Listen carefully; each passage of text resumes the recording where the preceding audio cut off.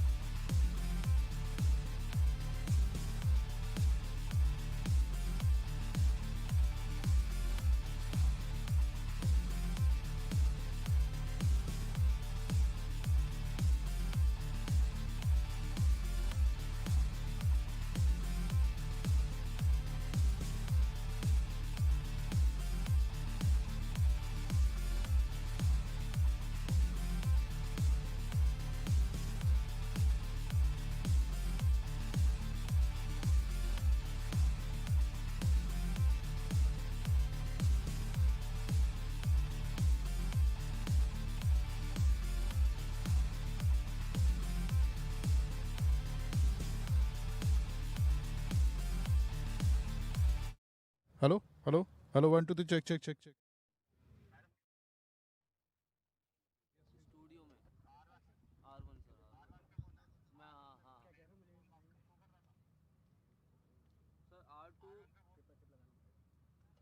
R1 check 1 2 3 4 okay ठीक है sir एक बार गौरव सर आए तो वो हाँ हाँ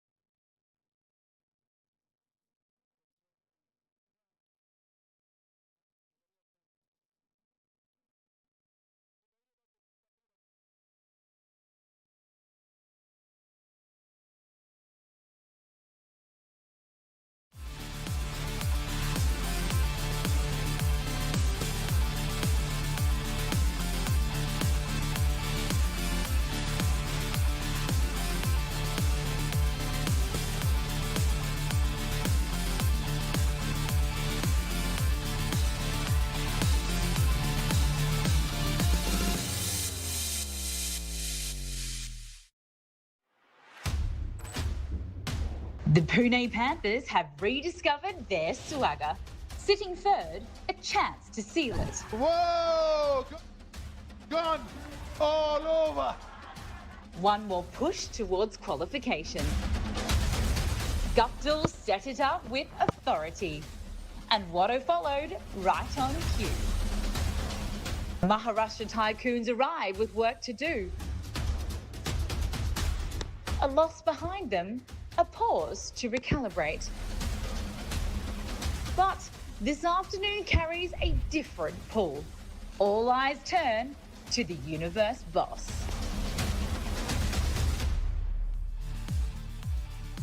Hello, good afternoon and welcome back to the World Legends Pro T20 League here at the 1919 Sports Cricket Stadium in very sunny Goa. Now coming up your way today we have match 12 between the Maharashtra Tycoons and the Pune Panthers.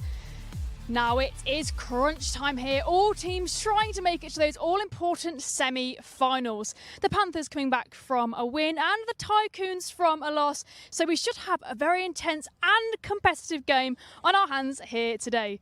Now my name is Jess Crow, we've got all this action and more coming up shortly, but before all that begins, let's go and join Georgie and the two captains out in the middle for the toss.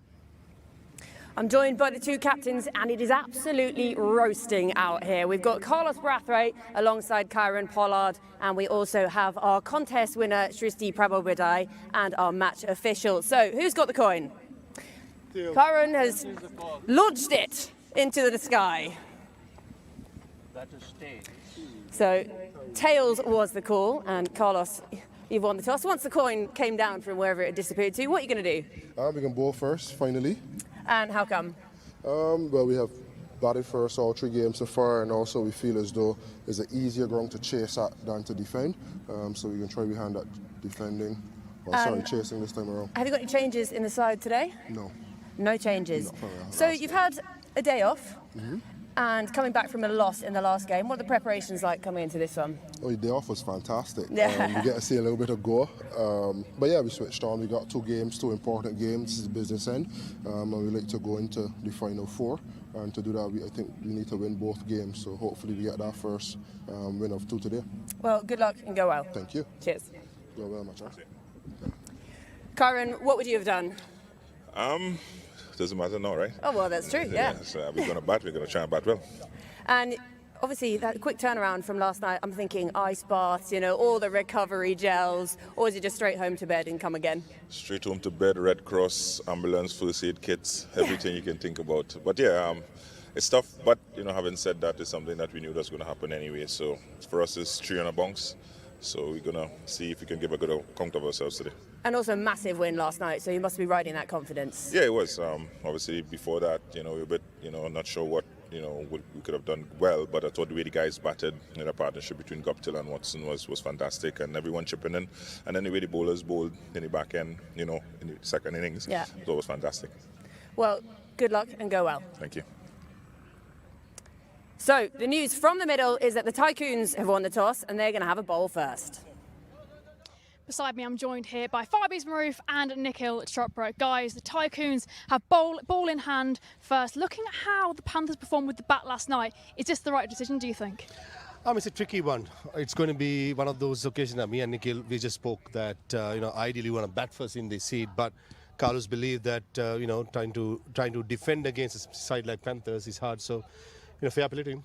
We'll see. Now, of course, as I say, it is crunch time here, so I want to have a look straight away at how this points table is shaping up. Where are these teams sitting? What work do they have to do to make it to the semis? Yeah, with the Pune Panthers after last night's victory, they're third in the points table with 4 points. Important game for them as well as the Maharashtra Tycoons. For Maharashtra Tycoons, it's a must-win game for them to be in the huddle in the middle with 4 points because they need a win. They've only got 2 points to their name as well, but for the Panthers, I guess after yesterday's victory, they'd be raring to go. So, exciting times, put it this way, in the competition. Absolutely, very, very exciting. And as you can see, there are already 2 very shiny cues there next to the top 2, but top 4 is the aim. So let's take a look at the qualification scenarios.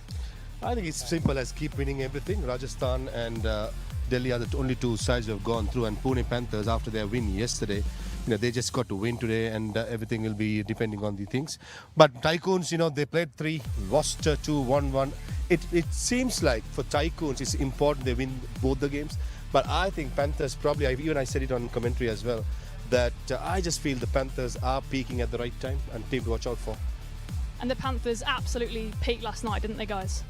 Yeah, you don't want to be in a situation that you're waiting for other teams' results. Gurgaon Thunders currently positioned number 5. I mean, they've got a fixture against the Warriors as well. If they win the last match, and it depends on everybody else's results. For them, it gets tougher. But for the Dubai Royals, of course, they have another game versus the Tycoons. For the Tycoons to be in that huddle, in that game, if they win against the Tycoons, then that would go on to net run rate as well. But for at least Panthers, I can tell you, 2 teams already qualified. They win this game, I guess that'll be the 3rd team for us. Of course. Now to move on to the Panthers' victory last night then. I mean, I could be here all day just talking about it, but there's one man in particular that I do want to talk about, and that is, of course, Martin Guptill. Again, as I say, we've not got long, so I've got to be quick here. 104 of just 45 balls. He hit 14 fours, 4 in 1 over, 5 sixes, a partnership with Watson of 94 of 45, and he contributed to the highest score we've seen so far here in this comp, which is 219. That was pure vintage Martin Guptill. Yeah, well, his phone hasn't stopped ringing after that innings. Everybody here has been saying, are you planning to come out of retirement? The way you've been striking that cricket ball. But it just goes to show quality. That class is permanent. Once he got used to the pace and bounce of the surface, he got a start. He just enjoyed himself. Yep. And that's what it's all about. And he entertained everyone. And now look, as we say, they put on the highest score we've seen here so far last night. Can they beat their own record today? Well, let's go and join Chetan and Joy out in the middle for the pitch report to see how it's going to play. A very good afternoon from the middle. Pitch number 6, not that it matters. Pitch number 5, pitch number 4, in the same strip, cut from the same cloth with the former Indian international Chetan Sharma. Not a lot different, is it? Not a much difference because we have seen the fresh wicket definitely have the grass cover, but it's not going to help the fast bowlers Joy at all in the afternoon games. We can see the grass cover. It tends to keep low in the afternoons, and fast bowlers I don't think so can do a lot, but batsmen can do a lot. Where we have seen 200 runs being scored on the afternoon games, been chased also, but you have to really play sensibly, otherwise it tends to keep low in the afternoon games. Spinners, if they bowl slow, something for them? Yes, there's something for the spinners in a fresh wicket also. If they loop the ball, if they flight the ball, bowl slower, wicket to wicket, I think so they will get some spin and they will get some wickets too. And gets even better for batting in the evening? Oh, in the evening, definitely for the fast bowler. There's something for the fast bowlers, but when the ball tends to come to the bat faster and the quicker, you'll get more runs also. Fresh wicket, but more of the same really. Little low in the first game, but really good in the second game. Well, there we go. As we say, playing on a new wicket today, guys. Are we in for some more high scoring, do you think? I mean, we are in incredible India. 90% of the time, wherever you play, you can go to the south, the north, the east, the west. It is batting pitches. Yeah, initially with the new ball, there will be something since the new pitch. But just plant your front foot and cover the 360. Now you know how tough it is for the bowlers to make your career in India when you got to be bowling on that sort of surface, my friends. And what about the effect of the heat, guys? Obviously, last night they were playing under lights, the Panthers, now playing in the absolute scorching sun. Will that make a difference? But to be honest, if you think about it from a team's perspective, the way Martin Guptill batted last night, had they fielded first and then go out and chase, would have been a different sort of scenario. You get more than 200 runs last evening and then you're batting in the afternoon. I think they'd enjoy doing that. They'd carry on that sort of form. Well, there we go. Incredible insight from these two so far. We've got plenty more coming up. Don't go in here, grab a drink, grab a snack. We'll be back after this very short break.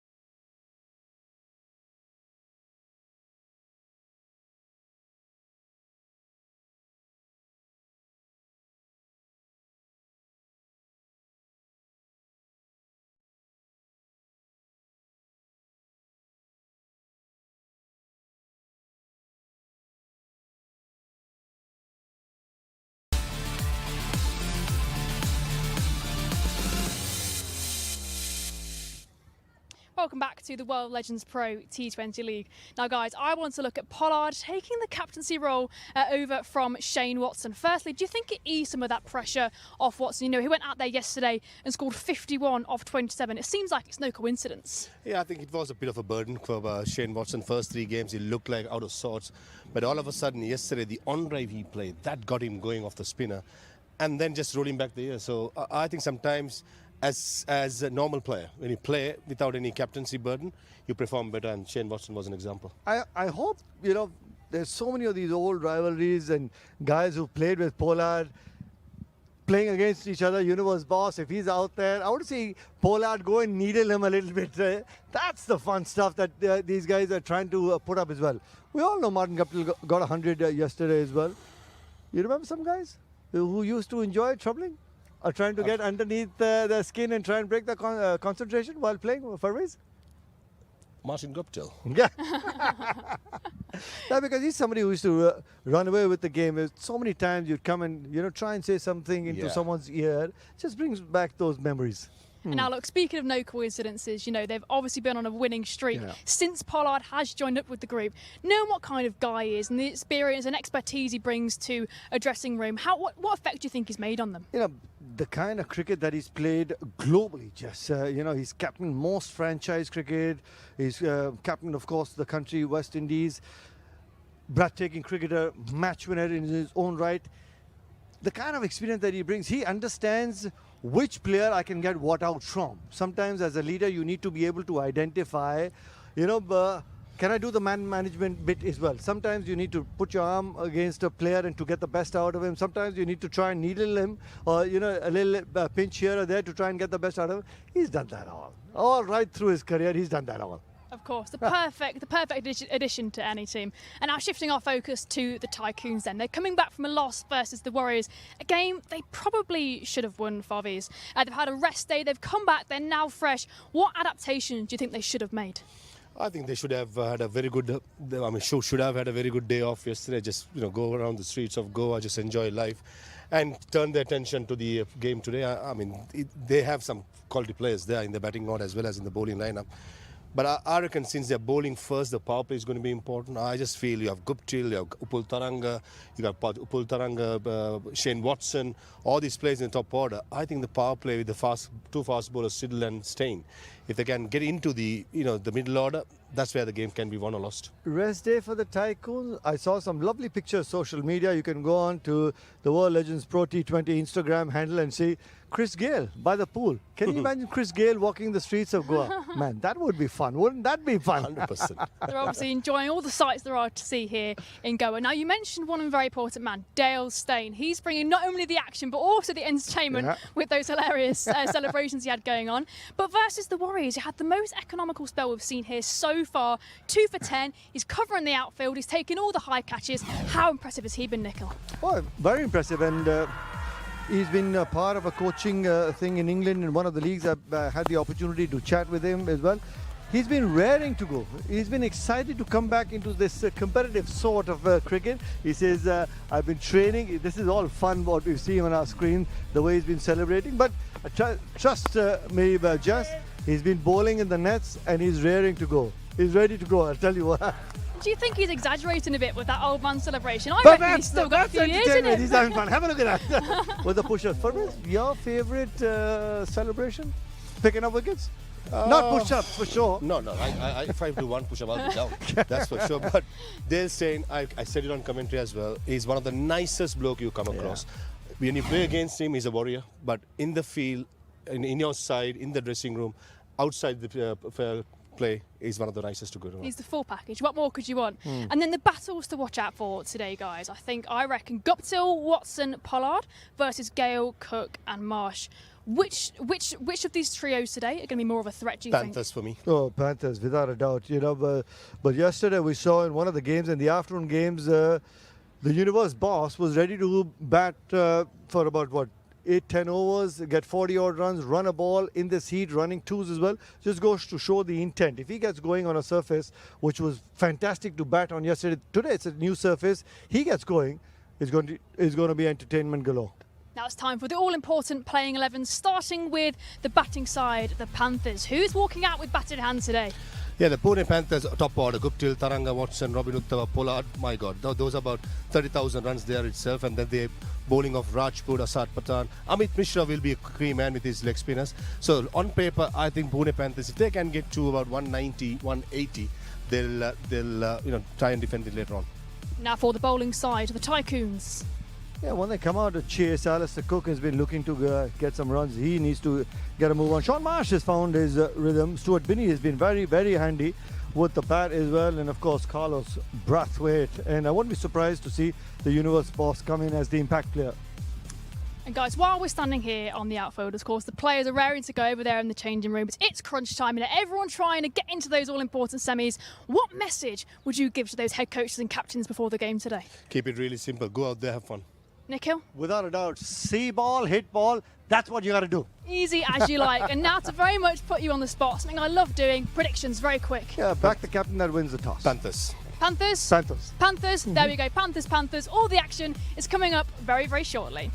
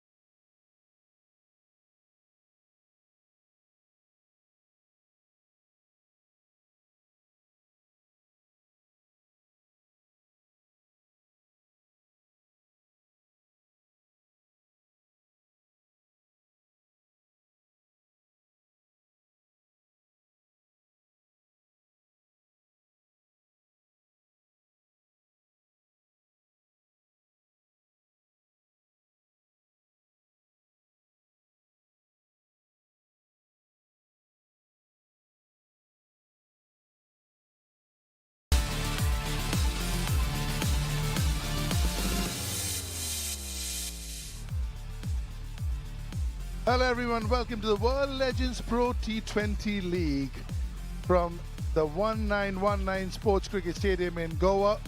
It's the Pune Panthers versus the Maharashtra Tycoons. Everything to play for. The business end of the tournament from the gorgeous settings here in Goa. These men are ready. Carlos Brathwaite, we've all heard the name, haven't we? What a player he has been over the years. Shaminder Vas in the middle.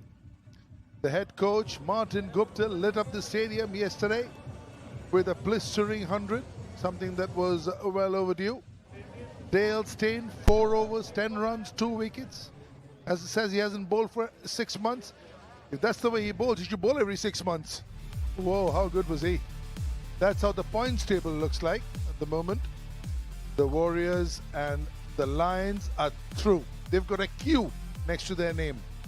It's the Panthers, the Tycoons, the Thunders and the Royals.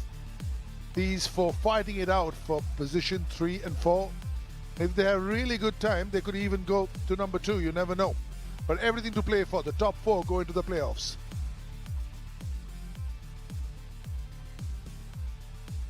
What's in store for the teams? The Panthers currently in 3rd position, remaining fixture against Tycoons. They win the last match to directly qualify. lose the match and depend on other results. You don't want to do that. The Tycoons, on the other hand, are currently at 4. They have a match against the Royals that's left, with both matches to directly qualify or win one match and depend on other results. So ideally what you want is, win both your matches and not depend on anybody else. Gurugram Thunder over here will have to sort of win the last match and depend on other results. They have a game against the Warriors, position 5. And for the Royals, who are now in position 6, they have everything to play for. Win the last match and depend on other results, and that's a lot of dependence. Former England international Dominic Cork joins me. Good morning, Joy. Good morning, everybody. Yeah, well, I should say good afternoon. Could be good morning wherever you are watching, but it's good afternoon here from the beautiful Goa. Martin Gupta with an amazing innings last night, and hence why he's sitting at number 2 in the most runs in this inaugural season of the World Legends Pro T20 League. Chadwick Walton with that big 100. He sits there at 204. Pujara with the 99. Upad Taranga looks in good form for the Pune Panthers, and we'll see him a little bit later. And Chirag Gandhi with 128 runs. There's lots of runs in Goa.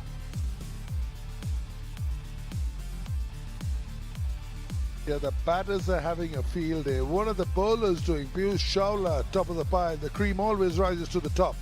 Jaisal Karia with 7 wickets, also got some very useful runs. Him and Bipul Sharma, Karia and Sharma for the Lions have done the job. Chakati, 6. So out of those 5, number 2 all for the Rajasthan Lions, and Sakuja also holding his own.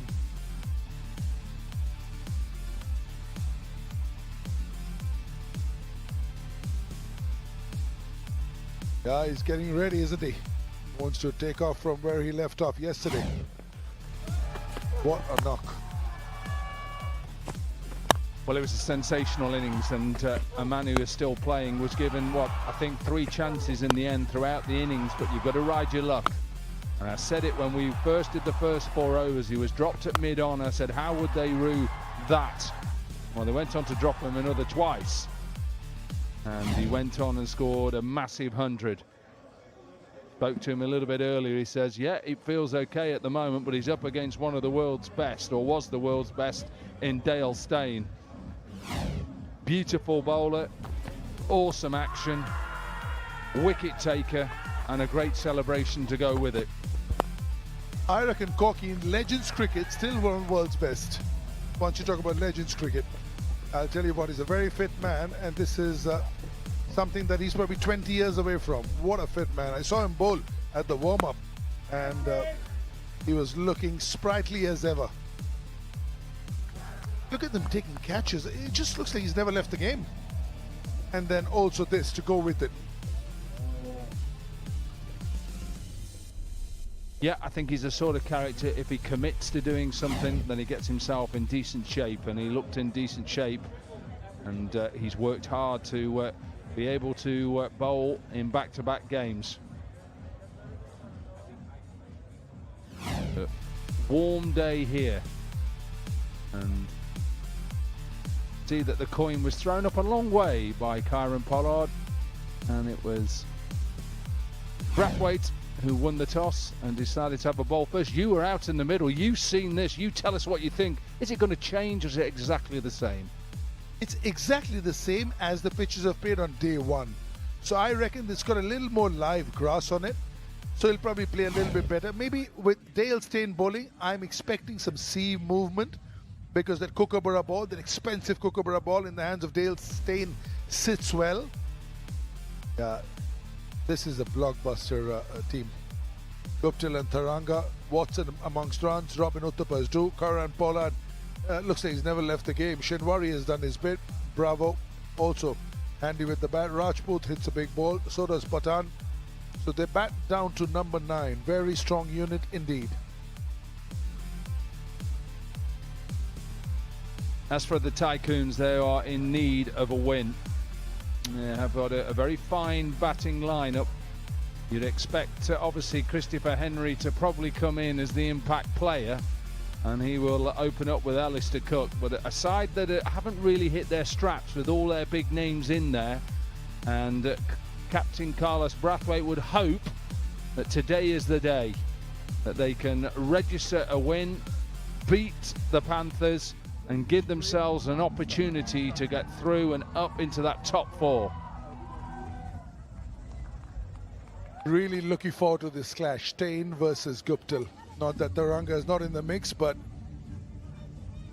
two people in prime form in Legends. Steyn, 4 overs, 10 runs, 2 wickets.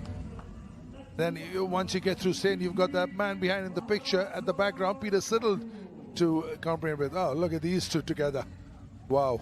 Bowled a 145 kmph in the BBL. Dominic Corkfields, a little bit cranked up is slightly. You'd expect Australia just to turn it up a little bit, but yeah, it'll be interesting to see the way that the Tycoons look to attack this opening pair. Do they go with their experience in Steyn and Siddle and say, right, we've got 2 gun bowlers, or will they go spin early on? We've seen with day games, yes, it's a fresh surface, but especially I was thinking Harbhajan Singh when he bowled it slow in the day game first over against that man there, Chris Gale. It was definitely more difficult. So interesting to see tactics from Brathwaite up against, well, those numbers just tell you exactly what he's up against, a legend. mind-boggling numbers all over the world, held his own everywhere. This man also has done fabulously. 127 strike rate over 142 games. Good life for Chris Gale. Take a bit of rest in the afternoon, come on to bat in the evening. Beautiful, absolutely, and I was spot on. He's decided that he's going to go with the man who is still playing, still just played in the Big Bash, and get that Trans-Tasman beef that they've had, and battles, rivalry, Australia versus New Zealand. Always a spicy one, always. Five, well, the four, countdown has 3, begun. 2, 1. Who would have thought that we would see competition of this caliber? Peter Siddle v. Martin Guptill. Play.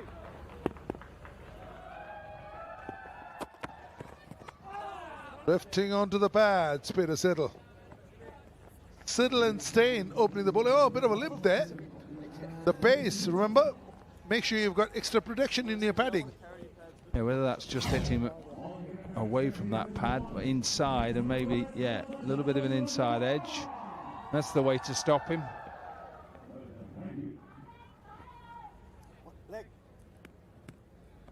Anyway, we're off and running. The Panthers with an early leg bye. Yeah, a lot of the times you show up for these Legends tournaments and the pads are handed out to you. It's not your the one that you've been playing with all your life. And also the height issue, something that probably you and I would face. Standard pads were like keeper pads for me because I'm 6'4", so I needed the pads up to my height. Well, he's exactly the same. You'd say the knee roll is probably slightly underneath where his knee is, and hence why it's probably hurt. He's just telling Alistair Cook, looking for a bit of sympathy. You won't get anything from Cookie, I can tell you. He'll give you absolutely donuts, nothing.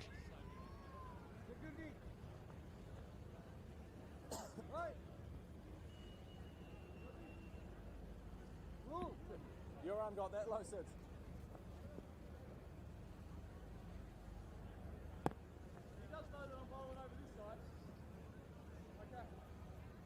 With those pads, suddenly you get hit just on top of the knee roll. That's actually on the knee because the knee roll is under the knee if you're exceptionally tall. To the field, they've just got that fielder back.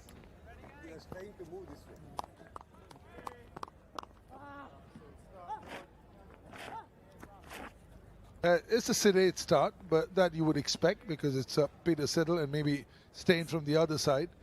Not for too long though, just giving themselves a little bit of time. Yeah, first game 68, then a couple of quiet games and then a blistering 100 yesterday. to their field. It's got a very squarish field on both sides, the boundary riders. Yeah, I think this is a little bit of an outside edge. I think he's looking to hit that and pump it back over Siddle's head. And maybe it just sits in the surface, maybe a little bit of seam with this brand new Kookaburra, but he's got square fielders.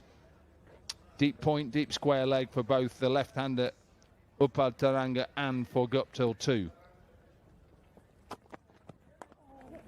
Which also means that there'll be nothing very full, with just back of a length. Because that's where you would expect the ball to be able to hit square, as Corky rightly put it. Just trying to hit it over mid-off maybe, and the swing taking it away to the square fielder. It's a hot day today, and you'd rather be batting, just the two of you, vis-a-vis the 11 that are on the field. Rather be the impact player, never mind in the 11. Yeah, back of a length. Nice quiet over here for the Tycoons. One gone, Panthers 5 for none.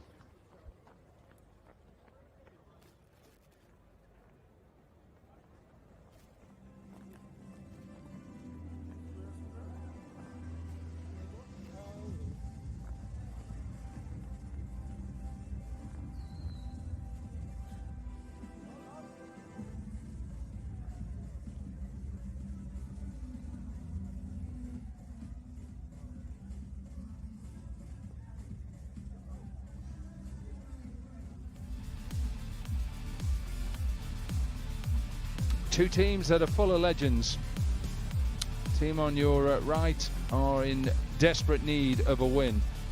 Expect Christopher Henry Gale to be the impact player when they bat. But a Pune Panthers side that has, since Kieron Pollard has arrived and taken over the captaincy, they look a formidable squad and team. Right, we've had Siddle from one end. We've now got a sensational bowler from the other end in Dale Steyn. Phenomenal numbers. Again, no loose balls given. An excellent piece of fielding. Hint of swing. I thought this pitch had a little bit of green grass. Well, let's be honest. When we talk about green grass in India, it's different to green grass in England. There's a little bit of greenness about it. I wouldn't say it's live grass.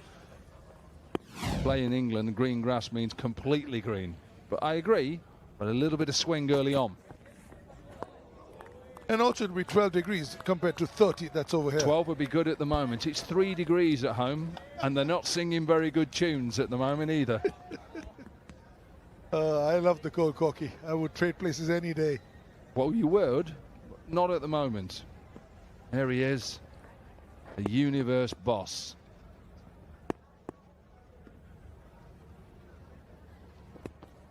Beer trim, I reckon. Oh, beautiful shape. How can you bowl such great areas? Now, this is 4.3 balls that he has bowled with the 4 the other day. So 27 balls bowled without a short ball or a half volley. Yeah, that's why he was one of the best. The ability to swing the ball, that repeatable action, talk about it. You can talk about it as long as you want. If you want to become one of the best, that's exactly what you should be trying to do. Just copy this, and you'll have a long career. And a good one, yep. Look how he changes the line to the right-hander vis-a-vis the left-hander. Now, to the right-hander, he was just off-stump, swinging away. This time, he was off-stump to the left-hander, swinging back in. So no freebies. Christmas over, New Year's over. With this man on a cricket field, no freebies whatsoever.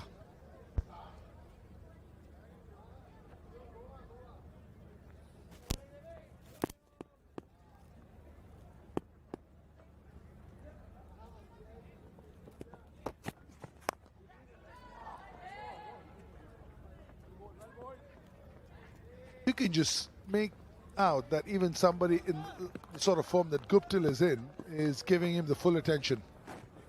Well, even he's trying to just hit that over the top, and you can see the difference from last night where he was attacking and hitting down the ground. You can't do that when somebody is bowling the length and pace that Steyn is bowling, and just getting it to move from the straight. That's all the way. Has it gone? Ooh, still no boundary conceded. Peter Siddle thought that was going to go for boundary, given it up. Dale Steyn says it's not easy hitting me for boundaries. More of a pitching wedge, spun it back, 2 gone, 10 for none.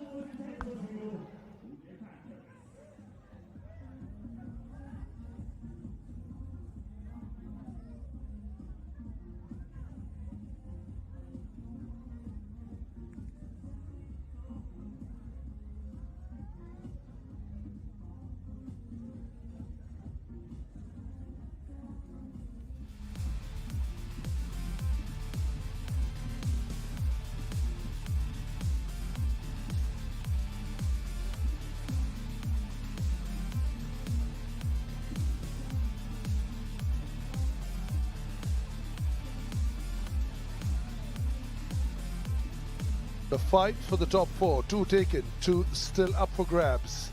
It's really the business end. They are drifting onto the pads, beautifully clipped.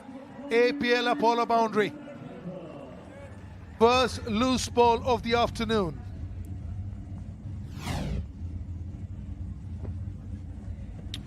Just strayed, didn't he? Just strayed towards that leg stump and just slightly over pitched. But the quality of Gupta will just make sure he hits that in front. Amends over here. And well fielded, will take the 2 because of the little misfield from Sir Cook. Tried to get his left hand down, Alistair Cook there, and just parried it past mid-on. So Gupta was able to pick up a couple. So 10 from 9, a little bit more sedate than last night. Just been a little bit on the straightish side. Has Peter Siddle. This would have been a really good ball to the left-hander as far as line is concerned.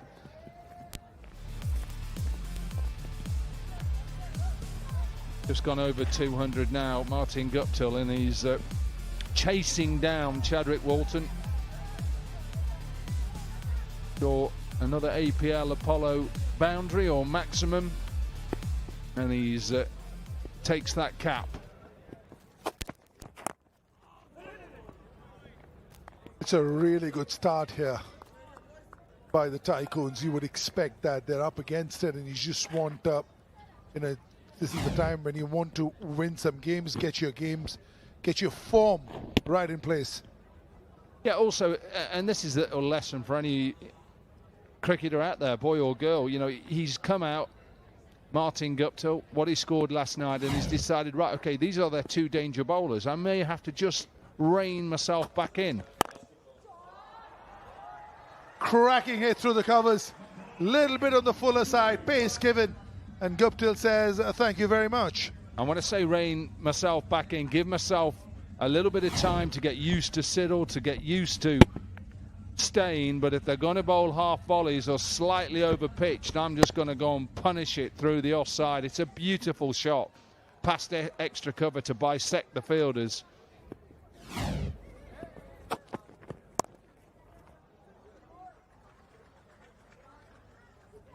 "12 from this one, 3 gone, 21 for none."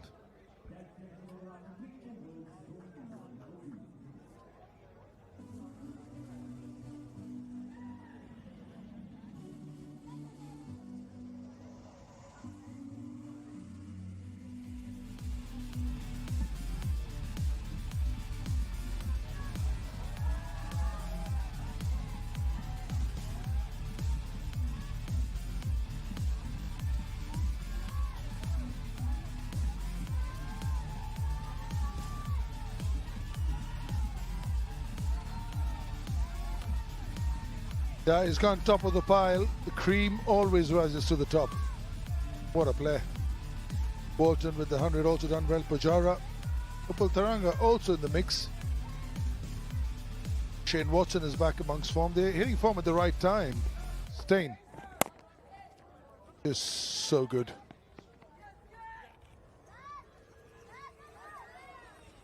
Also, the fact that he has a little bit less pace now also means that these balls are not racing to the boundary. it's working in his favour.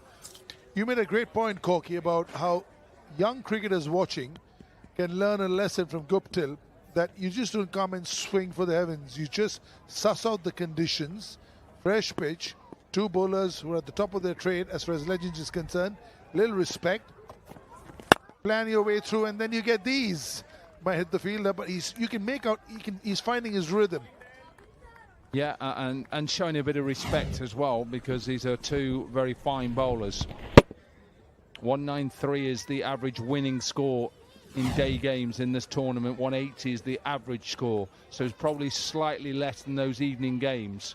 And I think with a new pitch, maybe have to look at that.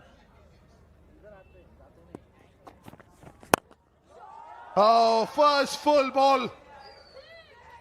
First full ball and first APL Apollo maximum for the day. Yeah, I'm not sure whether Dale Steyn went for a slower delivery. It's definitely Fuller, and I think he's just then, just told, pace off. Not sure, and here's me telling Dale Steyn what to be bowling. I'm not sure he needed to do that against Martin Guptill. He's been struggling with those length deliveries. He just waited and drop kicked him straight back over his head. Another one. Carlos Brathwaite, chance. Ooh, he's patted it. That's A+ for an effort. For a while he thought he was in the game and then just avoiding him. Well, if there is a man who could catch this, it's that man there. Carlos Brathwaite. Anybody else would have given this up. Just watch this for an effort, for commitment. And who says people who play in the Legends are not committed? Brilliant from the captain. Does he get a hand to it? Maybe fingertips, but commitment.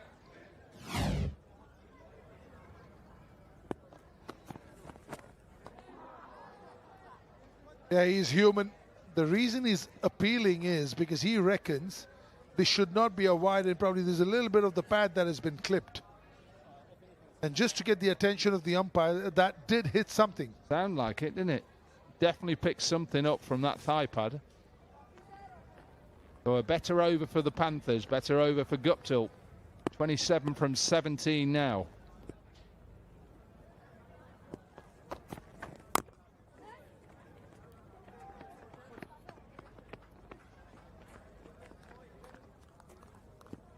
Yeah, you can just make out that first two loose deliveries bowled by Steyn in this tournament was in this over. And I agree with Corky. I mean, because there was some swing, the moment he bowled a slower ball, because it's a fresh pitch, there was no slowness in it. It didn't really hold on to the pitch. And because it wasn't the conventional release, there was no swing either. So, kind of, you just give it to the batter. Lovely wrist position there we got. Lovely wrist position.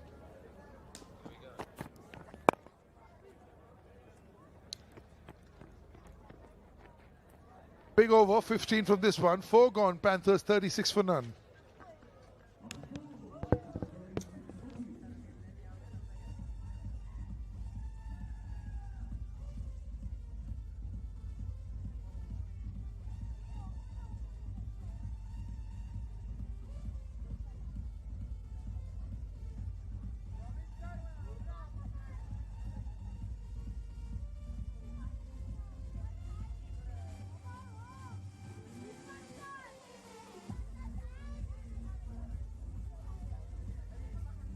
So, finally getting motoring here now. The Panthers 15 off that fourth over. Martin Guptill, well, he could have just stayed at the ground from last night the way he played yesterday. That man on your screens there even got the shades to match.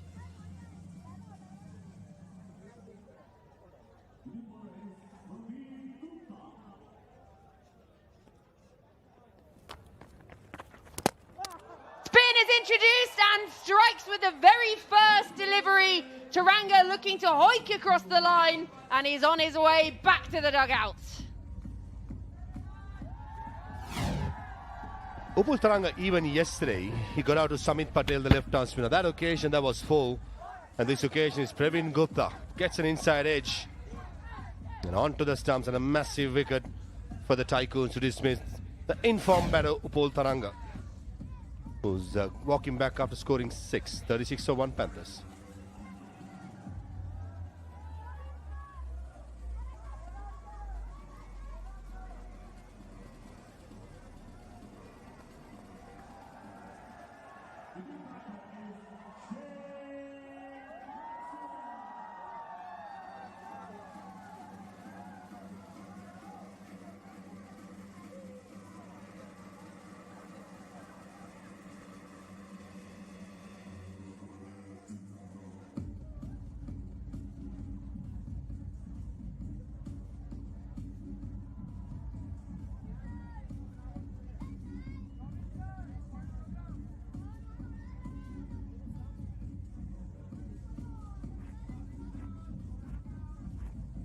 Well, these two yesterday, partnership of 94. So Shane Watson just getting himself into the tournament. He'd struggled until yesterday, but Martin Guptill hasn't struggled at all today or yesterday or in the first game of the tournament. Seeing it really nicely and just starting to accelerate. He's 28 from 18. Gupta striking with his first ball.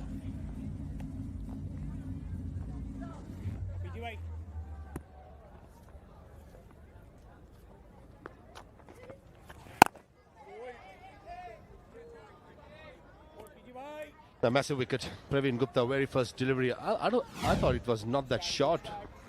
Gopal Tharangar playing that cross-batted shot would have been a better choice. He'd gone with his much straighter bat towards long on. Powerfully played by Shane Watson. Very well fielded by Sir Alistair Cook. Saved 3 runs there at long off.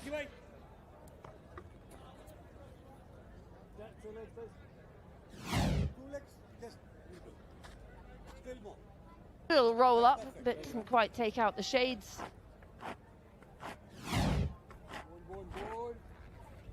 Warm patrolling out there this afternoon.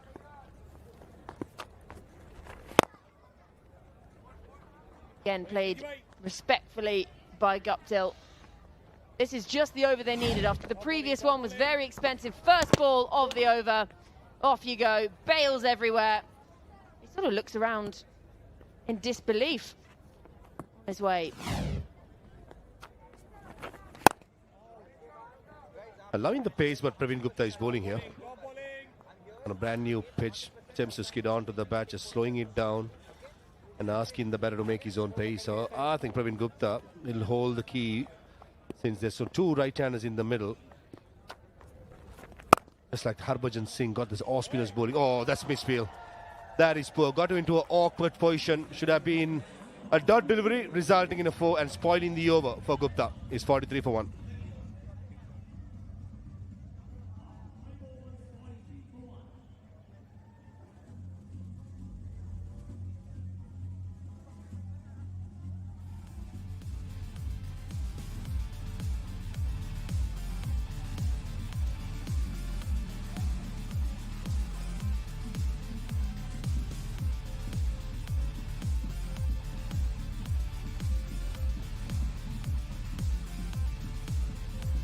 Martin Guptill now the leading run scorer in the tournament. He's racing along nicely for his 33. The 1 wicket to go in that 5th over. Taranga bowled with the very first delivery of the over. It would have been even better if that hadn't been that misfield at the end of it that leaked a APL Apollo boundary.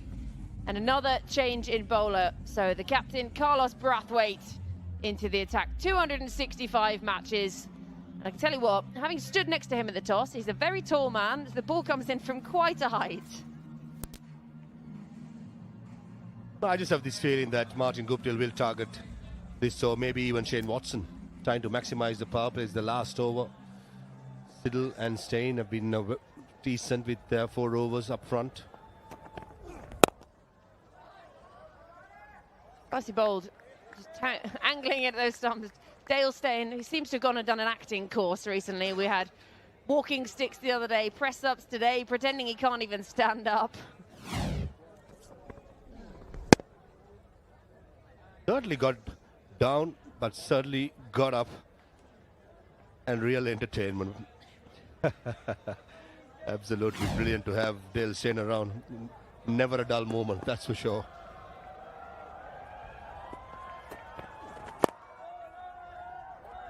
Again, happy to just nudge this into the leg side.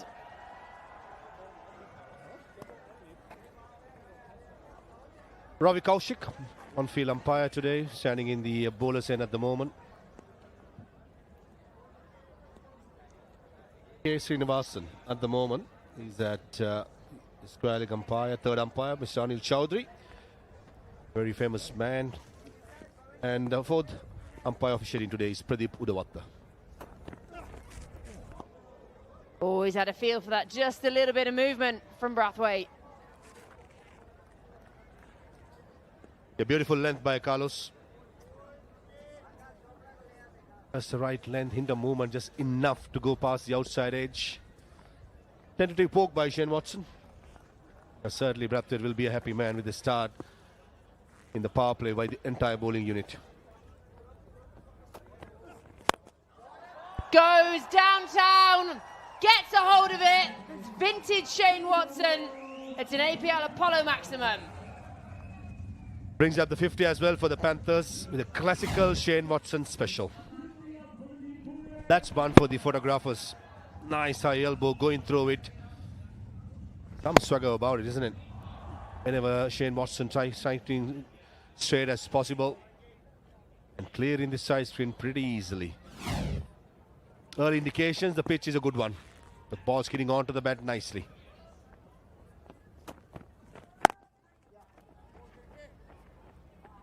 Backs up the boundary with a single. Smart cricket. Yeah, beautiful. Rolling back the ears, Shane Watson. 80-meter hit through the offside. No slug at all, just having a good shape and swinging through the line. These two gentlemen spend some time in the middle, probably the next 6 overs or so. Fireworks will be on, that's for sure.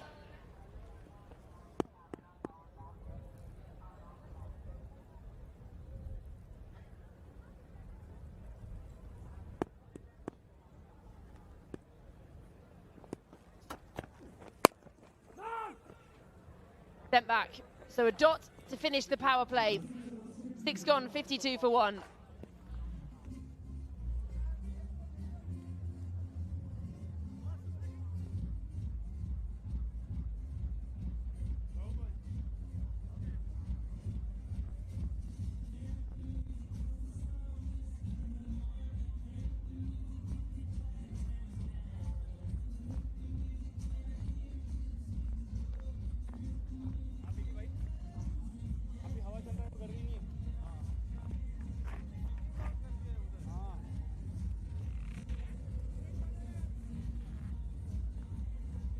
Dots in that power play. 52 for 1. They'd be pretty pleased with this, especially with the likes of Martin Guptill still out there. Shane Watson coming to the party, hitting his first APL Apollo maximum, clearing that over. Some beautiful striking. 4 fours and a 6 from Martin Guptill. Almost an opportunity for a diving Carlos Brathwaite. And that was the 1 wicket to go down, that of Taranga. Bowled the very first delivery from Praveen Gupta. Partnership could get very dangerous. 4 they put on between them yesterday. Praveen Gupta will continue. I'm pretty sure from the opposite end, Carlos Brathwaite will probably get Rahul Sharma into the attack, the tall right arm leg spinner. I think Rahul Sharma on this pitch, which is offering a bit of bounce, will be an important man. Is that a drop? Hit powerfully back to the bowler. Did well Praveen Gupta to get a hand. Run out chance here. Good throw by Carlos Brathwaite. And I think this is going to be a close one. The wicket keeper is quite confident with the effort. I think looking at the body language of Shane Watson is not so promising. This may be the second wicket for the Tycoons. Oh, that's very, very tight. But I just don't think there's anything over that line. Really smart cricket, the awareness there. Great work by the keeper as well. There it is. Oh, sometimes things just go your way out of nowhere. A second wicket falls now for the Panthers. They say never run on a misfield. Praveen Gupta is down. And I think Martin Guptill is the one for the adamant that he had to go for the second one. Shane Watson slow to get off the blocks after clearing the first single. And unfortunately, as he walked back, Run out for 11. 53 for 2 Panthers.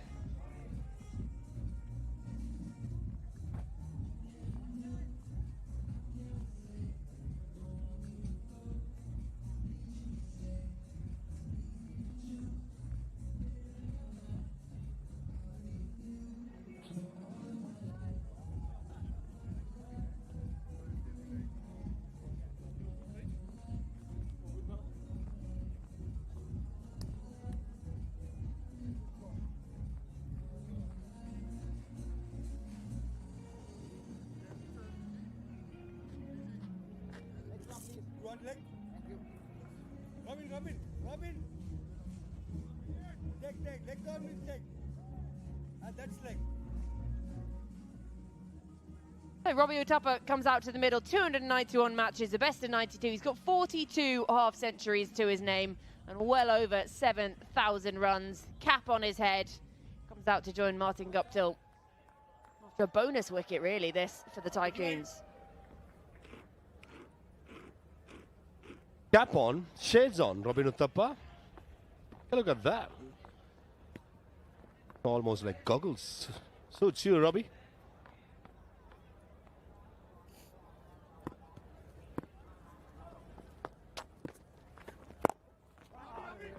Off the mark straight away. Drop and run. Martin Guptill quick from the non-strikers. Sort of brought him out to the middle. It was a lot of confusion, I think. It was great work by Praveen. He ends up sort of rolling around. And then they suddenly look up, the ball comes flying in. Shane Watson is like, oh, right, actually.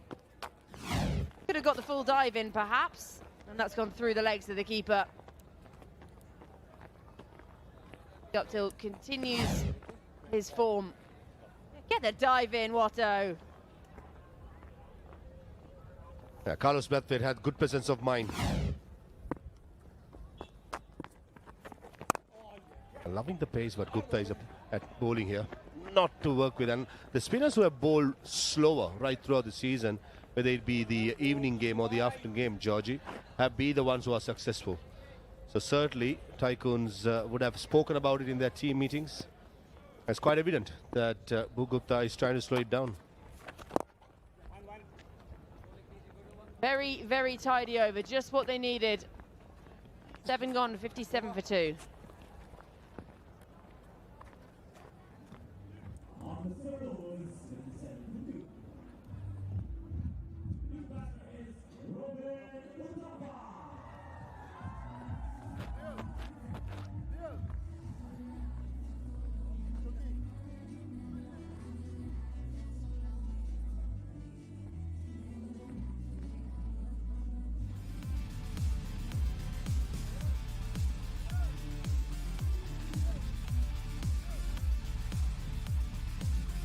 Big news for you tennis ball cricketers out there. Under the World Legends Pro League banner, registrations are open for the World Legends Pro League tennis ball. You can get involved. Same venue, same vibe, and same energy. What more could you want? So head on to trials all across India, get selected, and next season you could be right here with the legends themselves. So register now at worldlegendsprot20.com. Must be eagerly waiting for a bat, Chris Gale. Day off yesterday. Pulled himself off as well as the entire Tycoon side. As expected, Rahul Sharma into the attack. No time wasted by Carlos Brathwaite to bring his ace spinner. I feel if he finds the right length, he'll enjoy the bounce, which is on offer on the new pitch.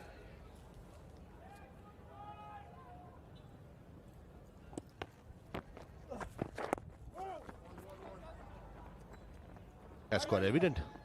Straight away hitting the batmaker's name. The first delivery of Guptill. Pace again. I think the pace is going to be important. Whether you're a finger spinner or a wrist spinner.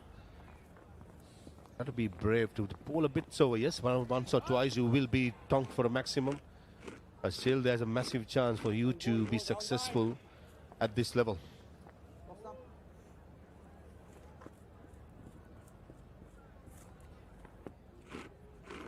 Bowling well, Rahul bhai. Tell you what, if he gets out, he definitely can't blame the sun. Hat, sunglasses, everything on.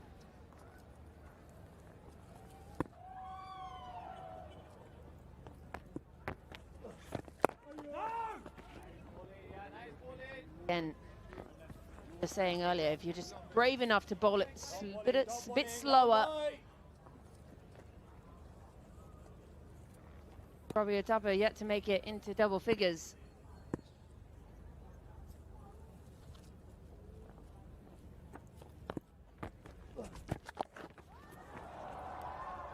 No one down there, really well played, premeditated, times it wonderfully and finds an APL Apollo boundary.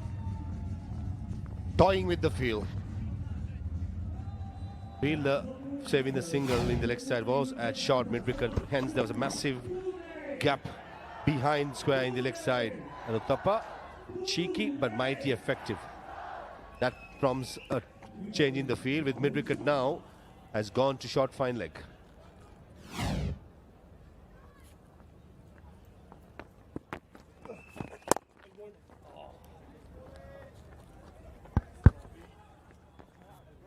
Just feel since that introduction of spin, things just slowed down a little bit. We saw that really big over. But they just managed to drag it back. Up a wicket with the first ball of his over. Martin Guptill, he's been kept at the non-striker's end as well, so not had the opportunity.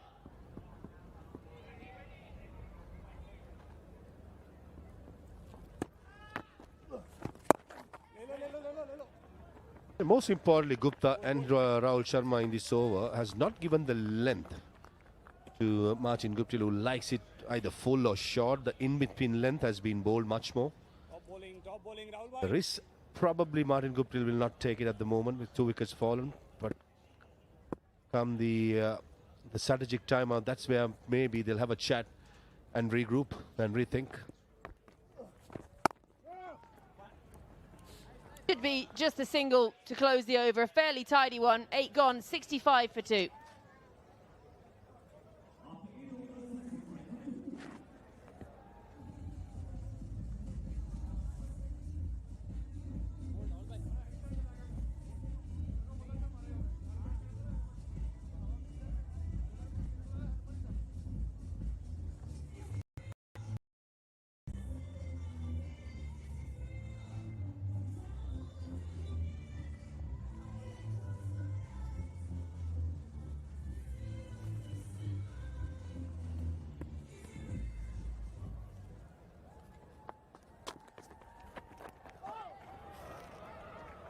.13 is what they're going at. This will go to the boundary. APL Apollo boundary. Little bit of the reverse. 359th APL Apollo boundary for the season. Robin Uthappa is due for some runs. Fabulous play. Monty Panasa in the house. This is good batting. You've got to take some risk. And Robin Uthappa is doing the right thing here. Then it makes batting a lot more easier. So when you play that reverse sweep, what happens is then, as a spinner, you're thinking, well, what shall I do? Shall I give it my best ball to spin, or shall I just drag it through? And that's what you end up doing. You end up firing it, which makes it a lot more easier to knock the ball.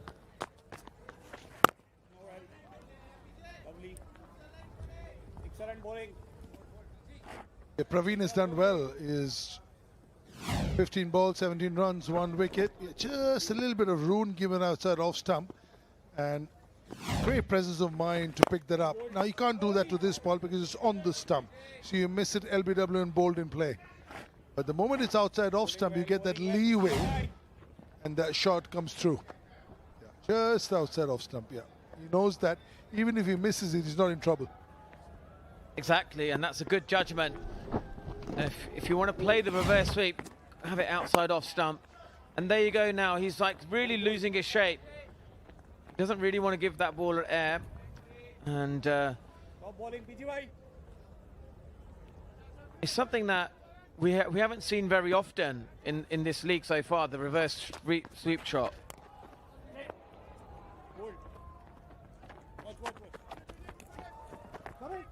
A little bit shoddy here from the Tycoons. Extra run conceded, 8 of this one, 9 gone, 73 for 2. Robin Uthappa doesn't mind. He says, thank you very much. I'll have some of that, please. Umpire tap on the watch. APL Apollo strategic timeout.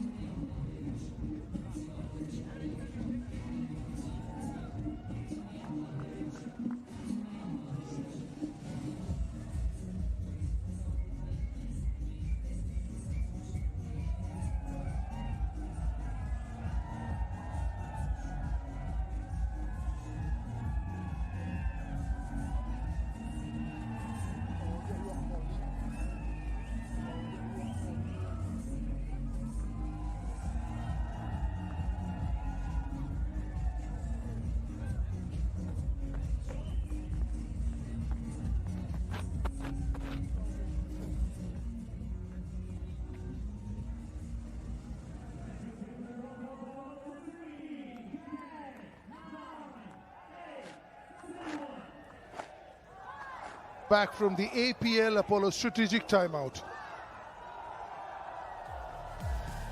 Big news for all tennis ball cricketers watching us right now.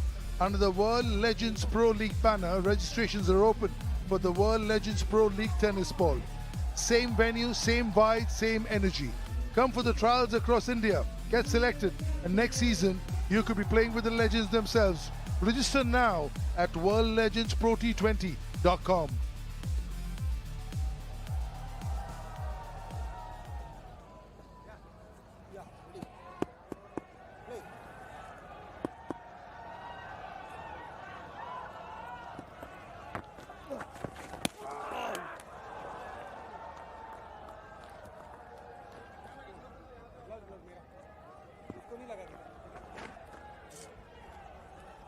Mighty close to the stump.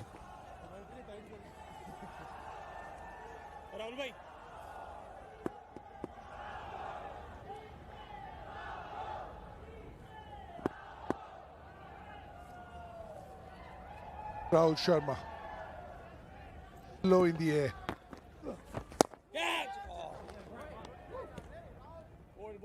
Downstairs, Jess with the champion. That's right, I'm joined here by DJ Bravo. DJ, what a day for the cricket. It's sunny here in beautiful Goa. What have you made of the place so far? Yeah, it's beautiful. I was just saying to Polly, this tournament has a lot of opportunity to go from strength to strength.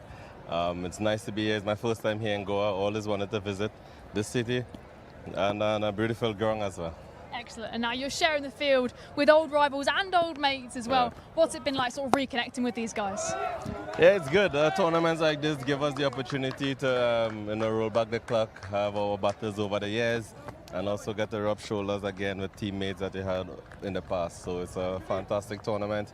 I can keep reminding the guys the only thing, our skill will still be there, but our body obviously will not allow us.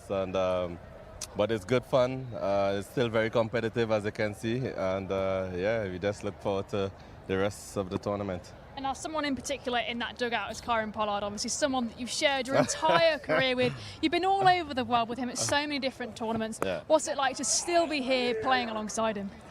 Yeah, it's good to have the rich uncle.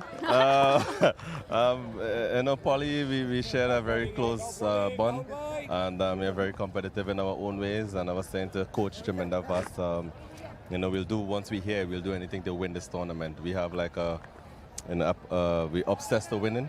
So even though it's a Legends tournament or whatever, we'll try our best to win. But it's always good to have someone like that around the group because he brings that leadership, he brings that professionalism, and also that hunger and pride for win and success. So it's now, over the last year or so, you've moved more into the coaching space, just coming from the T20 as head coach for the Knight Riders there as well. Yeah.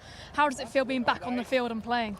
It's good to play. Obviously, again, like I said to you before, it took me a while before I could actually feel myself again because I haven't played any cricket since the last Legends tournament in England. So physically, I wasn't feeling good, but now I feel more myself. But it's good to get back on the park again, seeing the likes of Dale Steyn. Obviously, Chris is on the opposition side. Sean Marsh, Chadwick Walton, all these guys. Some of the Indian stars as well. Reina, a few nights ago, had our own little battles and Raidu. So this tournament brings us back together, and it's good, and hopefully it can continue. Excellent. And the Panthers have seen so much success. What's the vibe been like within the group, and what's been key to that success? Pride. We are players who had a lot of success in our prime. So even though we're not in our prime anymore, we still have to represent ourselves well and represent the franchise. Which franchise you play for, a lot of money is spent and invested in it. So you have to respect that and make sure that the owners are happy. And that's the best we can do. Make sure that we do our part as players and let destiny take care of itself. And finally, I just want to touch on Guptill's huge innings yesterday. How was it to sit back in the dugout and watching him do his thing out there? Yeah, it's good. Even in the first game, he started off the tournament very well, and someone like that is class. And yesterday was special. We were rooting for him to try and get those 6 sixes or 6 fours or something like that. Very nearly got there. You very nearly had a really nice night out in Goa. Really, we was rooting for him. He said it was on his mind, but credit to the bowler. He bowled a faster ball. I think it was Piyush Chawla. That's the one. Yeah, classy guy, Spoiled experienced guy, spoiled the party. But it's good fun. It's good to see this guy is doing well. And like I said, it's all about that. Oh, fuck. Oh, shit. Well, there's just been a wicket fall, so let's head back up to comms. Yeah, just a half tracker. He could have hit that anywhere. Go Robin Uthappa, and he's found a sweep fielder. Monty, you got a few wickets in your time with balls like this? Absolutely. And it's always nice when you get wickets like that. And that's a sharp catch taken in the deep. And he's probably thinking, well, I don't have to bowl really good balls to get wickets. And often that happens in cricket. So Robin Uthappa goes for 19. The Panthers 79 for 3.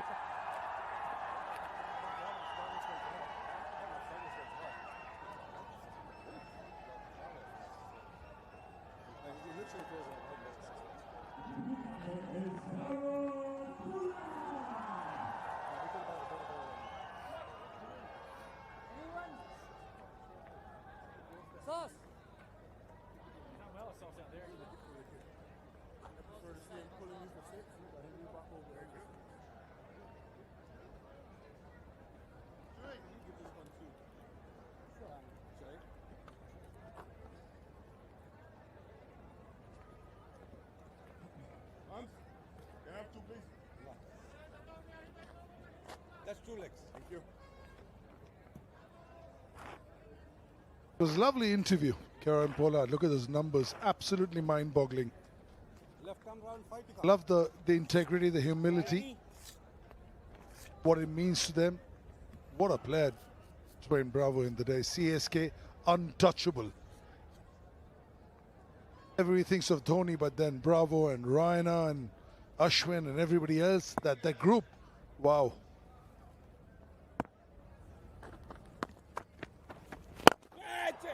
Up in the air, welcome! Welcome! Easy peasy, APL Apollo Maximum. Was this guy netting at the back? Well, this is a wonderful way to start. First ball. It's gone out of the park. That's it, middle of the bat here. The fans are loving it.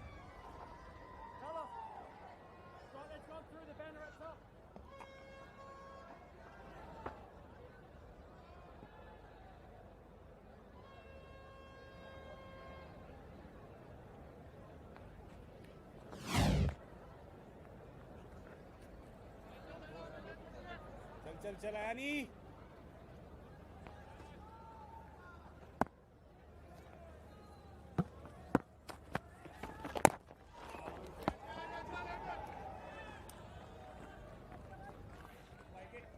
Just no more flight this time, just sort of pushing it through onto the pads.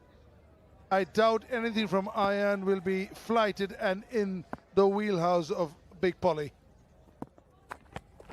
Yeah, again, far away from him. Just because it was the first ball, he tossed it up, Monty. And now he knows that, oh, first ball, last ball, doesn't matter with Polly. He could have hit this anyway. Just a drag down, and he's found his fielder. Look at that. The moment he hit it, he knew. It's a really good catch as well. Falling in front made that look easy. Yeah, that's what happens when you've got two power hitters like Gupta and Pollard there. Bayan, he needs to kind of like maybe just think to himself, not trying to bowl too many darts. It often happens, you know, you get hit down the ground, you overcompensate. There's that in-between length there. You could just bowl it, yeah, that sort of length there, that's perfect. The flight is good, the length is slightly back. Anything fuller than that will just go out of the park.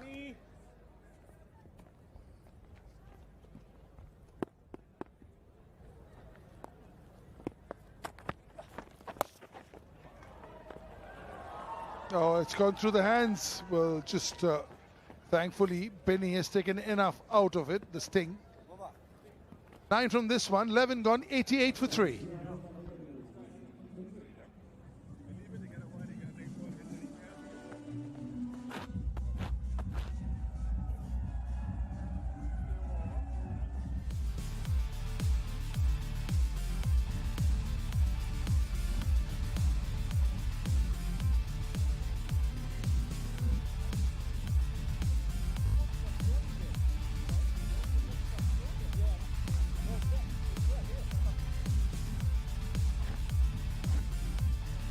Almost 25,000 T20 runs in the middle together.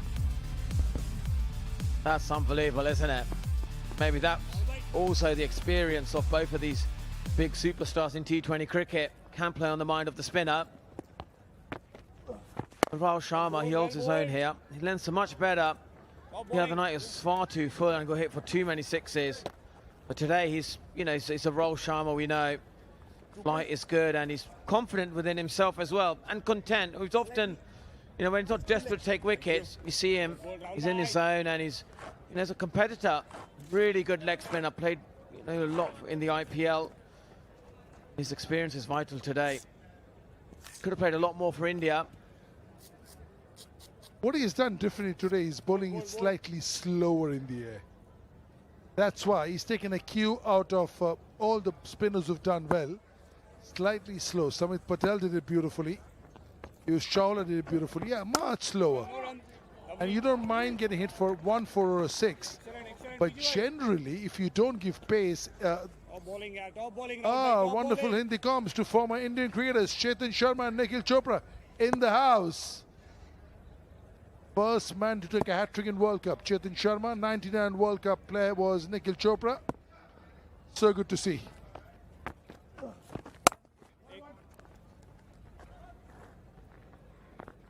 Yeah, what I like about Rahul Sharma is his approach at the crease. When he goes nice and slowly, he's really good. And often you talk about Chetan and Nikhil. Both of them are a great combination, aren't they? They're having a lot of fun there. They're great characters in the comm box.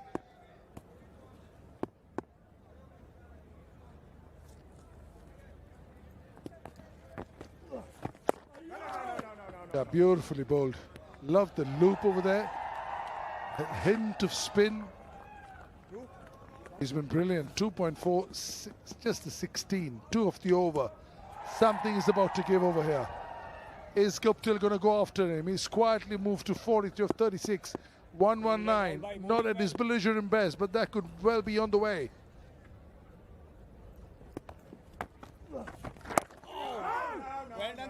Wow. Another dot. Where is Guptill going now?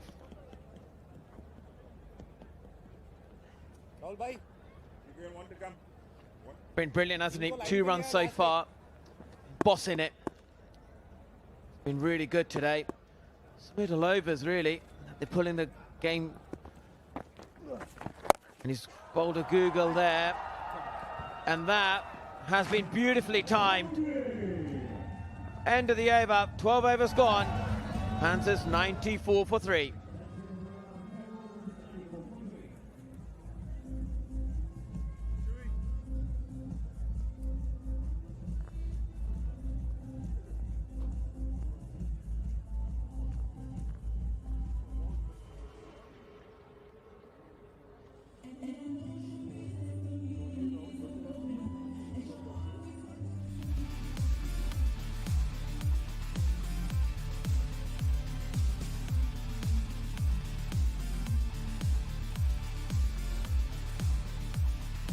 .94 for 3 at the moment, and the Pune Panthers, they've lost wickets at the wrong time, unfortunately, but the run rate just under 8 and over currently, still going pretty well, and they've got batting to come.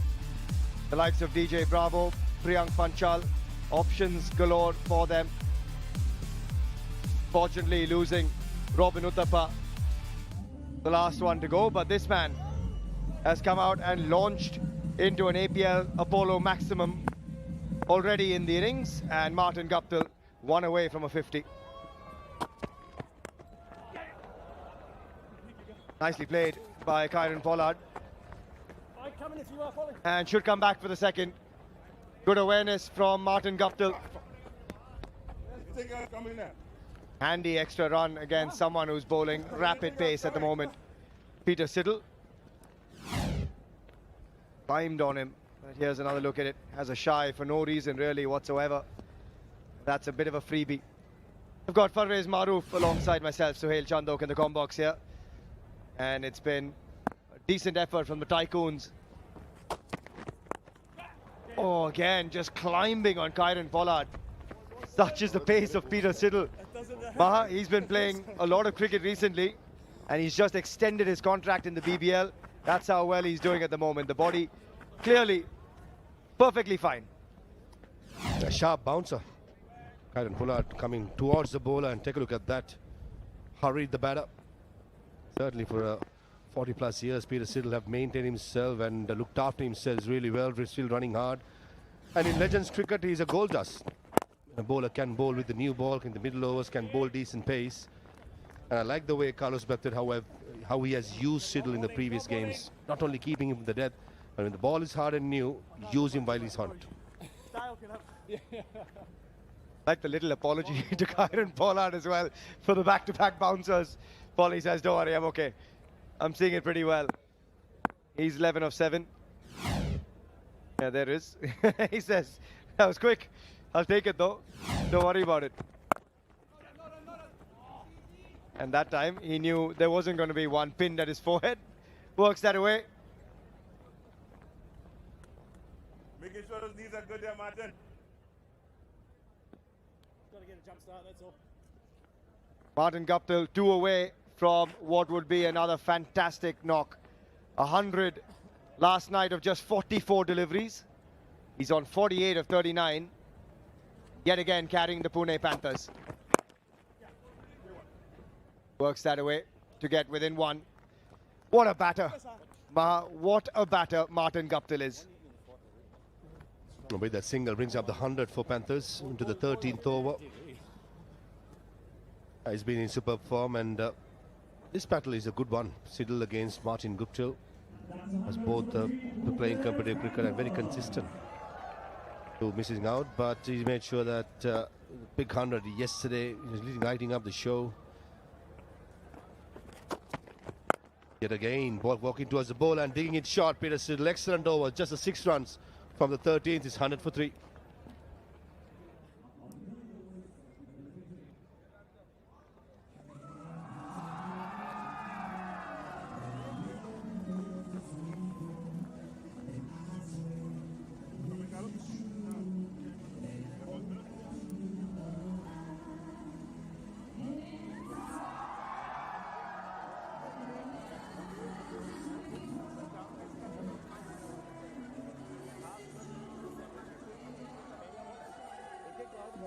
You guys are watching the Legends this season, but next season, you can be sharing the field with them. The World Legends Pro League tennis ball registrations are now live. Attend the trials near your city, get selected, and step into the Tennis Ball League with the same energy and platform as our legends right here. Register today on worldlegendsprot20.com, and there is a dressing room with the legends waiting for you. Speaking of legends, this man continues that legendary 100 and backs it up with a fantastic 50. Martin Guptill 50 of 41 for the Pune Panthers, and it's back-to-back knocks where they're riding on his prowess. Not the most entertaining when comparing the 100 that he scored, but certainly very effective. 41 deliveries to get to his 50. Pretty sure now, since the milestone is achieved, he's going to cut loose. He was 100 of 44 yesterday, Maha. 50 of 41 today. But he's had to hold the innings together. But if this man, Kieron Pollard, can break the shackles a bit more, it'll allow Martin Guptill to break free as well. Wonderful 50 though. He's just holding the length back a little bit here, Praveen Gupta. He's done a great job right through the course of this tournament. But that's the right thing to do against Kieron Pollard. Likes it full, likes it short. So in between length, just make sure if target is pads, not letting him to extend his arms. That's just like that. Both these batters likes it full. Praveen Gupta, though he has not played international cricket, he has played a lot of state cricket, and in his playing days, his younger days, he was one of those bowlers that was quite steady. So understanding his game plans and executing it perfectly so far. Yeah, not quite in the arc of Kieron Pollard. He's not a big sweeper of the ball either, Pollard, so that line on leg stump is pretty handy from Praveen Gupta. The last 21 deliveries, just 19 runs, 11 balls since the last boundary. It's been a terrific comeback from the Tycoons. And he stitches together a fantastic over, miserly. Just 5 runs off it, 14 gone, it's 105 for 3.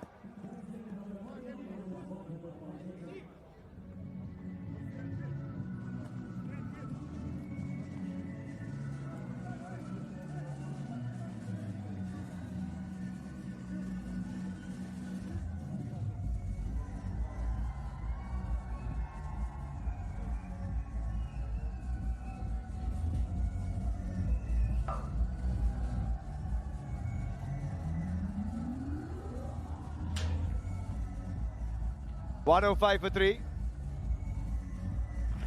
And it's going to be an entertaining next few overs as well.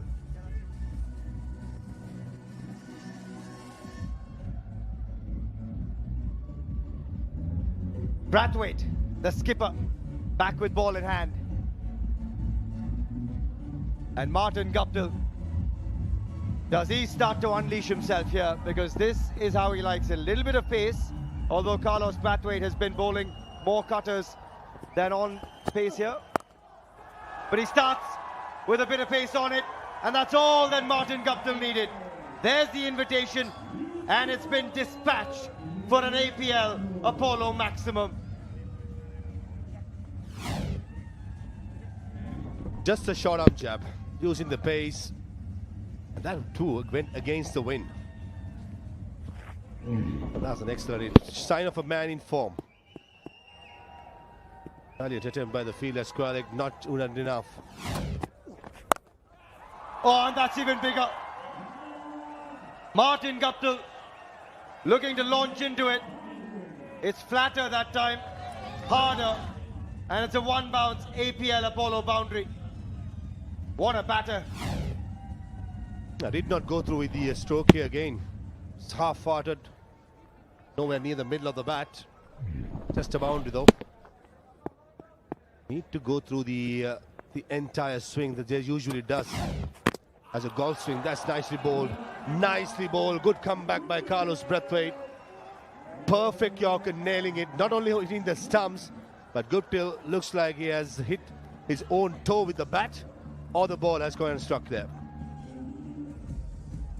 Carlos Brathwaite may have just shattered the stumps and the big toe of Martin Guptill. Oh, that is as good as it gets in terms of executing a Yorker against a man in form. Carlos Brathwaite, the skipper, delivers. That's the end of Martin Guptill. Another 50 to his name. He goes for 62, and the Panthers now 115 for 4.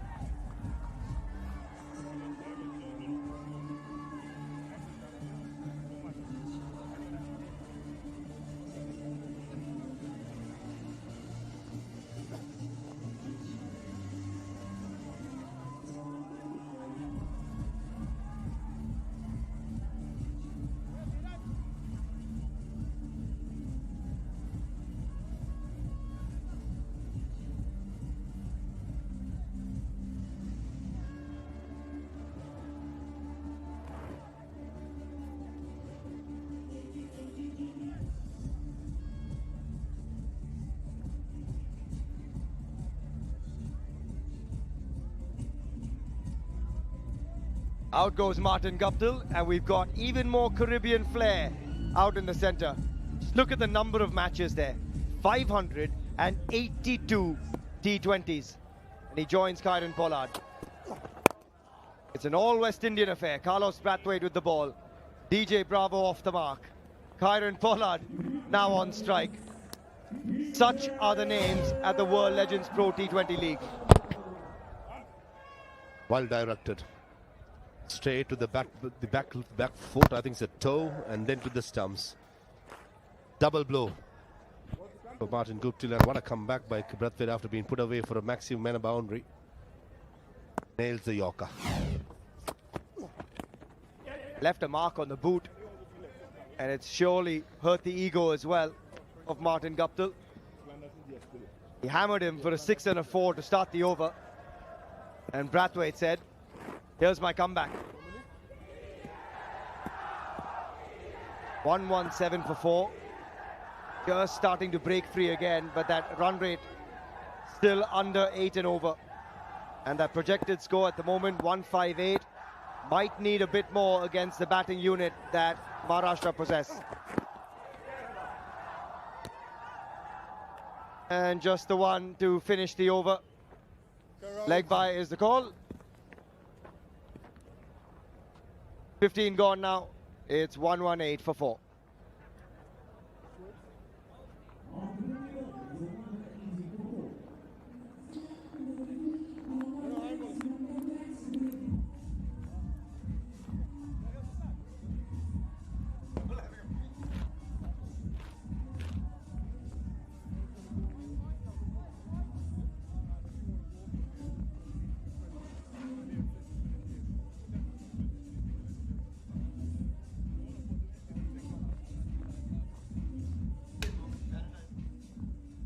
One 118 for 4. They got going decently in the power play, but since then the Tycoons have pegged it back, going at less than 7.5 through the second phase, and now we enter the crucial back end of the innings here in sunny Goa.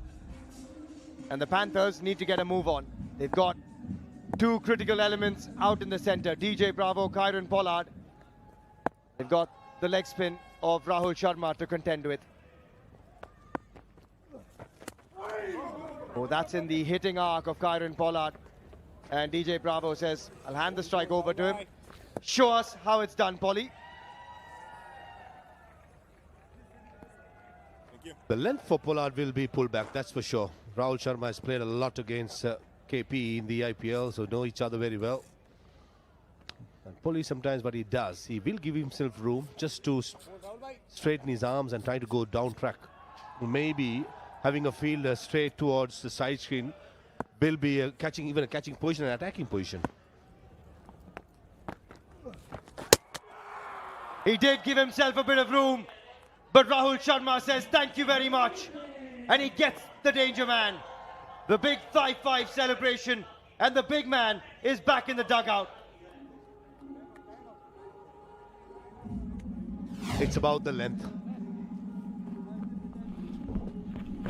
Googly attempt did not turn, just went with the arm. KP misses it. Rahul Sharma strikes and the celebrations come out. He's a happy man. I'm sure the Tycoons will be happy to see the back of the skipper of Panthers gone for 14. 119 for 5.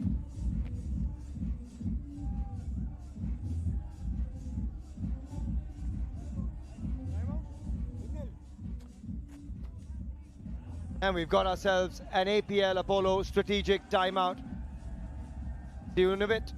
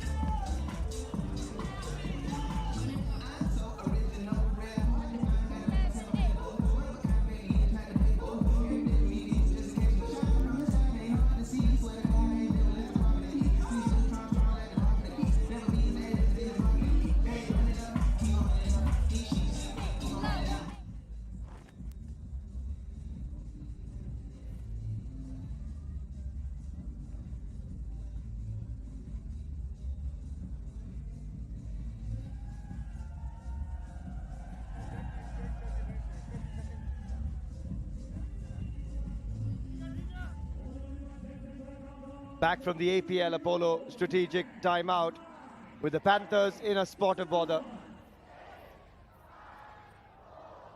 Just lost their skipper, Kieron Pollard.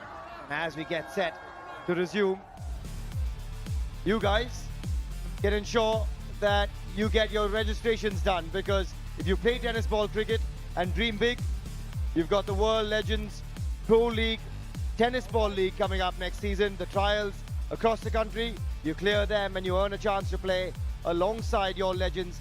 Same venue, same vibe, same league experience. So head across to worldlegendsprot20.com and get your registrations done. Oh, what a delivery. Has he got him? Yes, he has. Back-to-back wickets for Rahul Sharma and a first ball duck for Shinwari. What a spell this is turning out to be for the tall leg spinner. This is a dream delivery for any right arm leg spinner against a right hander. Hint of drift in towards the batter. Pitchers enough turn off the pitch, and Shinwari probably got a feather. The umpire heard it, we heard it, and the celebration comes out. Nothing you could have done better there, Shinwari. Gone for a golden duck. It's 119 for 6.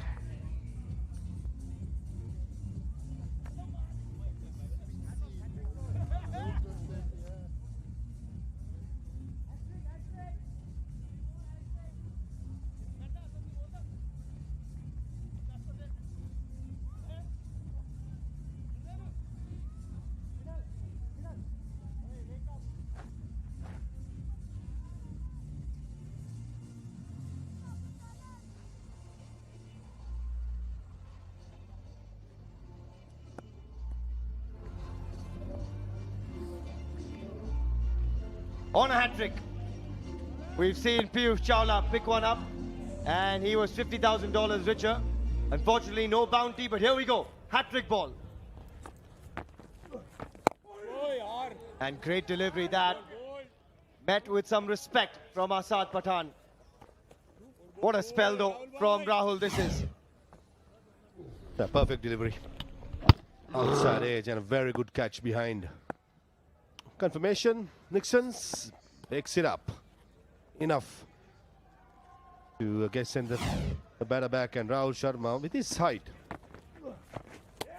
If he bowled this particular length, he's going to enjoy. I said it even before he bowled a single delivery that he's going to enjoy the bounce, and it's exactly what he's been doing. 2 for 21 against a quality side like Panthers, is full of hitters. He's been the man who has made the difference. Just the 1 run and 2 scalps in the over. Asad Pathan trying to get a move on. Panthers in danger here. And that's a terrific finish as well from Rahul Sharma. Just the 2 runs and the 2 wickets in his final over. 16 gone, it's 120 for 6.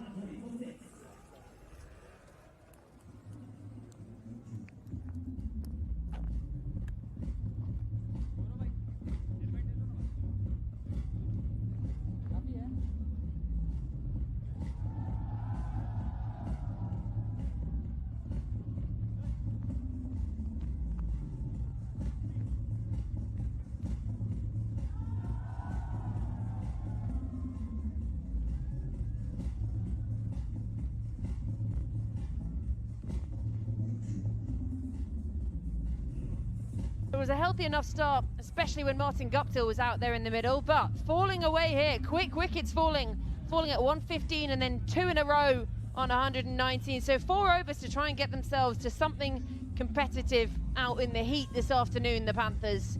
They've got a strong batting up line. Have the Tycoons. They had a day off yesterday as well. You wonder whether that's affecting the Panthers at all. Tidy enough start, single off the first. And we're now going to head downstairs to Shafali. I'm joined by Robin Uthappa from Pune Panthers. Robin, tell me, what do you think? How do you read the match situation right now, and what will be a good score on the board? Well, we're pretty much in dire straits right now. 120 for 6. I thought on this wicket, we thought 160 is probably a good total. But right now we find ourselves behind the 8 ball, but Hopefully we can get as close to 160 as possible, and then we can probably make a game out of it.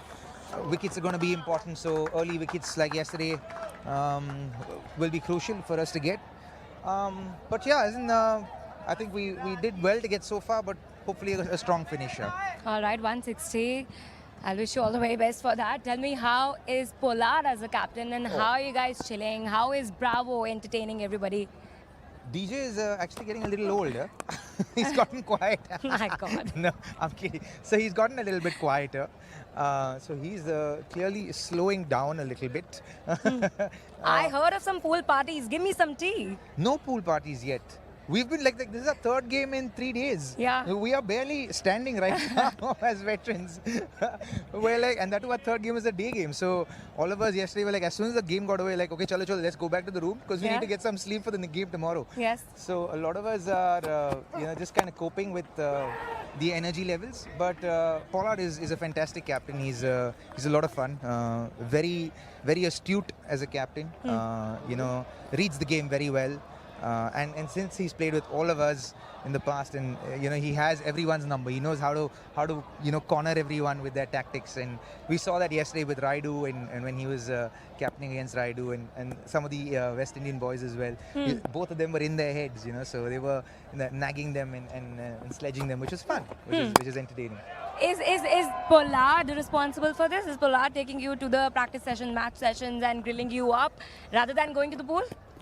No, we've just not had time to go to the pool. Though we've had 2 games that are happened in the evening. So, and then the pool closes by about 11 or 11:30 or something at the hotel. And then today we just woke up and came straight to the ground. I think some of the West Indian boys are still like they're actually dreaming. They don't generally wake up till 6 o'clock in the evening. So this is abnormal to them. I get that. Then tell me, like back-to-back games, how are you managing your fitness? I think I'm feeling fine. I just think the body's not used to going 3 days in a row. I think mentally also we've never had to go 3 days in a row. You go twice in a row and then you get a day break. So this is it like we were getting off the bus today and Ishwar Pandey was telling me that भैया लग रहा है कि आज हम लोग Ranji trophy match खेल रहे हैं तीसरे दिन पे आए हैं to the ground. Yeah, no, I understand what you mean. Also tell me, how is paddle going, and is there any player who's playing paddle alongside you? No, I've actually taken a break from the game because my family is here. I spent 5 weeks away from them, so I want to spend some time with them because I again travel for a little bit. So the family is here. The paddle rackets are safely parked at home for this trip. Only for this trip, by the way. Okay. All right, tell me, is there any dressing room secret you would like to share? No, nothing. Talk to me more, no? Tell me, spill some secrets. There's genuinely been no secrets because you have to understand. God, they're playing back-to-back games, yes. Yeah, one is because they're playing back-to-back games, and you have to understand that a lot of us are like 40 right now, 42 right now. So everyone's worried about like how can we turn up the following day and put up a decent performance. So everyone's lost in those thoughts at this point. I get that. Well, you said the 160, right? I wish you all the very best for that. Thank you. Let's head to the comms and figure out that what do they think about this score. So no wickets to fall during the interview, but 126 on the board, still struggling. Trying to give himself room, DJ Bravo. Good to see he made him to the ground. Nikhil, we zoomed past them on the way, didn't we? Waved as we overtook. With Pollard in the car as well, both of them, you call them eager beaver, ready to get to the ground and get some runs, hopefully. I tell you what, not easy playing back-to-back games, and they won yesterday. Last night when they got 200 odd runs, 100 by Martin Guptill. Different kettle of fish when you're playing in this heat. Yeah, they would have been pleased to try and get that one done early, to try and get home and get to bed. There was no talk of ice baths. I think it was very much got home, straight into bed, pajamas on, shower. Oh, I wonder if he can name every single one. You know, sometimes you look at something signed and you think, oh, that's a bit of a squiggle. Who is it? That's phenomenal. It's almost all covered. You're going to not be able to find any room, so you have to go on the inside.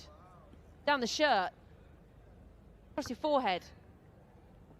It's all about the World Legends Pro T20 tournament here in Goa. Opportunity for some of the youngsters who are playing cricket, going to the academy. A lot of their role models, they're seeing them in action as well. It's a great opportunity, Georgie. I think it's a great intersection between, you know, the parents and the kids as well, Nikhil, because they would have The parents would have watched them their whole life, and the kids grown up with their parents talking about these legends. So it's a nice unity across the family.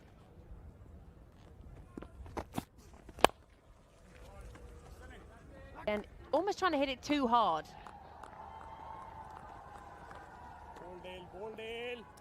Even for the Tycoon bowlers, they've been able to try and figure out the lengths, and most importantly in a day game, Georgie, it's the pace as well. Try and not give pace to the batter. Lengths are important. I think they've been able to figure out how to bowl on that surface.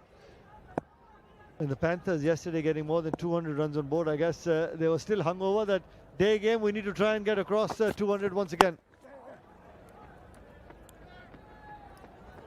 Very tidy over again from Steyn. It's what we come to expect, really. 18 gone, 131 for 6.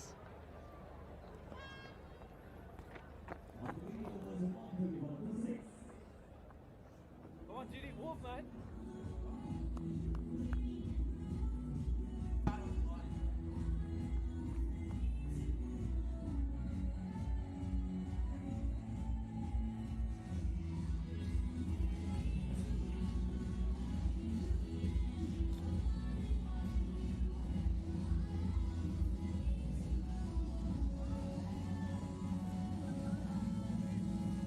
Big news, you tennis ball cricket fans. The best, the biggest news. Under the World Legends Pro League banner, registrations are open for the World Legends Pro League Tennis Ball. Same venue, same vibe. Get involved.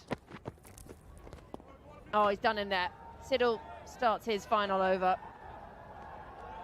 So, tennis ball cricket, come for trials all across India. Get selected. Next season, you could be out here. It's warm. Bring your sunscreen. You could be out here playing with the legends themselves. So go register, get you on your computer, worldlegendsprot20.com.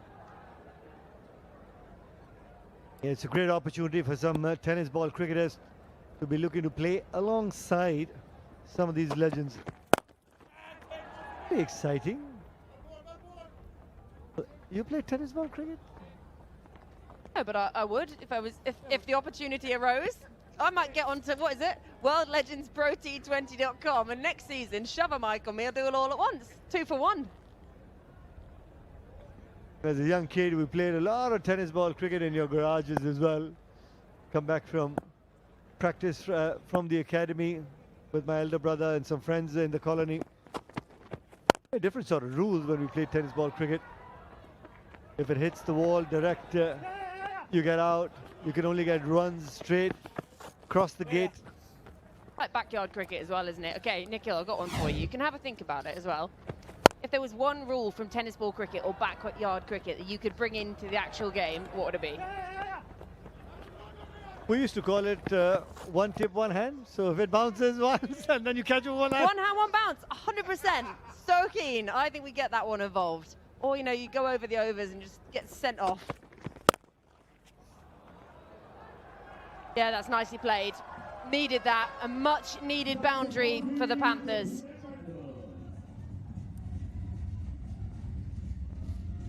They're trying to get to that 160 mark that Robin Uthappa was speaking about. The APL Apollo boundary. Just moving that front leg outside leg stump, just allowing the arms to move freely. Well timed. Really well timed. Beats the man at covers. Also had one, you know, if it went in the river. I think the river's just a little bit too far from here. I mean, we've seen some go into the car park, so perhaps car parking out. We used to have, if you hit it in the next door neighbor's house directly, that's definitely out. That was the only way my brother ever let me play with him and his friends. I had to just go next door and fetch it, and I thought it was the best thing ever because I was involved. But actually, it's just because they didn't want to do it. They were like, oh, it's the best roll, George. It's the best position. Oh, what a delivery! Final ball of the over, castled. Stump goes flying. DJ Bravo on your bike.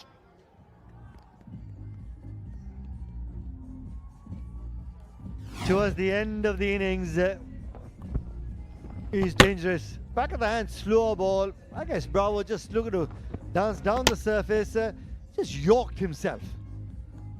A handy wicket by Peterson. Bravo departs for 10, 139 for 7.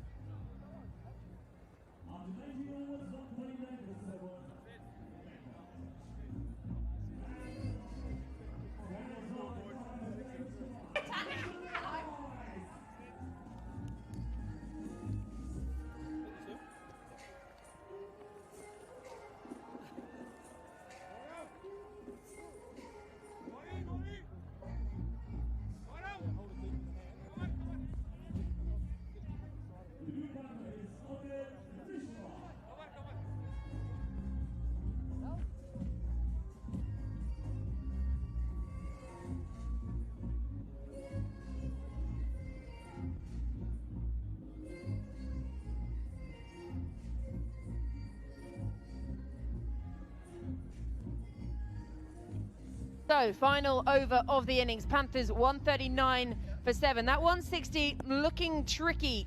The Robbie Uthappa was talking to Shefali about. So 259 matches, a best of 49. What can they get from this? Moves very early. That's gone up very, very high. Who's under it? And he's put it down!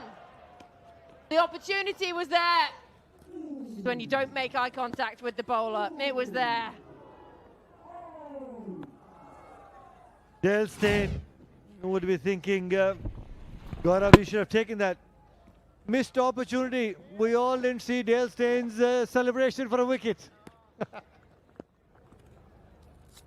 Best bits. The walking stick, the push-ups. Just lay down earlier.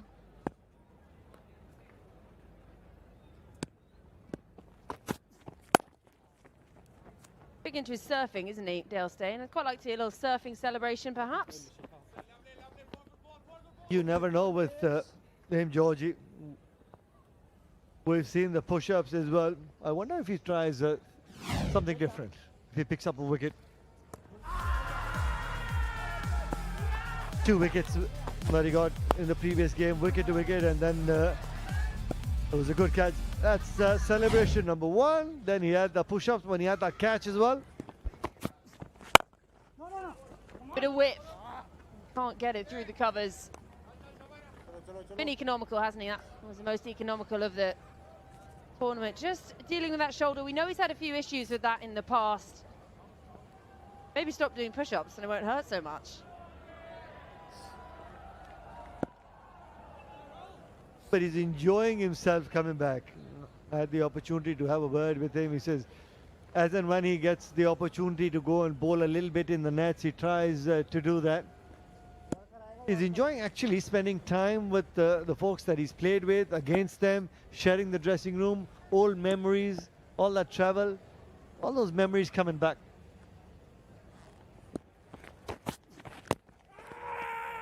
Yeah, saw him move very early. Still straying down leg. Upstairs, I think. Yeah, going upstairs. And he's having a word with the on-field umpire as well. He thinks it's out. And he went straight away, he says, let me take that review. Still stretching that pec muscle of his. Legal delivery. First important thing to check. Have a look at that. The batsman just moved outside the off stump. Where was the impact? Yeah, it just slid down the leg side. Hint of movement. Maybe it's just that angle as well. Yeah, I would have missed leg stump. Yeah, he's still not happy with that shoulder of his, the right shoulder. Maybe an indication to the physio.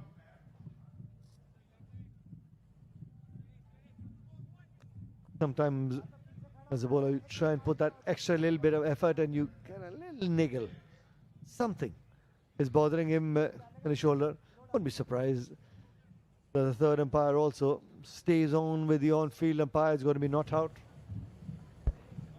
I've got some Voltarol gel in my bag he can use. We're all getting old. You always need some kind of muscle gel somewhere. It's just that angle. Yeah. Original decision was not out, and this, of course, will stay with the original decision. Yeah, you need all those gels because you run, what, 10 kilometers a day. I don't know how you do it, Georgie. Penultimate ball of the innings, doesn't quite get a hold of it, slices under. So 1 more to come. Just 142 on the board. Oh, that'll help. I could do with one of those, actually. The missing stump later. Oh, there it is. Good form, though, isn't it? Chest right down. All about having fun, enjoying yourself, entertaining all your cricket fans. Oh, he's absolutely done him with that one. Beautiful delivery. Oh, talk about nonchalant. My goodness. He's almost sat down, poured himself a cup of tea, and then thought, oh, yeah, I'll chuck this. Let's have a look here. Mishraji. Couldn't get there. Amit Mishra, because of the last delivery of the innings, he had to go for it. He thought Dale Steyn won't throw it. He threw at it. Well, he's had 2 outings with Misha and he's been run out both times. You know what? He could start playing lawn bowls like that. When he give up cricket and can no longer run. He's sort of plodding down. Takes forever. Turns around. Oh, I guess I'll chuck it at the stumps. Oh, I've hit them. Oh, I suppose you're out. So it is a wicket off the final ball of the innings. So from their 20, Panthers, after being put into bat, 142 for 8. Really slowed down in the back end, losing 4 wickets. Just 24 runs on the board in the last 5 overs. Difficult. And they should be feeling pretty confident. Tycoons, with the way they've bowled today. First time they've bowled first in the tournament, and it's proved very strong. They do have a very strong bowling lineup, as we've just seen. Now it's about whether they can chase this down and bag themselves their second win of the World Legends Pro T20 League 2026. Nearly forgot what year it was then, Nikhil. Nearly forgot what year it was. Yeah, need that 2 points, the Tycoons. I'll tell you what, opportunity for the Panthers. Third in the points table. Now they got 2 points, the Tycoons. There'll be a tie there. Have a look at that batting card. Martin Guptill right at the top, 62 once again. Another half century to his name, and then everybody else got a start but were unable to convert that start. Good batting conditions, all those batters, Watto, Uthappa, Pollard, getting starts but unable to convert that sort of start. Must be feeling that they missed out.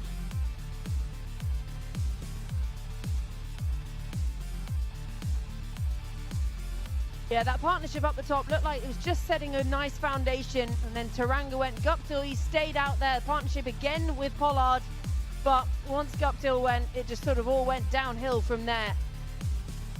Getting themselves to 142 for 8, and it's the second lowest first innings total of the tournament so far. Not ideal. Difficult, obviously, having played the late game last night, but they got that done quickly.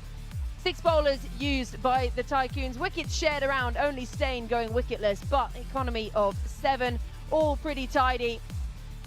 2 wickets for Sharma as well, bowling his leggies. So they'll be very pleased with that performance all round, and just the 5 extras as well, bowled by the Maharashtra Tycoons, who won the toss, obviously, and decided they were going to have a bowl first. They're looking to try and bag themselves their second win of the tournament, whereas the Pune Panthers, they're riding high on momentum from last night.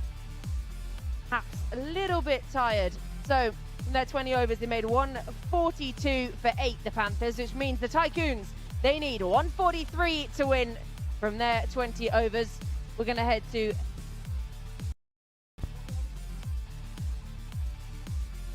so 143, that target from the 20 overs. That man, he will be key up the top. Chris Gale, he didn't have to hang around in the sunshine this afternoon fielding. He'll probably come in as impact player with the bat. It'll be a little bit surprising if he doesn't. Just going through a final few stretches there. The Universe boss, very cool, calm, collected customer.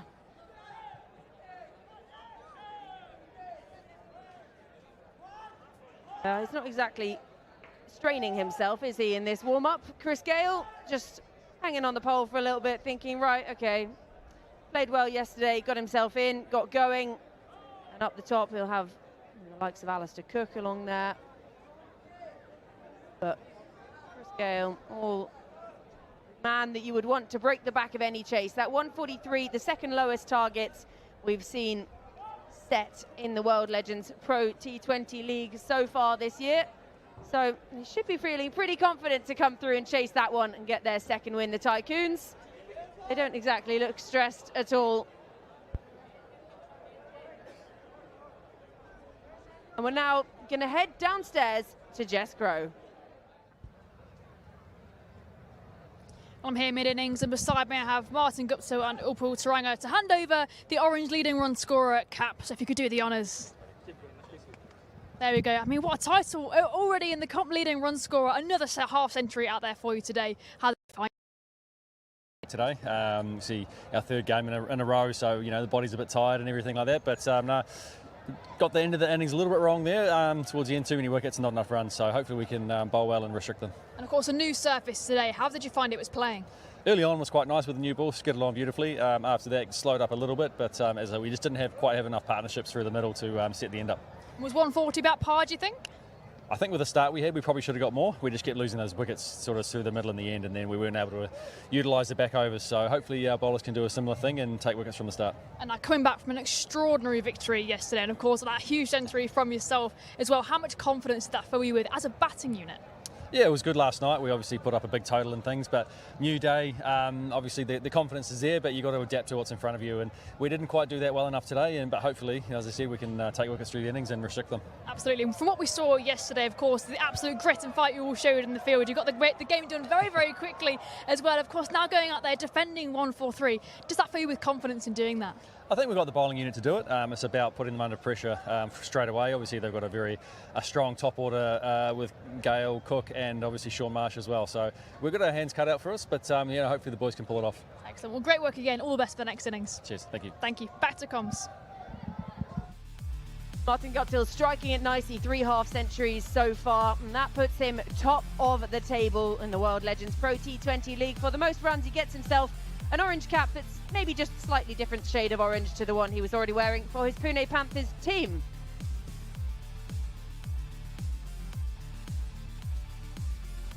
So that target for the Maharashtra Tycoons, the second lowest of the league so far, 143 to win. That man on your screens ready to rumble after we head to this short break, and then we'll have the chase.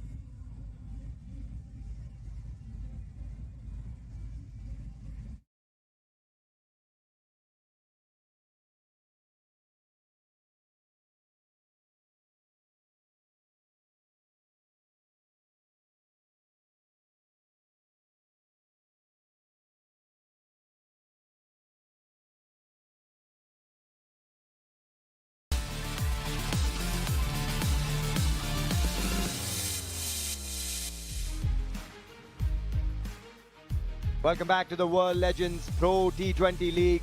The Maharashtra Tycoons need 143 from their 20 overs after doing a great job with the ball in hand. And they had to restrict a high-quality batting unit. Martin Guptill got going early alongside Upul Taranga and took a liking to Dale Steyn up front as well. An opportunity in the deep. Wouldn't have been an easy one at any stage. But then, first ball of Praveen Gupta got the job done versus Taranga. And we saw some vintage Shane Watson magic as well. And unfortunately, it didn't last long, courtesy of this bit of running between Watto and Martin Guptill. Couldn't believe he was run out the way he went. That then meant Robin Uthappa walked in. He had the cap, he had the shades, he looked cool as ever. And he looked pretty good out there in the centre as well. But didn't quite get a hold of that one. And could only find the man in the deep. Praveen Gupta was outstanding to watch. Polly came in and helped himself to a first ball 6. As Martin Guptill carried on his merry ways to pick up another half century before he was rattled by Carlos Brathwaite. And then it became the Rahul Sharma show. Back-to-back wickets. Shinwari after Pollard, and that put the Tycoons right on top. Peter Siddle kept it that way as the Panthers kept losing wickets at the wrong time. And even though there were a couple of opportunities spilled along the way, the Panthers just could not quite get their innings moving. And even at the very back end of it, while Mishi sprinted for his life, Dale Steyn said, "I'll have you in my pocket, thanks very much."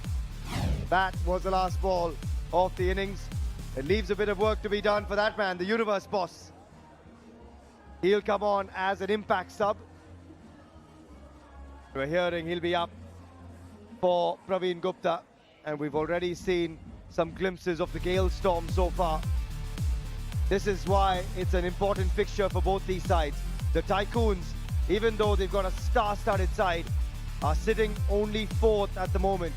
Pune Panthers, after a win yesterday, 3rd, but they haven't quite done the best of jobs with the bat in hand so far. And we'll take you through the qualification scenarios, because at the moment the Lions and the Delhi Warriors have already ensured qualification. And it's pretty simple. The Panthers, they take on the Tycoons. If they win this match, they qualify directly. If they lose, it now depends on other results going their way. For the Tycoons, meanwhile, currently in 4th, they play the Panthers today. They still have one game versus the Dubai Royals. If they win both, they qualify. If they win one today or the next, they'll also depend on other results going their way. And for the top 2, remember, Delhi Warriors, they're already through. Dubai Royals, they're now in last spot. And for both these sides, it becomes mighty important. They've got to win and hope for the best.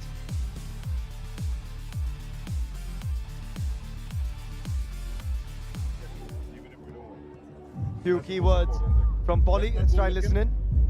All right, let's see what happens. Let's be disciplined, guys. Let's hit wicket to wicket every ball. If they miss, we have to hit. Let's be in the game every ball, right? So stay disciplined, keep wicket to wicket, fast bowlers, spinners. Any variations also keep it within the line and the stumps. Because it's difficult to score when it's in the line. Let's have some fun. Robin Uthappa saying, let's just keep it stump to stump. Never know what could happen, but even if you're bowling variations, let it be stump to stump. Keep it between the wickets. And look at that iconic opening partnership. 2 left-handers, 2 greats of the game. Sir Alistair Cook and Christopher Henry Gale. Very different characters, but 2 legends nonetheless. I've got Parvez Maroof alongside myself, Sohail Chandok, in the comm box for you. Important chase for the Tycoons. Robin Uthappa's words. Hopefully the bowlers are listening and they would want to rattle the stumps early on. The pitch is good. I don't think it's a 141 pitch, honestly. But just that some good bowling by the Maharashtra Tycoons have made sure that they've restricted a strong top order batting lineup of the Panthers. Confirmation for the impact sub. Shane Watson has been subbed out, was run out today, Vado. And in comes the left-arm spinner, Abhishek Sakuja. There's impact sub for the Tycoons as well, with Chris Gale off top. And he will enjoy this pitch. The ball skidding on to the bat, bit of bounce. And that's the confirmation. Chris Gale in. Top of the order. And the left-arm spinner, Praveen Gupta. His job for the day is done. And over to you, Christopher Henry Gale, to entertain one and all. And Praveen Gupta has done his job. Bowled beautifully. Will be Alistair Cook to take strike. Got 100 in the format. Not too many games in T20 cricket. But elegant as it comes. And this man, destructive as it comes. 14,000 plus runs in the format. A best of 175. Close to 500 games. 22 hundreds in T20 cricket. Up against the two left-handers, as we've seen in the past as well, the off-spinner, Asad Pathan.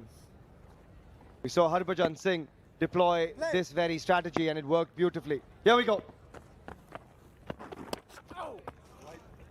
Sliding down leg, a good take from Robbie behind the stumps. He asked for the gloves when he walked into this side, and he's taken a couple of great grabs. Ooh, goes on with the arm. No turn on offer for Azad Pathan. We've seen that before. The wind is aiding the swing coming back into the left-hander. A slight wind is coming from the offside to the leg side of Alistair Cook. Don't think Azad Pathan is a genuine off-spinner. He's just a part-timer. Since it's the two left-handers, he's in the middle. We saw in the Delhi Warriors game plenty of off-spinners bowl, and Chris Gale, Alistair Cook, Sean Marsh, everyone struggles. So that's a strategy that the skipper of the Panthers are taking forward. But don't think they have much choices when it comes to off-spinners in this side. Good start though, this from Azad Pathan. Yeah, we saw Gurkirat Singh being used, Bhaji himself. They were tying down Chris Gale, Alistair Cook, Sean Marsh. Wondered whether they would change it up a bit. Alistair Cook breaks the shackles early. Gets inside the line, a nice sweep to get him going. And the first APL Apollo boundary of the Tycoons innings. It was a predictable shot. Ball swinging back into the left hand. Nicely done by Alistair Cook, who plays the sweep shot well. Whenever he starts to play the sweep shot, that's a hallmark of, or the sign that he is in form. Good work from Shinwari. He took a blinder yesterday on the field as well. Good fielder. Gets down in time. Still a pretty tidy over. Oh, yes. And a good finish to the over, just a single. Alistair Cook will keep the strike. 1 over gone, it's 6 for none.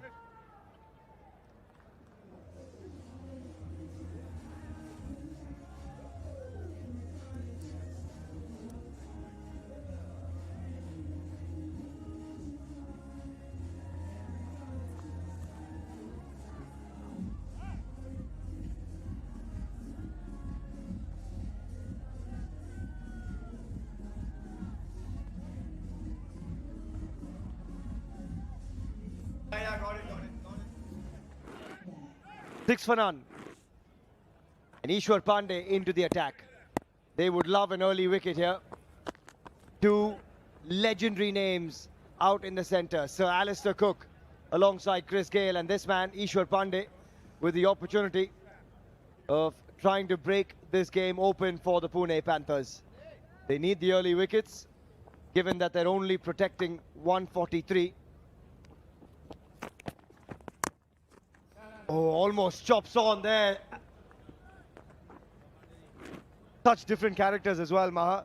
Sir Alistair Cook on one side, all elegance and poise.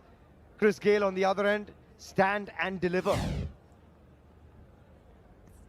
Inside edge to the board, luckily not to the stumps. A lovely statistician who's very efficient with all the stats he provides us. He says that Chris Gale and Alistair Cook has more than 35,000 international runs between them. But in this competition, both the left-handers goes less than a runner ball against off spinners. So that's an indication on a slow pitch, off spinner bowling it slower is the way forward. But unfortunately, I don't think much choices are available for the Panthers, except Asad Pathan, the part-time who bats, bowls a bit. Great numbers from our statsman Karthik. And Ishwar Pandey yesterday dispatched both the openers, Shikhar and Kirk Edwards. But that time around, flicked. There is protection in the deep, but nothing he can do either. Wonderful bit of timing from Sir Alistair Cook for another APL Apollo boundary. Don't bowl there to Sir Alistair Cook. He loves it towards the leg side. Martin Guptill probably misjudged the bounce. He thought the bounce will make sure it will just punch into the outfield, but rather he just skidded on. Good start for Cook, and Christopher Henry Gale yet to face a delivery at the non-strikers.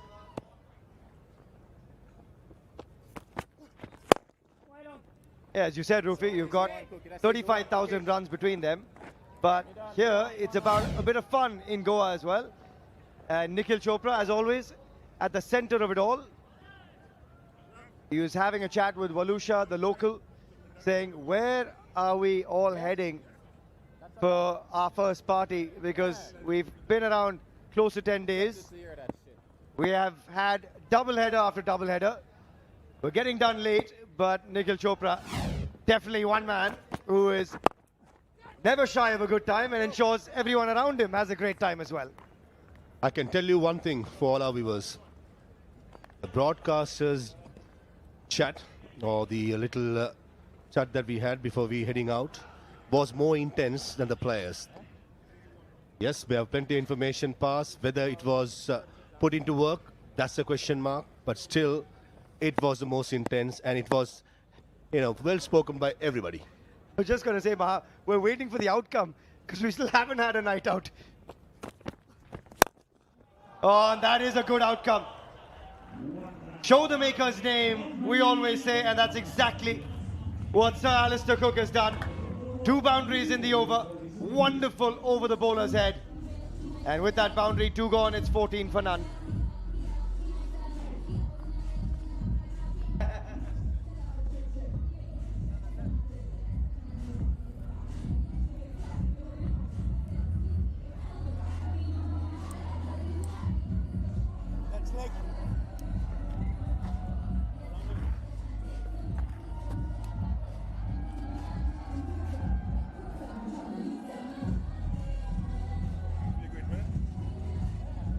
The fans have poured into the 1919 Sports Cricket Stadium here in Goa.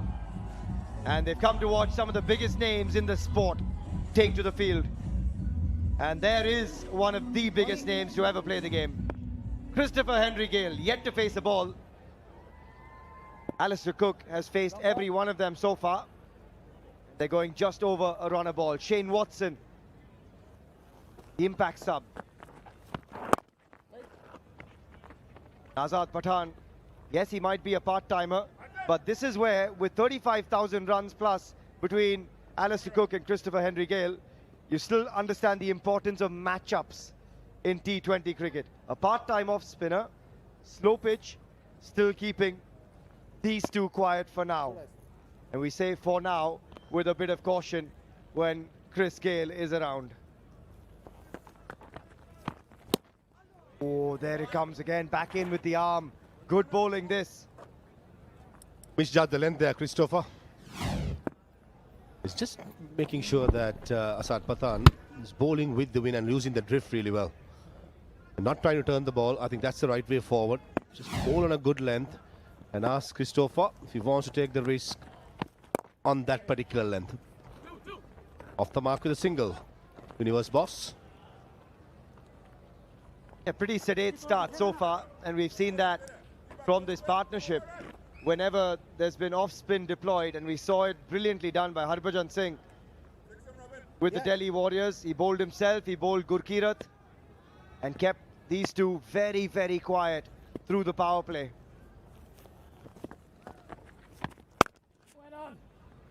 Again, can't find the gap. Azad Pathan has done a great job in this over to back up a decent first over as well. Just the 1 run from the first 4, and he's getting through these balls quickly as well.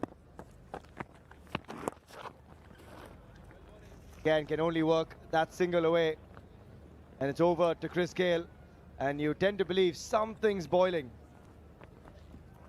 Doesn't stay quiet for too long, and he promised us after the last game that he was going to go after the 6 sixes in and over. Chris, hang around. We'd love to see that. Yes, boy. Oh, but that is just wonderful stuff from Azad Pathan. Just the 2 runs off the over. 3 gone. It's 16 for none.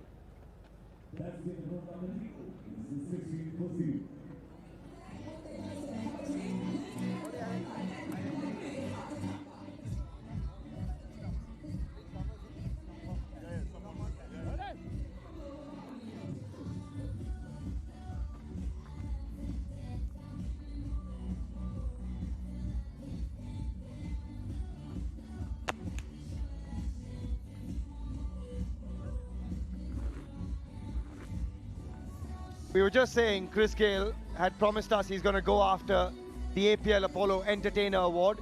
50,000 big ones for the first to hit 6 sixes. We've already seen $50,000 going to Piyush Chawla.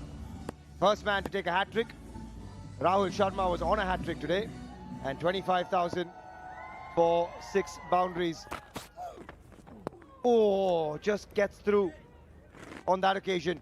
Rajput a little quicker than Ishwar Pandey, who tends to float it up with the in-swing. Misjudged the left there, Alistair. Rajput will be getting more bounce than Ishwar Pandey since he likes to hit the deck hard. Certainly again, just like the spinner, it's going to be about the length. Remember Robin Uthappa in the little chat in the dugout, in the huddle, he said that wicket to wicket. Nicely played behind square, should be just a single with Christopher Enriquez just ambling to a single. Not interested to run. He believes in 4s and 6s. He's run his 2s on the opening day, Maha. We saw a couple of 2s run by Chris on the opening day, and I think that was that. No more 2s in those legs. Just a few 6s and 4s. And he's going to size up Ankit Rajput here. The greatest cricketer of our generation. And love that. DK with some fan following all the way here in Goa too.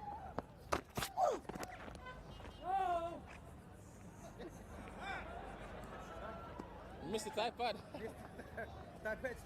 Chris Gale so far has been kept very quiet. 1 of 5. It's a good wake-up call. And this man has fans all over the world. The Universe Boss, the Gale Storm, big fans. They're little fans and they're big fans. Still yet to get going in this innings. And still yet to get going. A quick single from Chris Gale. We don't say that very often. That was good delivery by Rajput. Inside edge. I think that they ran it. I thought Christopher Enriquez probably did not fancy facing Rajput, who can surprise the batter with pace.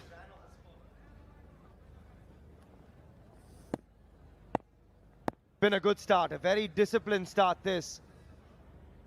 Protecting a target of just 143, run rate under 5 and over. That should help the cause. Alistair Cook works it off the hips. That is bread and butter for Sir Alistair Cook. And he picks up his 3rd APL Apollo boundary.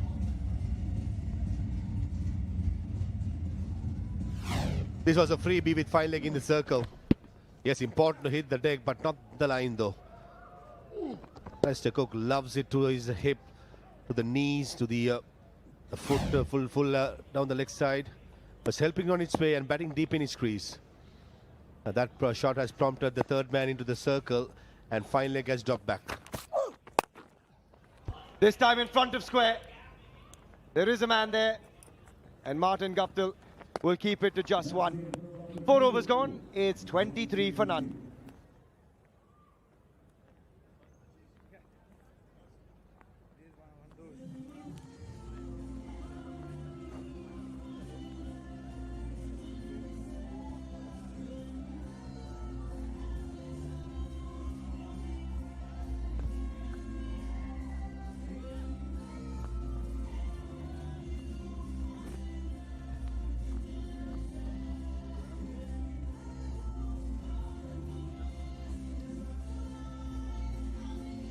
Well, the going rate is 5.75. The required is 7.5. Now, when you're chasing 142, which in T20 parlance is not a high score, you don't want the required rate to go anything alarming.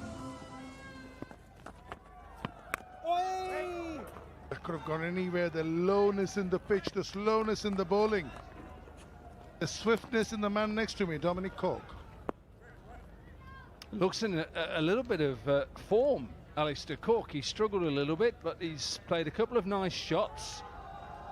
Probably getting used to being back on these pitches. He's training for a marathon at the moment, so he's fit physically. Beautiful. Stunning hit. Dominic Cork, all yours. Cannot believe this. I think Chris Gale can't believe this from the other end. We're watching Chris Gale, whose strike rate is 33, and Alistair Cook, whose strike rate is 130. Don't adjust your TV screens at home. It's really happening. Alistair Cook has hit a 6 in T20 cricket. It's huge. For him, it's 70 metres. Hallelujah.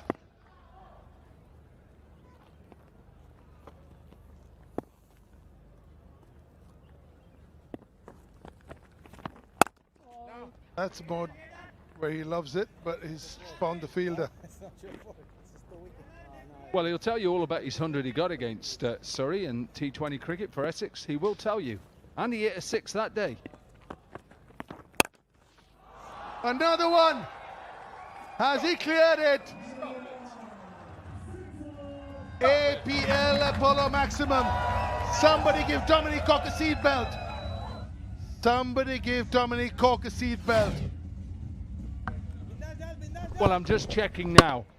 I'm checking to see how many 6s he got in that 100 for Essex.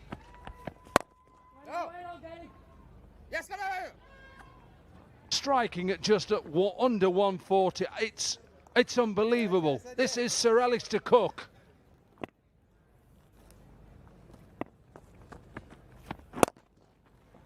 Nicely punched off the back foot. 13 of the over, 5 gone, 36 for none.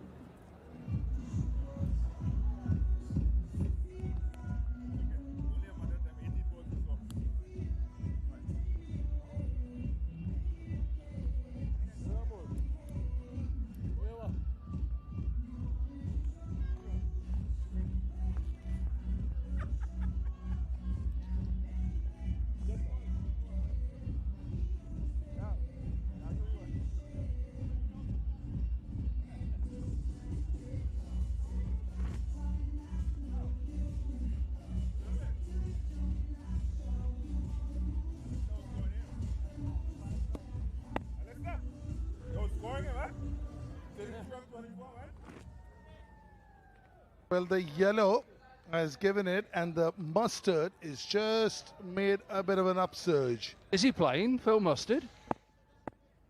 Well, he's certainly cutting the mustard. Certainly is.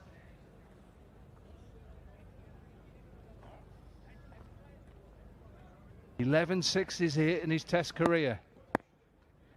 In a lot of Test matches. 161, was it? Hit 4 in that game, T20.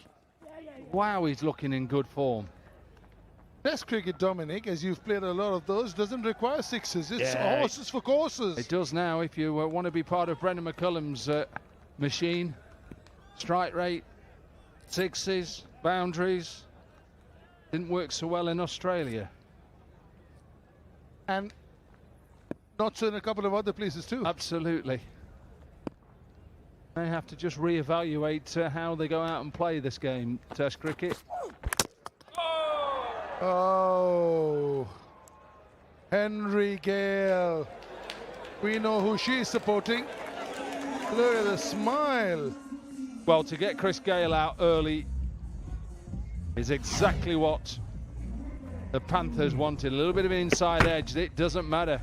Take him. He's been one of the best. And Rajput gets the first wicket for the Panthers. Absolutely. Chris Gale goes to 2. Tycoons 37 for 1.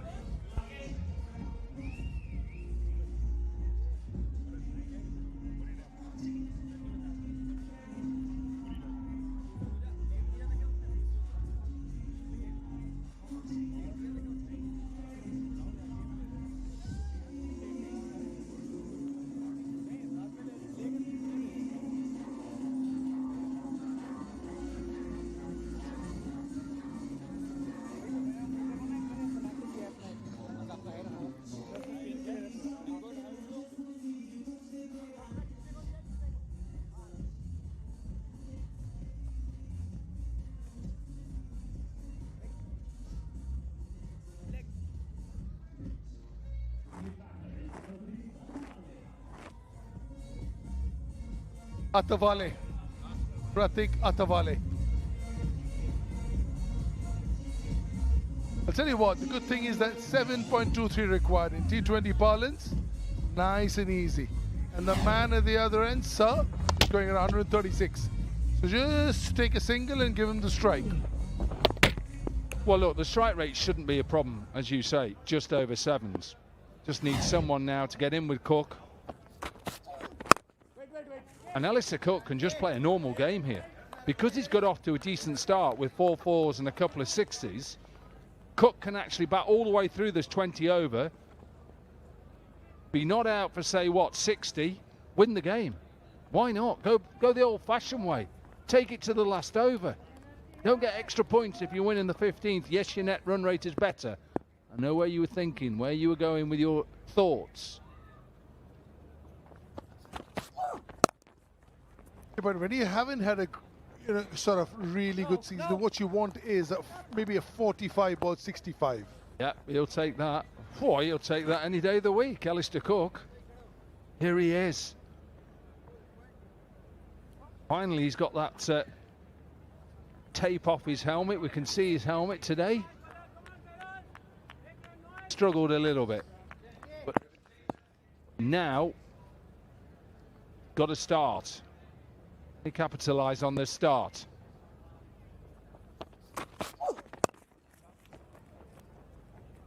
Yeah, if you look at his face, he is quite red. He's been running, I said he's training for the marathon back home in London. He yesterday ran 20 kilometres in this heat. So he's a fit man, let me tell you. Wow. Look, it was probably early in the morning.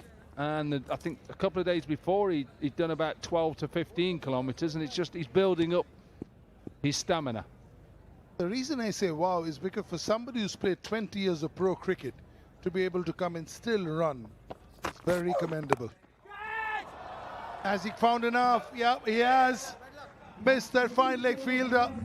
APL Apollo maximum. Power play over Tycoons 45 for 1.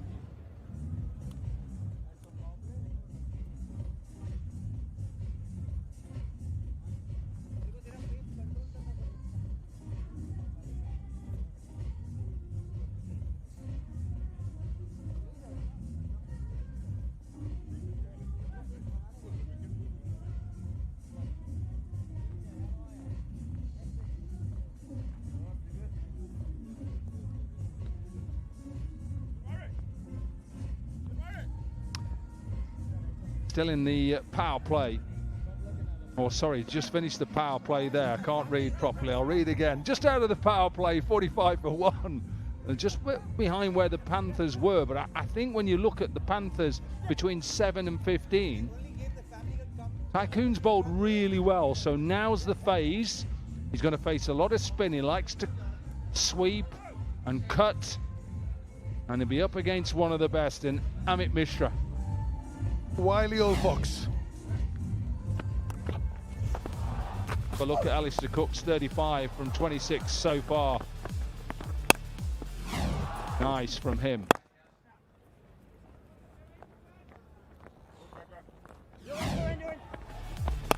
That to me is the shot of not just the innings, the shot of his tournament so far, running down and straight back over the head.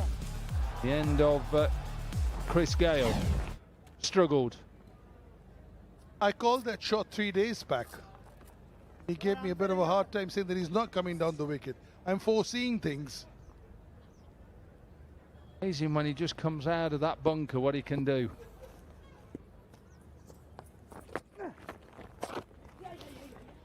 Very slow in the air.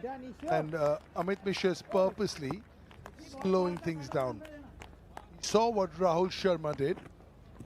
The reason he was in his prime as good as he was is the control over the speed in which he bowled was outstanding. And somebody who's benefited from that is somebody like Yuzi Chahal.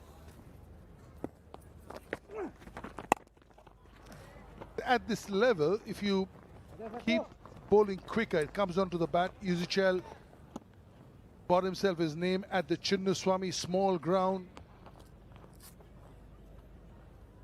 I remember watching him in an IPL game. I think what year that would be, 2009, 10. Bowling for. Now I'm thinking. I'm guessing a little bit. I think it was as they used to be called, the Kings 11 Punjab. I think.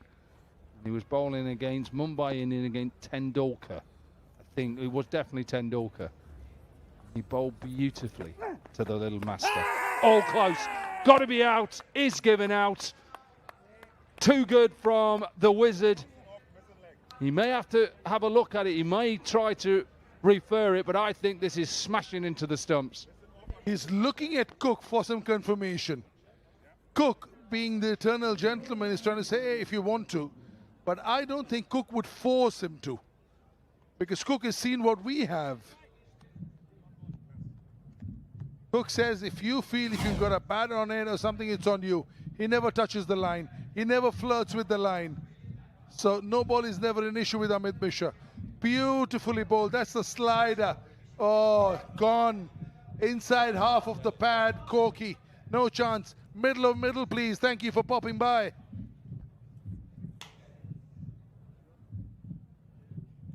Yeah, to me that looks like it's out. Should be given out. Wasn't actually Kings 11, it was Delhi, as they used to be called, the Delhi Daredevils. Against Sachin. Double D's, as Danny used to say. You there in Brisbane, Danny? How are you? Yeah, 2009 he was with Delhi. 8-9, the first 3 years. So it must have been Delhi Daredevils.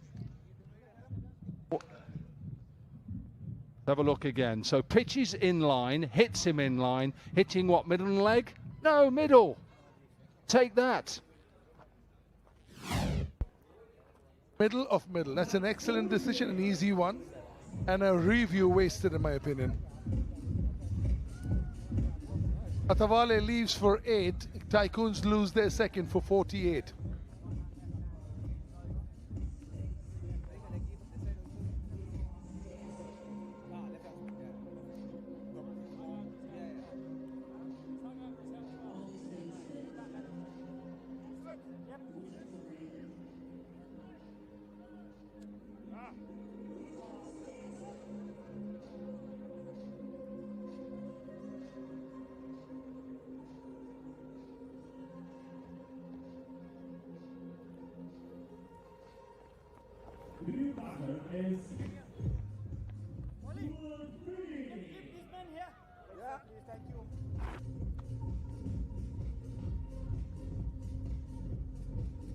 Stuart Binney. Fabulous numbers over here. Batted at the back end, so you won't see the quantum of runs. But if you just talk about the amount of impact that he's had, it's been very good. Batted very late for Karnataka. 7, that's how strong Karnataka were back in the day. Last team to win the treble in the domestic. Oh, very good. Wow. 4 runs on a wicket from this one. 7 gone, 49 for 2. Sorry.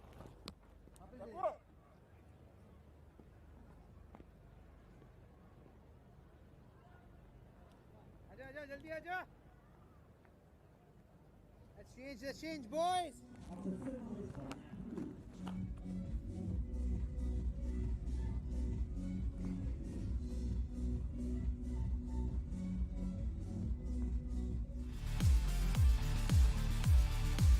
Big news for all tennis ball cricketers watching us right now under the world legend.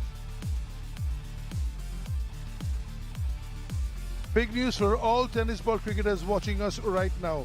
Under the World Legends Pro League banner, registrations are open for the World Legends Pro League Tennis Ball. Same venue, same vibe, same energy. Come for the trials across India, get selected, and next season you could be playing with the legends themselves. Register now at worldlegendsprot20.com.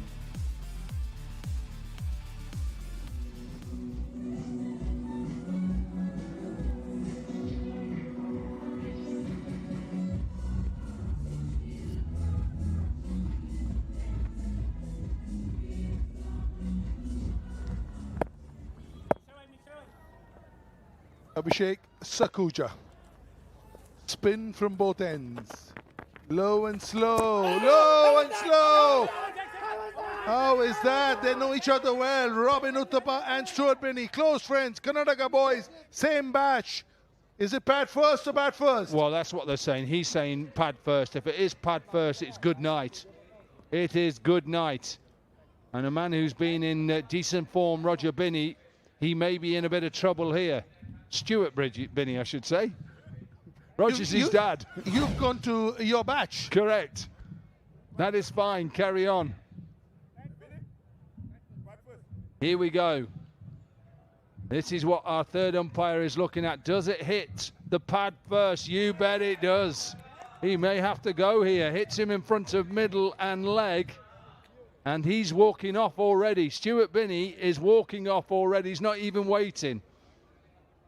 He'll have to be told by the third umpire or the fourth umpire to wait. But that is definitely pad first. So very good from Robin Uthappa just to say no, definite. And Sakuja had said no, because from front, he probably had a better view. But Robin Uthappa overturned him and said, hey, listen, we are going. Because I heard the pad noise first before the bat noise. Very good friends, Robin Uthappa and Stuart Binney, stalwarts in Karnataka, South Zone, India A for years. Well, they've just walked off, not even waiting. It looks like Sean Marsh is halfway in the middle. Stuart Binney's still waiting on the pitch, just in case. Here we go, just for clarity. Out. He can now leave the field. We'll just show you on the board. He's given it out. Very, very good. Stuart's gone. Gone for 1, 49 for 3.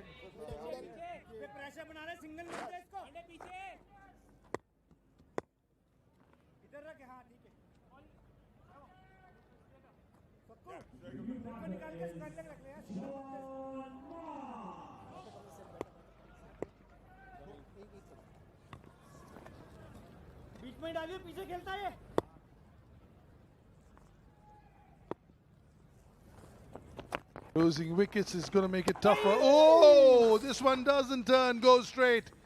Slip in place, all happening out there.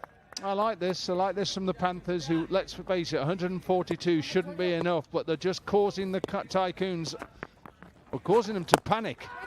Now then, in the air, just bounces short. It's a good effort from DJ Bravo. Look at this for presence of mind as a cricketer. 50 comes up, steps out and hits it, doesn't hit it off the screws. In fact, that's what could have saved him. Once Bravo comes and realizes he can't, he gives it the body behind. Look at that for commitment. Also the respect between the two Trinidadians, Pollard and Dwayne Bravo. Brilliant. I love the way Bravo called Pollard rich uncle. Cook, rock solid as ever, non-strikers end. This could be interesting. This could be interesting. Cookie is running the marathon, but there it's about running slow and long, not about speed. Well, he says he's okay. I'm not so sure. He thinks he's all right. He's asking the umpire. Oh, he's just said, yeah, I've just got in. He's just said he's passed. Let's have a look. Lactic acid build up. Oh, it's close. I think he's okay. Get those legs going, Cookie. I have to just slow that down just a little bit. Oh, we're okay. Carry on.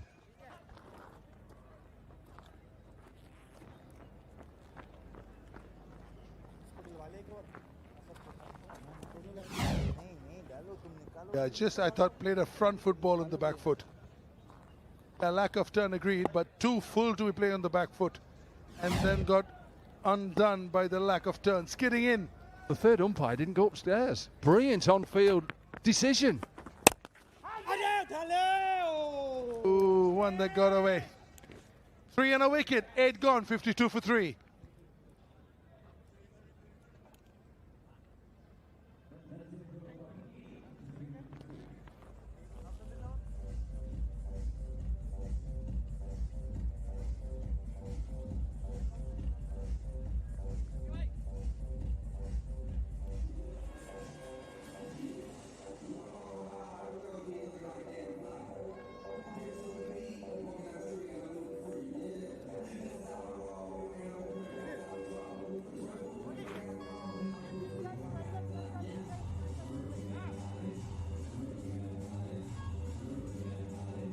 $52 for 3.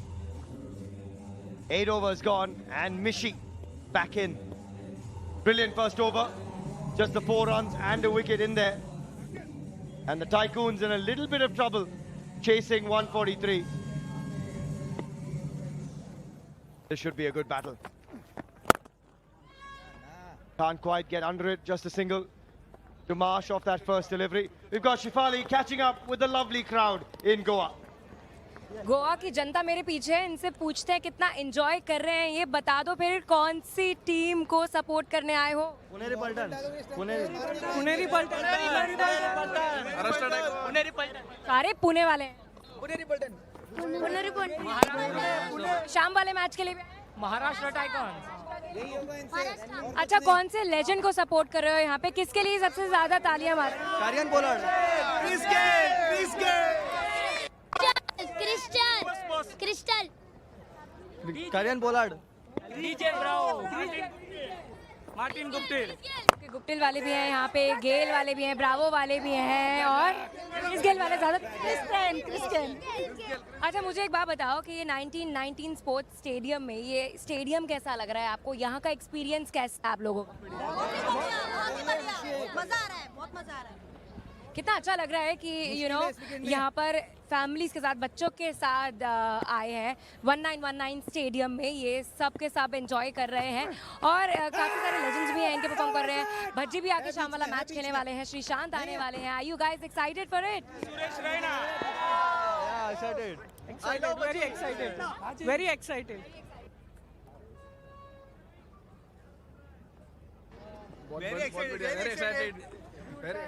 अच्छा, जब यहाँ पर आपकी favourite team की तरफ से चौका छक्का लगता है तो कैसे चीयर करते हैं आप?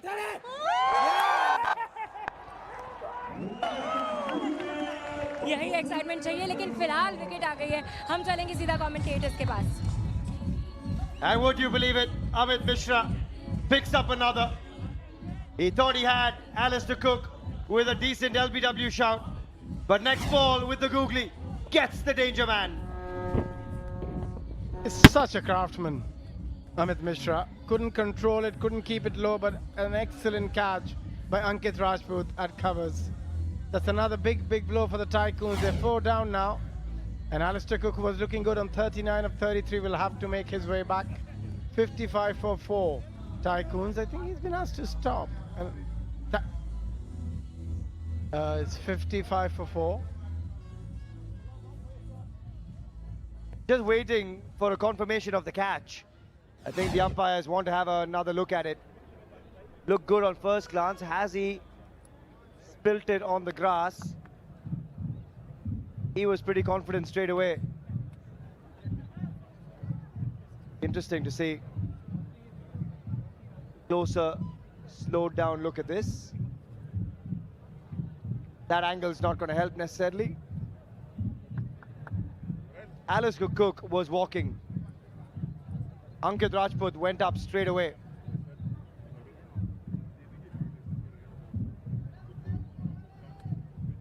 He looks okay to me. Looks absolutely fine to me, Ankit Rajput. Both his hands on the ball, the fingers underneath, and the right decision been made. And Alistair Cook will have to make his way back on 39 of 33.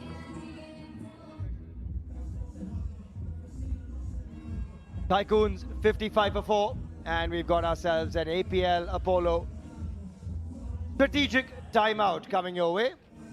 There we go. Take a short breather, we'll come right back.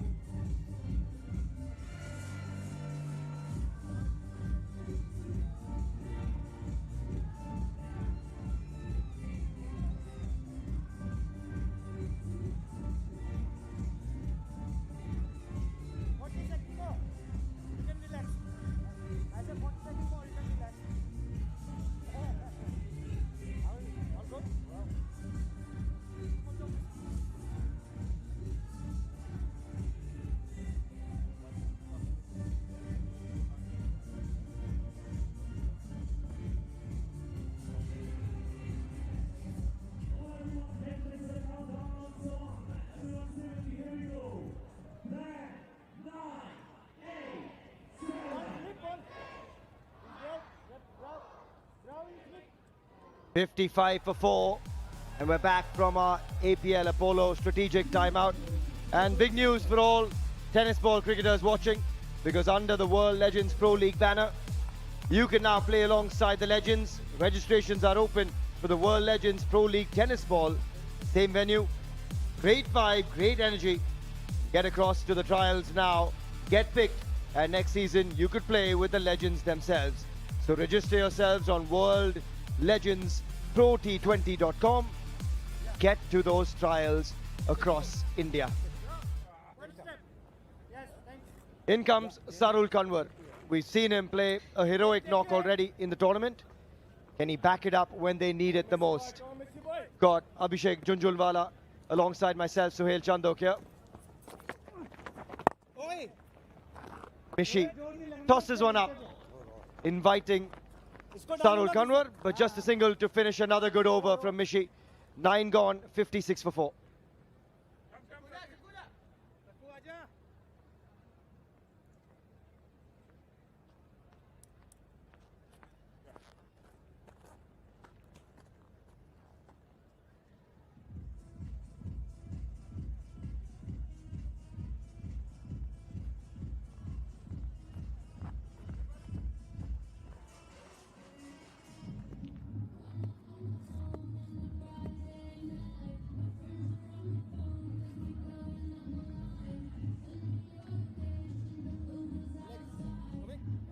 Gorgeous Goa, home of the World Legends Pro T20 League 2026. And the Tycoons need just under 8 and over. Still very much a possibility. They just need to stitch together one good partnership. And they've got two very capable men out there in the center to do it. Trouble is, the bowling's been brilliant so far. Abhishek? Yeah, I think what they've done really well is the lengths they have bowled, and they have not allowed them to get going. Every time they were building a partnership, they managed to take a wicket and again put the shackles on. That's been the feature. But here they have to find a way to get those 30-40 run partnership to steady the ship and then again create a launch pad. Both these players are more than capable. Sean Marsh and Kanwar has already done it in this tournament with that brilliant knock.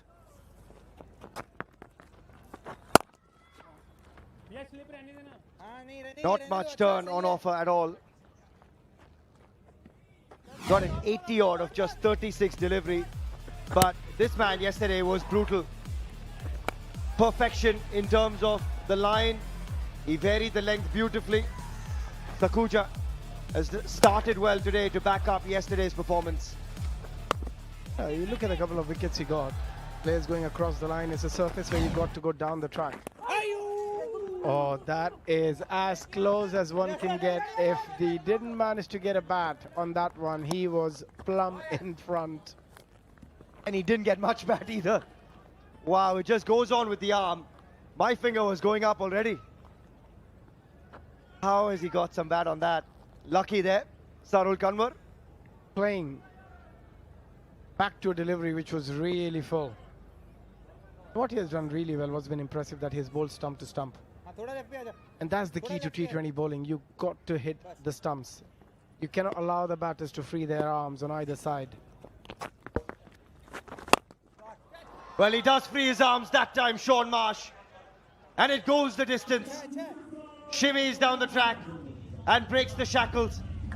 That is a massive APL Apollo maximum.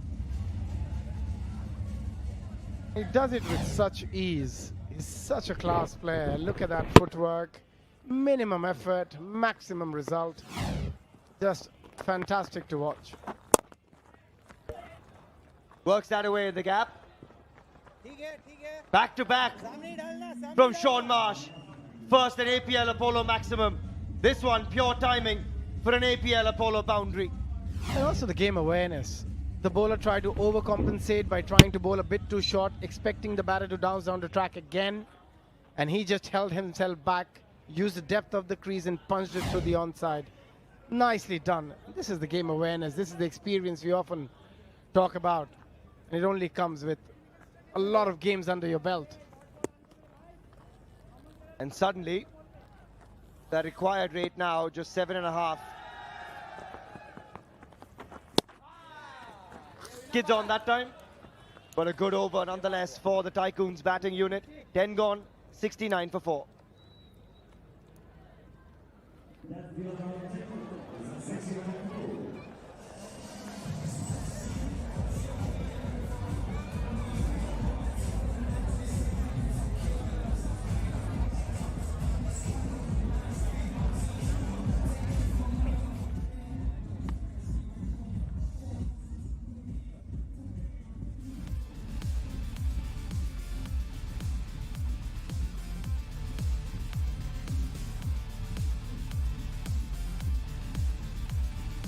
$69 for 4. Might not have the same number of runs as the Panthers had at this stage, but 7.4 from here is still well within grasp. They've lost track in the last 30 deliveries. They've only managed to get 32 runs with a loss of 4 wickets, and that's where they got into trouble. They started pretty well with Chris Gale and Alistair Cook both looking good. He'll have to come forward. You cannot hang back to Amit Mishra. If you do that, ball after ball, he's going to get your number on it with the googly. We saw Sakuja almost get him last over, going back deep in his crease, and completely agree. That is a dangerous ploy when they're bowling stump to stump. That time has a big swipe across the line. Interestingly, Abhishek, Robin Uthappa in the team chat in the huddle said, guys, let's just bowl stump to stump. That's all we need to do. Let them do what they have to do, but if we're disciplined, it gives us a chance, and that's exactly what they've done.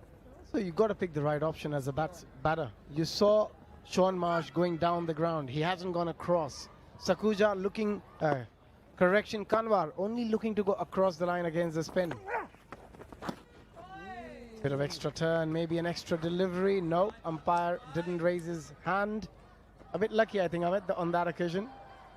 Yeah, tend to agree. Got away with that one. There's the googly again, but this time around carves it. Nicely played, all timing. Great placement from Sean Marsh and another APL Apollo boundary. Usually when he bowls that googly, he bowls it outside the off stump. On that occasion, drifting on the pad made it very easy for somebody with the class of Sean Marsh. Those are easy pickings, bread and butter all day.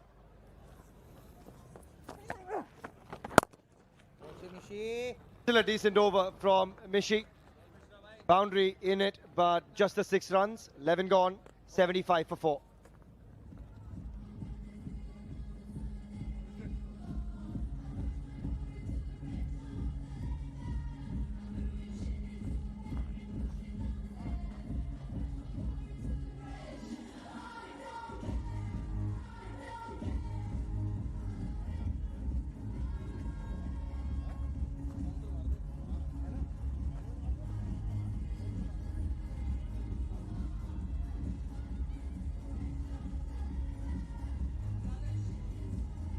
DJ Bravo into the attack, and just gorgeous scenes of the 1919 Sports Cricket Stadium in Verna, Goa here. Required rate just upwards of 7.5. Just the 2 wickets in the tournament so far. Oh, that is stunning. Pure placement. That is vintage Sean Marsh for you. Helps himself with a bit of width on offer. That is exquisite. The timing, the placement, everything about that was just stunning to watch. A very, very elegant player.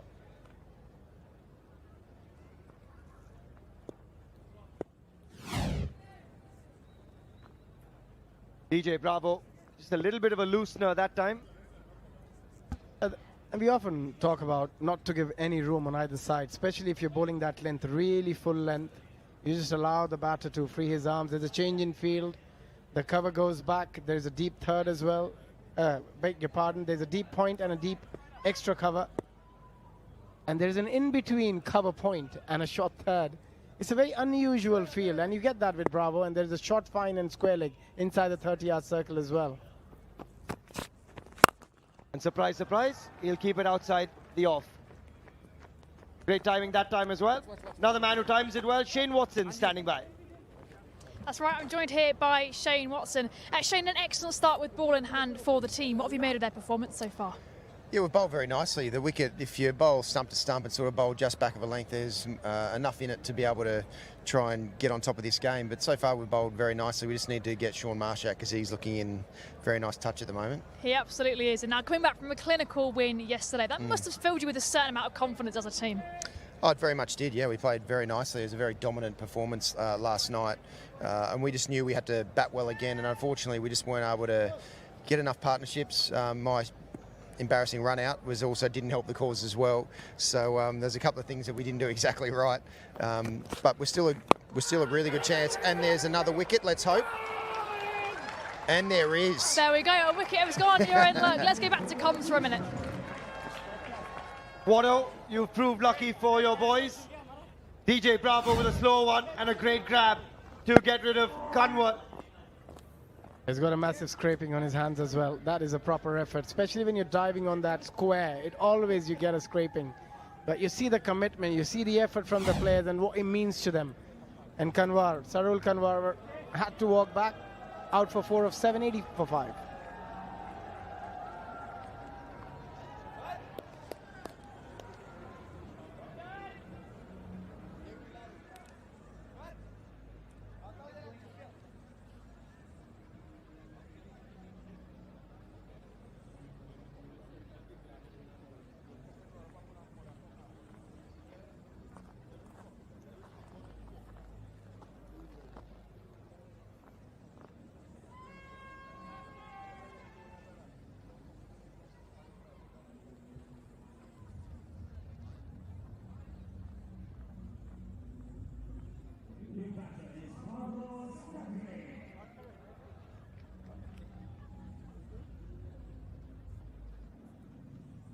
$80 for 5, and the big man walks in, the captain, Carlos Brathwaite. And he'll face up to an old friend in DJ Bravo. More than 260 T20 games, 450s. And he can bludgeon the ball a long way. And they'll need a few of those bludgeoning blows because at the moment, they've lost 5 and they need 63 or 51. Not bad in terms of the required rate. That should be bowled again by DJ Bravo. Let's go back to Shane Watson and Jess. Back from that wicket, Shane. Sorry to interrupt you. Was talking about the innings so far. Yeah, well, that's a very important wicket. We've got 2 more important wickets coming out with Carlos Brathwaite and Sean Marsh. But yeah, from a batting perspective, we just needed our middle order. Just even a partnership of another 20 runs would have gotten us up to a total where we would have felt more comfortable defending. But look, the way the pitch is playing and the bowlers we've got, we're still a really good chance. And now you started this comp as captain. Of course, the role has now been shifted over to Kieron Pollard. Another wicket. Another one. We're going to go back to comps again. DJ Bravo, the champion. He is on it and he is loving life. He gets rid of his fellow West Indian. He gets rid of the opposition skipper. That is one of the better slow deliveries you will see. And it's where it lands. Slow ball Yorker. The little off cutter beats him all ends up. And DJ Bravo is loving life in Goa. Take a look at that celebration. He's got him 4 times before today. He adds a 5th, and this time he goes first ball. A golden duck for Carlos Brathwaite, and the Tycoons now 81 for 6.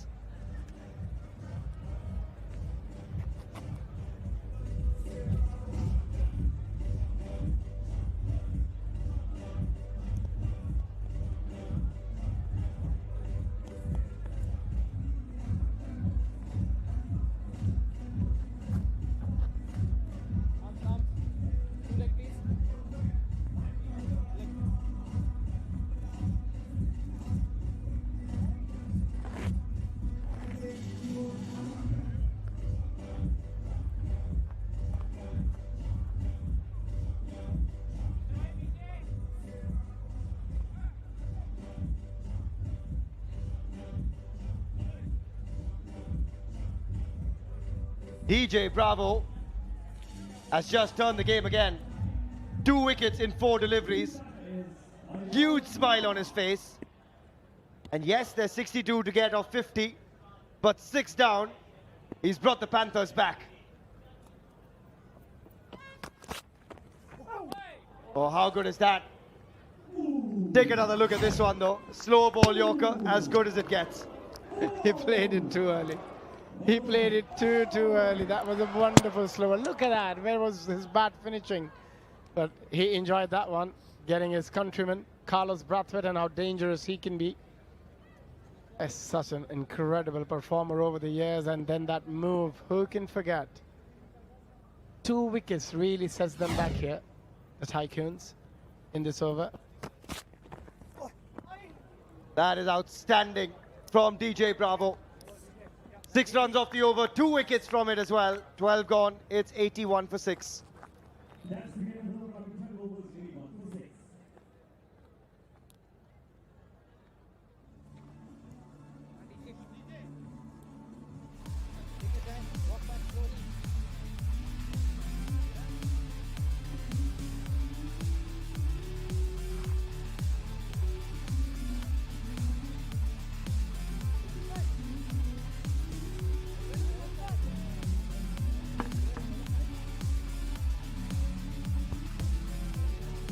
Well, how the tables have turned. Trouble stations now for the Maharashtra Tycoons. Quick wickets falling, that of the captain as well. Sean Marsh is trying to hold the fort at the moment, 25 from 14. But some sensational bowling from DJ Bravo. Not only did he whip out the dance moves, the crowd absolutely loved it, Monty Panesar. Yeah, brilliant dance moves from DJ Bravo. He's got the crowd erupted here, and that was a brilliant slower ball. We know how much of a great bowler he is in T20 cricket. He's shown that there, and he enjoyed getting the opposite captain out because he was probably his West Indian teammate. You can see how much that wicket he really enjoyed and loved.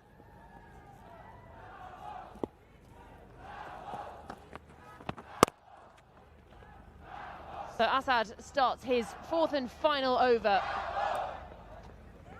So the run rate. We're back again after another wicket. Shane, well, as I was saying, the role that you passed over to Kieron Pollard was, of course, the captaincy. But another role that you'll be taking up soon is obviously assistant coach at KKR. How much are you looking forward to seeing the different side of the game?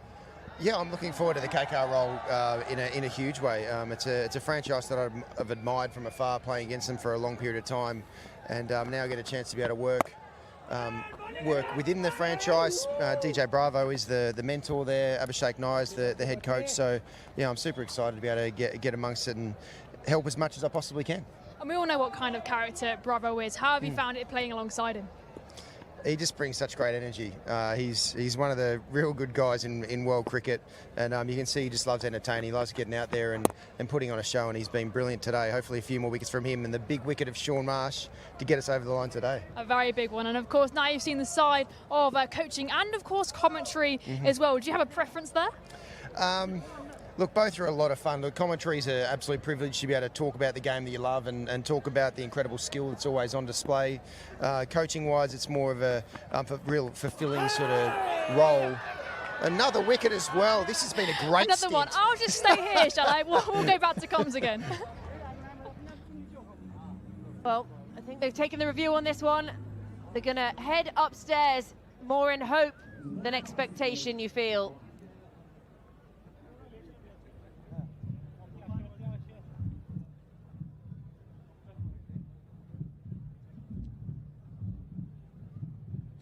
Yeah, he played across the line here. I think that's why it's a good shout. That when you view this closely, yeah, he's got his fingers behind the ball. Done him completely there with a low bounce. Oh gosh, that's plumb as they get. I'm afraid his time has come to go to the pavilion as well.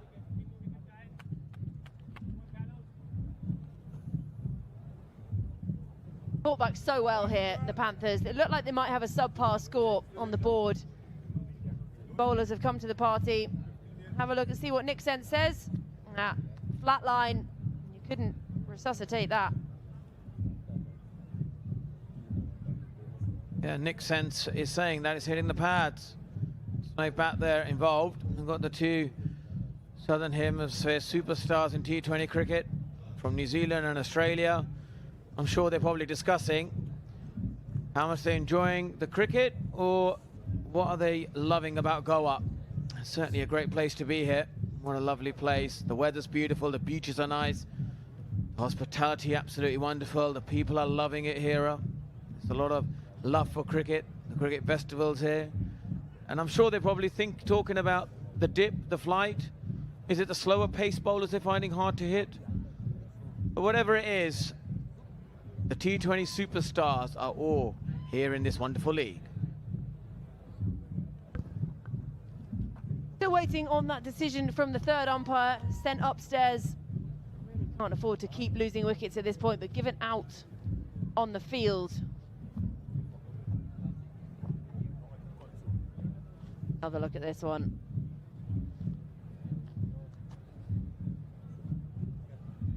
Oh, wickets missing. Hello, hello, hello. Well, well, well.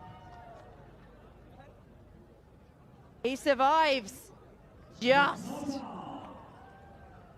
That was a really good review. It's just the way he played his shot and the way he's positioned with both feet in the air, playing completely across the line on a low bounce.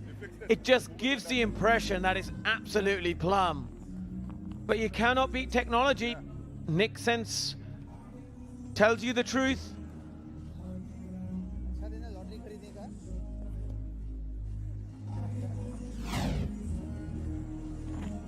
There was the confirmation that he does survive. So, 84 for 6, 2 to come in this over. This partnership could be key. They're looking to get back to winning ways, the Tycoons. Oh, he's fallen over.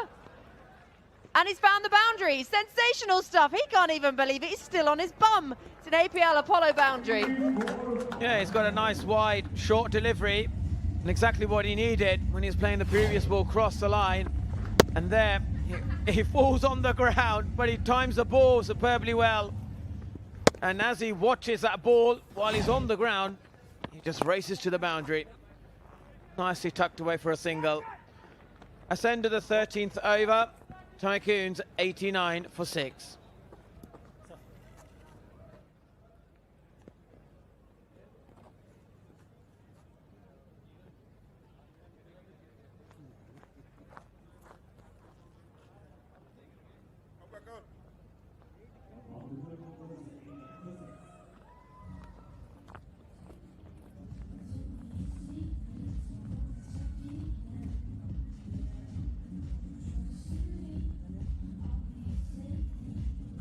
Little bit of a scare in that previous over. Now 89 for 6 on the board. The strategic timeout is available when the Tycoons wish to take it.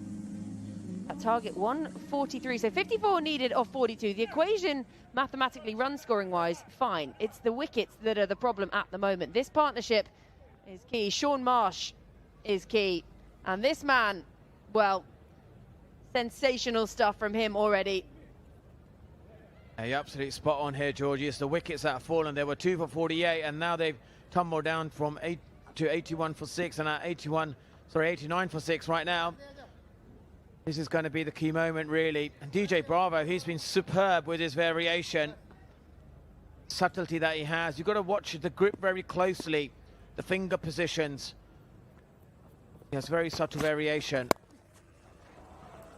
Beautiful placement, wonderful shot, waits on it, finds the gap, and it's an APL Apollo boundary. Well, this is beautiful timing, and he obviously likes a cut shot really well. Did it with a spinner, and now he's doing it against the fast bowlers as well. And if you look at it, he just opens those wrists up, and it's excellent timing. Just pierces the gap.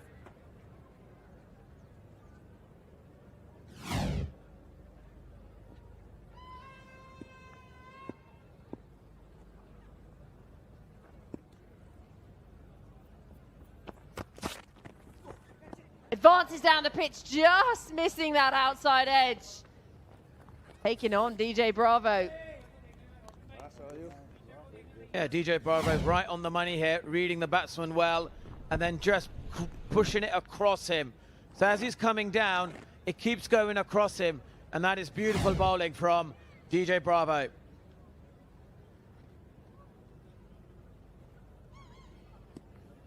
And I feel the way they play against his bowling is going to be absolutely key. They want to shift the momentum towards Tycoons. It's good running as well. They've got to be decisive.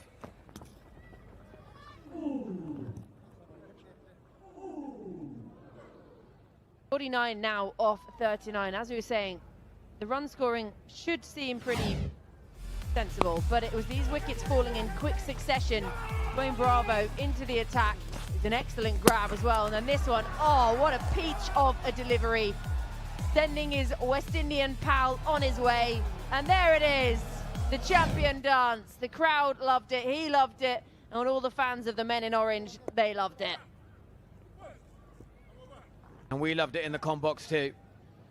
And you can see why he's been a fantastic T20 cricketer. He's got everything there. He deceives the batsmen, which they can't read his variation. He's got a good stock delivery, and he can adjust to how the batters are moving around the crease as well. Always changing the field, and here they've obviously trying to bring one man across on the offside, trying to get him to play towards the leg. I reckon this ball's going to go across him, the way this field is set.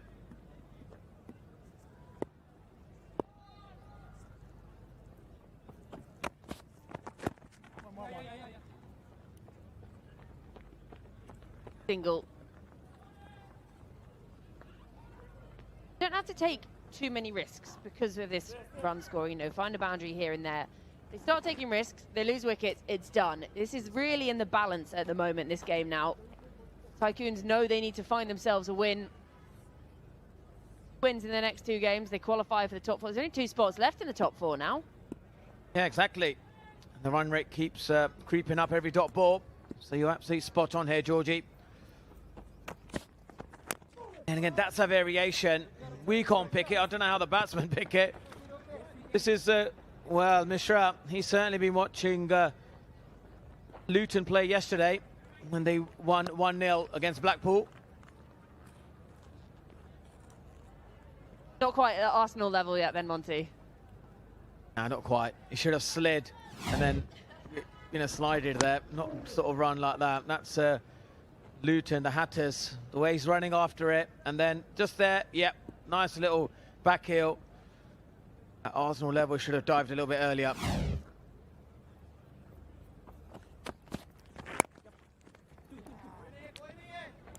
Should just be a single, but they're looking at who it is chasing it, and they're going to come back for a second. 2 off the final ball of the over, 10 from it. 14 gone, 99 for 6.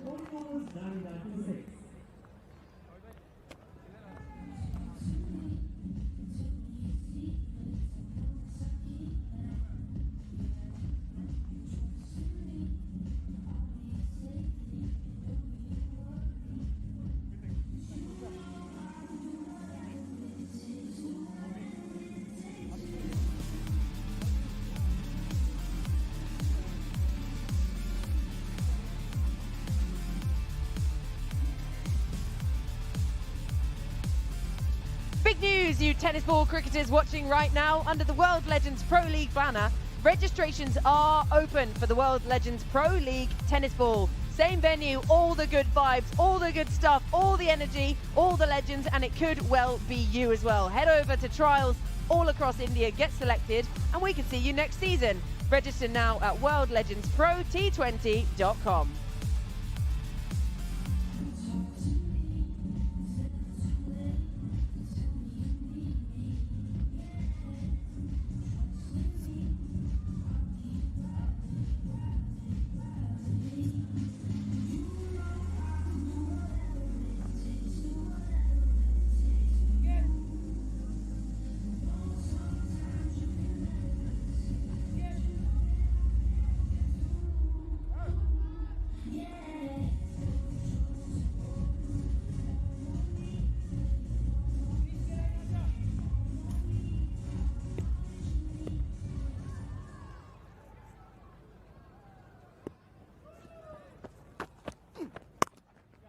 Kieron Pollard for the first time today, and he's welcomed with a Sean Marsh well played late cut. An APL Apollo boundary. Oh, this is beautifully played, and you can see the touch timing that Sean Marsh has. Just a bit of width there, and just lets those wrists open up. Times it superbly well.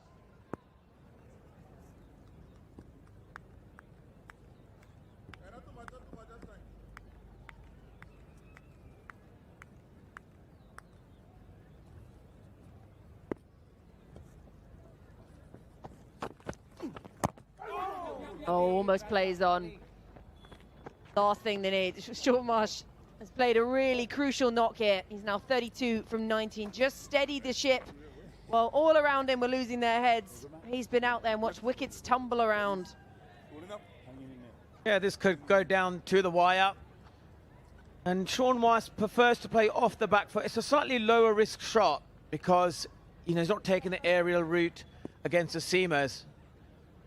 And you can see why he wants to do that. And someone like Kieron Pollard, he'll probably play the cat and mouse game here. He'll use his variation, try and get the batter possibly on the front foot. It's interesting how he wants to. He'd rather take the low risk option at the moment. Rotating the strike nicely, these two. Building that partnership, 24 from 17 now. Sean Marsh, he's crucial here, 32 from the 19 that he's faced. Looked in good touch at times as well throughout this tournament. Yeah, the game is evenly balanced. To win 38 of 33. The key man for that is going to be Sean Marsh.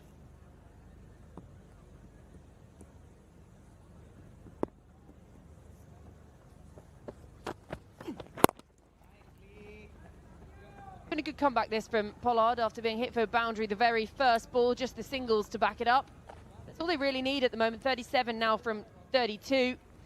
So low risk cricket. Yes, you can think about net run rates and all those kind of things in tournament, but the key thing is to bag the points from the win, and that's what they need. Yeah, they need Sean Marsh there till the end, to be honest. If they've got any chance of winning this. And a 37 runs from 32 is probably quite an easy task, but the 6 wickets are already gone down. This is the key man here, the left-hander Australian.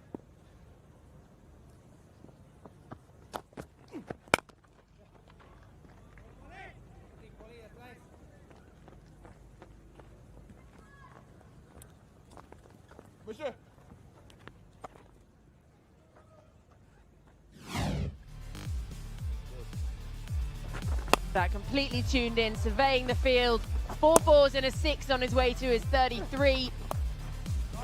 He's looked in fine touch. Vintage from the left-hander. It always looks better when you're left-handed. I think it's like a cheat code. Yeah, left-handers always look better in any form of the sport. A left-arm spinner or a batter. They look so much better, don't they? Well, end of the 15th over. Tycoons 108 for 6.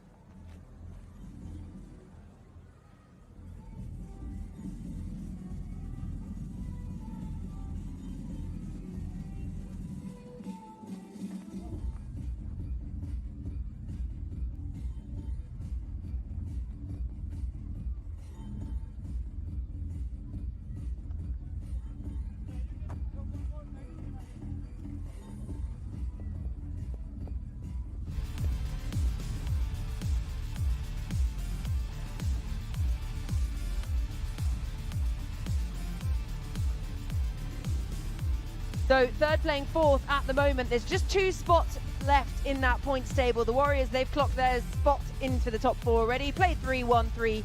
Bob's your uncle, easy as you like. The Rajasthan Lions, 3 wins for them from the 4 that they've played, so they're happily into the top 4 as well. 2 spots still up for grabs.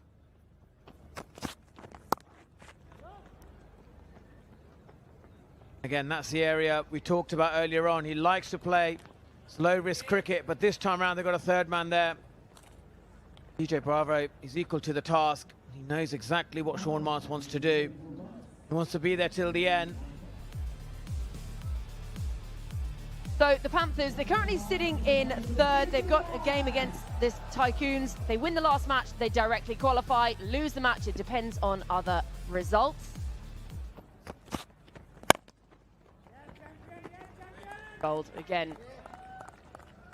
Whereas their oppo,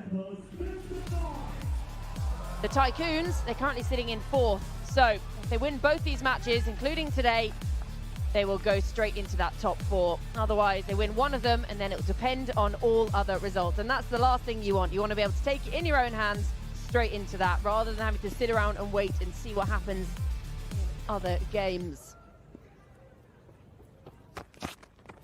Advances at DJ Bravo.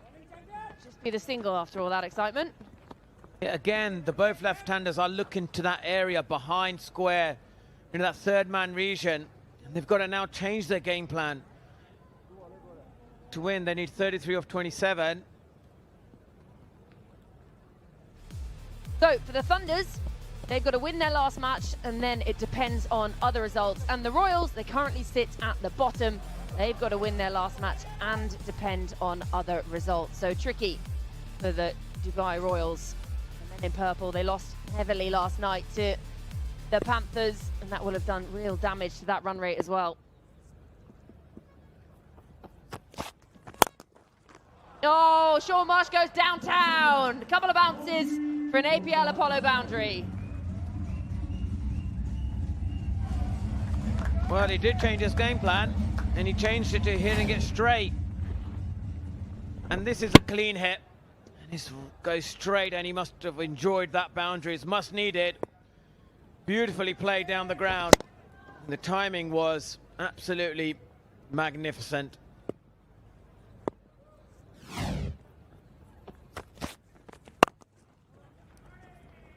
Extra width this time, backs up the boundary with a single.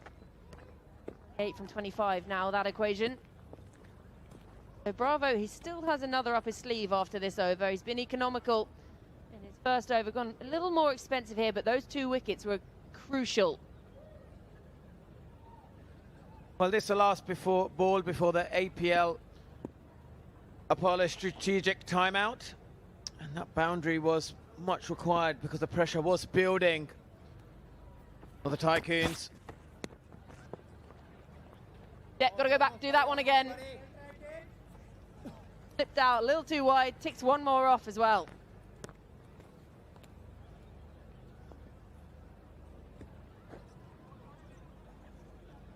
He's got to bowl that ball again. This could be a big ball coming up. He's already gone for a boundary. Already gone for 8 runs from this over.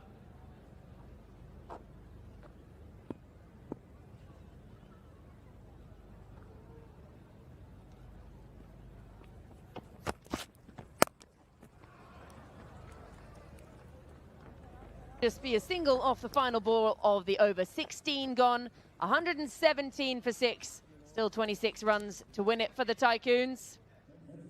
Got 4 overs in hand, and before that we're going to have an APL Apollo strategic timeout.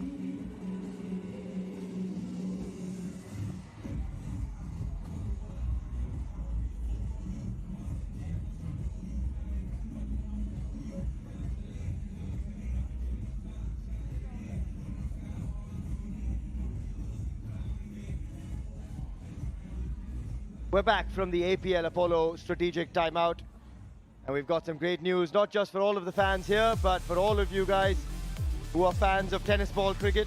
You can now dream big, and you've got a golden opportunity coming to you across the country to play alongside your favorite legends. Trials begin from Feb this year, and we go across 20 cities to find the next set of names part of the Professional Tennis Ball League that will play alongside your favorite legends. Same venue, same league experience, and registrations are now open at worldlegendsprot20.com. Back live, and there's a game on here. Required rate, just over a run a ball. And Amit Mishra has this final over to come. He's bowled beautifully. I've got Parvez Maroof alongside myself, Suhail Chandok here. And this partnership has been excellent, Rufi, for the Tycoons, within touching distance now. Sean Marsh especially showed a lot of class here. 37 of 28, the partnership. 2 left-handers.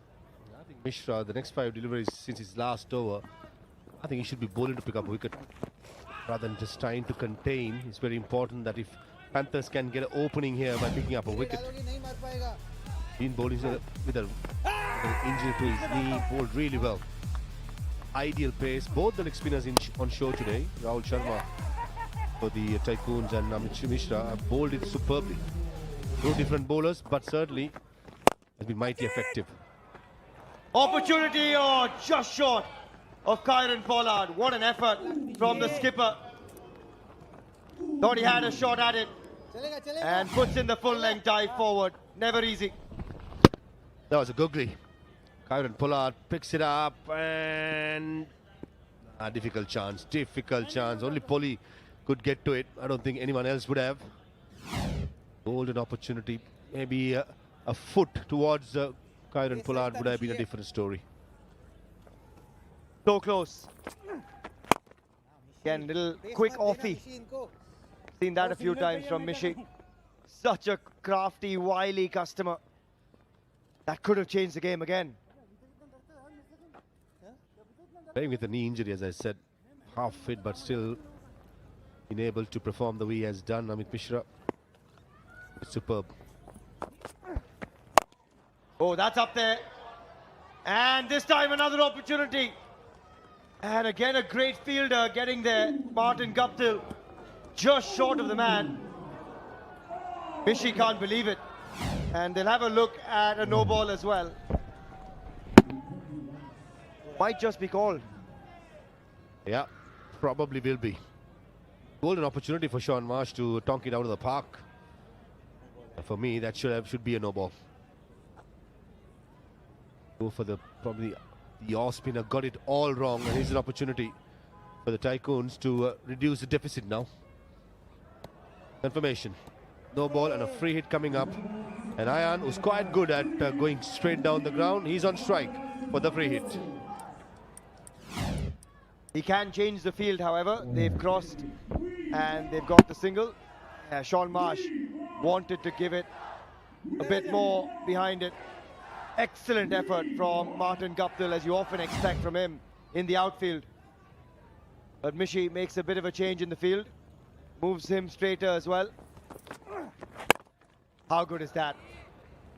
That's the experience of Amit Mishra. Darts in a quick offie. And keeps the free hit to just one. Seam up delivery right on the money. And wanted to get underneath it and thump it over straight down the track. All long on, but he just couldn't get the bat down. Catch it! Catch it! That's up in the air. Another chance. That time taken. Third time lucky for Amit Mishra. One falling short of Polly. One short of Martin Guptill. And third time into the safe hands of Shinwari. The danger man goes. We've seen everything in this over. Full tossers, half trackers, yorkers. Couple of good deliveries on good length. And this occasion, Sean Marsh, at any other day he could have easily smashed it over for a maximum, but not this occasion, as Amit Mishra strikes in his last delivery of his spell. Marsh gone for 42, it's 123 for 7.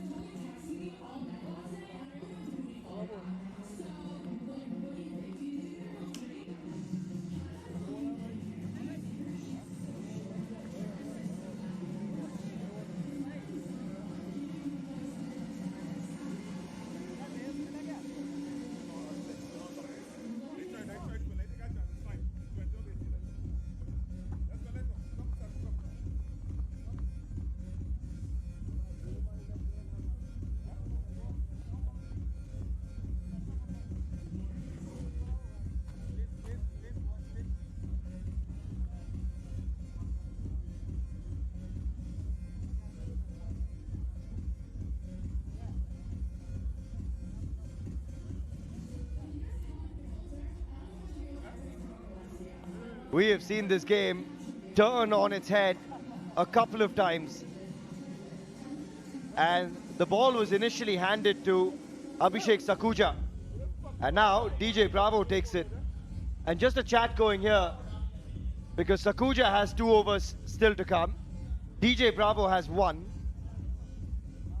And if he bowls the 18th here, they've got 1 to come somewhere else. Ankit Rajput maybe. Polly, maybe. He went for 9. because surely one of them could be bowled by Sakuja. He's been excellent. I like this move by Polly, bringing back DJ Bravo to finish off his innings. And ideally, for the Panthers' sake, I think if DJ Bravo can dismiss one more wicket, that'll be the game's slanting towards the Panthers. Yeah, left arm spinner, but since the left hander is well in iron, that's the reason why I think KP is not comfortable to let Sakuja bowl. It's polite inquiry, but I think the umpire got his spot on there. Marginal call, but the right call was made.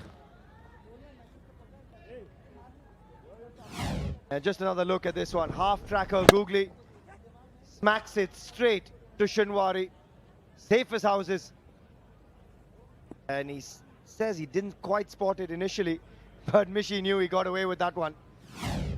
You get wickets from bad deliveries. The good ones fall just short. You'll take it. 19 needed from 18. 3 wickets to come.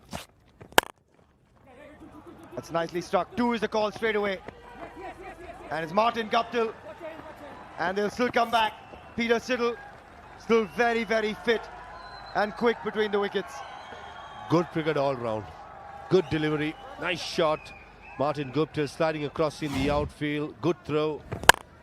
And the 2 batters running the first one. That's also good to see. Excellent bit of fielding in that last delivery.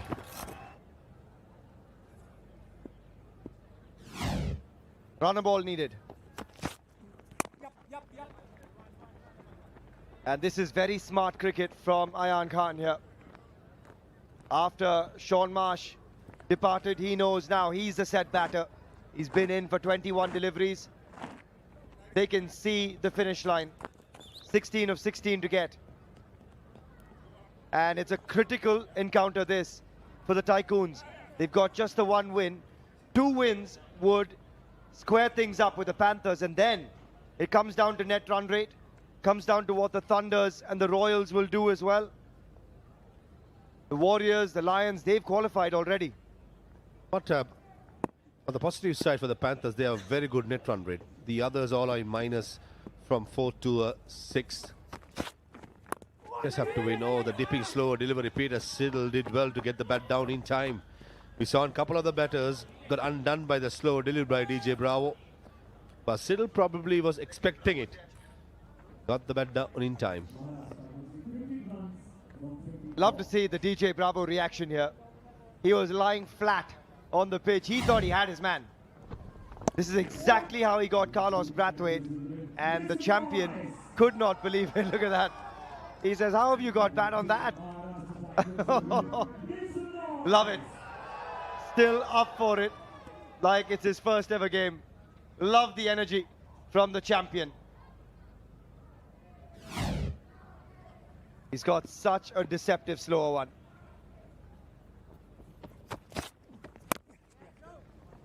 Again, Ayan, very smart. There's a man at deep point, and he just keeps peppering him and picking up singles. Cool, calm and composed at the moment, Ayan. And Peter Siddle, decent man to have at the other end. He's been around a long time. Yes, may not be the most handy with the bat, but if he can get those 12 that he's had previously, that should be enough to see them over the line.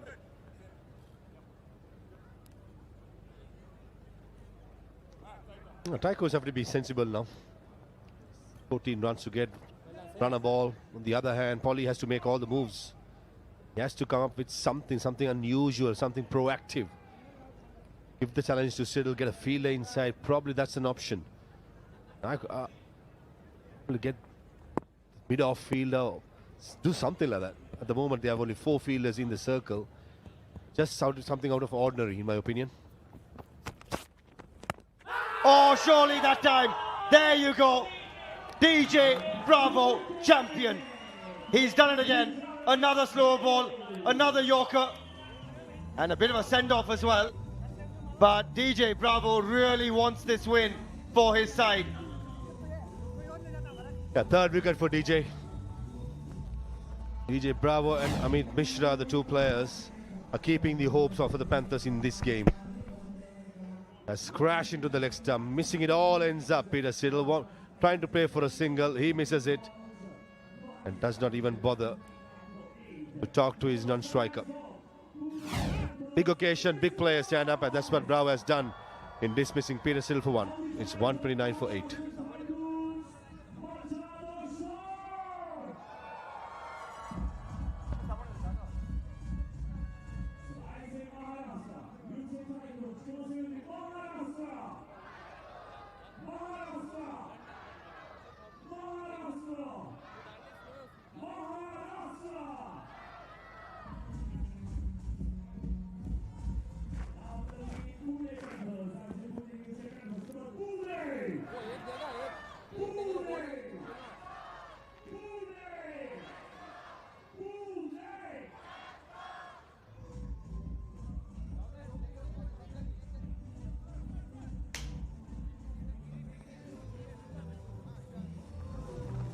$129 for 8. Rahul Sharma comes in, and DJ Bravo is turning the game again towards the Panthers with just over a runner ball needed. Oh, he's got him again. Surely he's off and running already. DJ Bravo 2 from 2. DJ Bravo doing it for the Panthers. And DJ Bravo is loving life in Goa. He's giving the fans a champion performance. Make it 4 out of 4. The slower deliveries has been so deceptive. The opposition batters having trouble to pick it up. This occasion, the culprit is Rahul Sharma. Sometimes the batters know what's coming, but he's just not sure how to play it. He's dipping at the last moment. Excellent. The trademark celebrations. Every game he plays his heart out, and he's been rewarded with 4 wickets. And with this wicket, just 1 wicket away for the Panthers to win their 3rd game. Rahul Sharma gone without scoring. 129 for 9.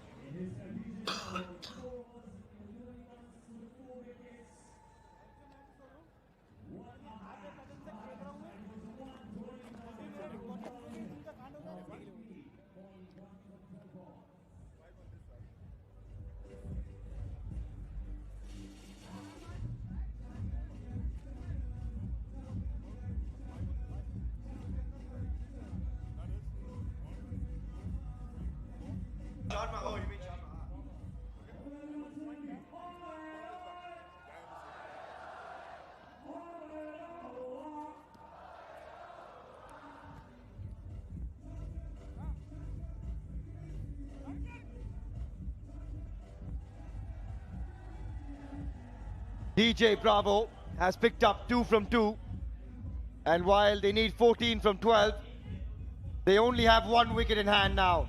That man has brought them back into the game, and how? Twice he's done it. The double wicket over, and what a time to do it. Kieron Pollard having a blast out there as well. DJ Bravo has put on a show right here at the 1919 Sports Cricket Stadium in Goa. And this man didn't think he'd need to bat. Dale Steyn, an absolute legend of the sport. He comes in, a best of 27. He doesn't even need that many. This man holds the key now. Ayan Khan, 14 from 12. Sakuja, the left arm spinner to Ayan Khan. This be the over. Make it or break it. Is Ayan Khan brave enough to maximize the over? Not your typical left arm spinner. He'll go on with the arm. Here we go. The intensity in the stadium is palpable. Right here at the World Legends Pro T20 League. 14 from 12. Oh, he's almost gone through there. Doesn't miss by much, and he has been fabulous with the ball in hand, Sakuja. Accuracy, exceptional.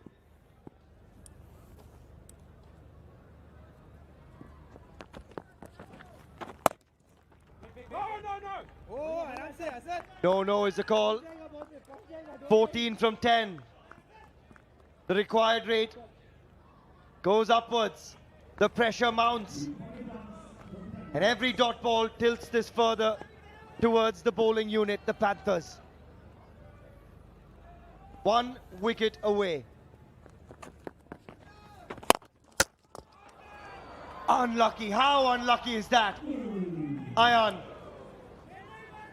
He's batted really well.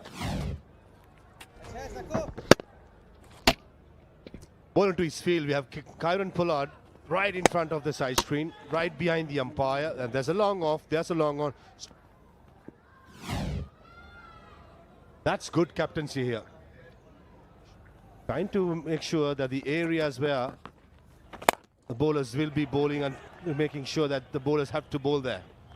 That's Pollard for you. Just slanting towards long on, but there are 3 fielders. Usually we'll see only 2. 13 from 8. And suddenly now it's advantage the Panthers. Last 30 balls, 3 wickets, 35 runs. DJ Bravo getting the double strike. And now all the pressure in the world on Dale Steyn with the bat in hand. What a game. What a game this is. Watch out for the arm delivery, Delo. It is going to be targeting your front pad. We've seen him do it already, Sakuja.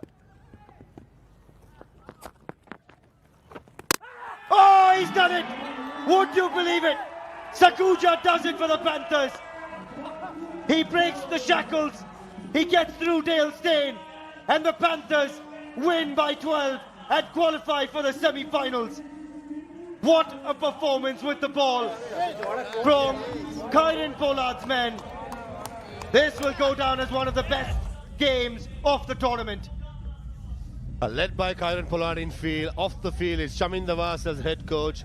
Certainly, I did mention 3 days ago that the Panthers are peaking at the right time. Certainly as the side, certainly as the personnel, and certainly as the hunger to go all through the World Legends Pro T20, led by Kieron Pollard. Love the way he rotated his bowlers. And DJ Bravo making sure that he gets the job done with 4 wickets. He's going to be my man of the match, that's for sure. And Dale Steyn, fair thought for him, knew what was coming, but just did not cover his stumps. And Sakuja finishes off as Pune Panthers win it by 12 runs. It's the first time in the tournament that anything under 170 has been defended. They've defended 143. How good is that from the Pune Panthers? That is an exceptional game of cricket, and that man deserves a lot of credit, DJ Bravo. He wanted it, and those slower deliveries floated out of his hand so beautifully. What a performance from the men in orange. You got to feel for Carlos Brathwaite, Sir Alistair Cook, and the rest of that army, because that could spell the end of their campaign. Yeah, certainly does. At the halfway mark, I thought the Tycoons would have been the favourites to win the game, especially after the start Alistair Cook gave to the side. But full marks to the Panthers, who never gave up. In the field, they put their body in line. Magnificent fielding, good captaincy when it comes to rotating the bowlers by Kieron Pollard. Has made sure that the Panthers finish the round robin with a high note, winning their 3rd game. 4 for 30 for DJ Bravo, 3 for 20 for Amit Mishra, and here's how it all ended. Rattles the timber, the arm ball, as we called it, misses it completely and rattles into those stumps. That's the exact sound that these guys wanted to hear. Charging onto the field, the Panthers. Sakuja getting the job done. He's on his way. We've seen that celebration before, and no doubt we'll see it again. And smiles on the face of Robin Uthappa and Dale Steyn as well. But this man, DJ Bravo, heroics from him to pull the game back in their favour. 4 wickets out of nowhere. The double strike twice over. And he turned the game twice in favour of the Pune Panthers. The coach Shamin Nawaz is having a chat with the opposition side, Cookie and Siddle. he'll be a happy man.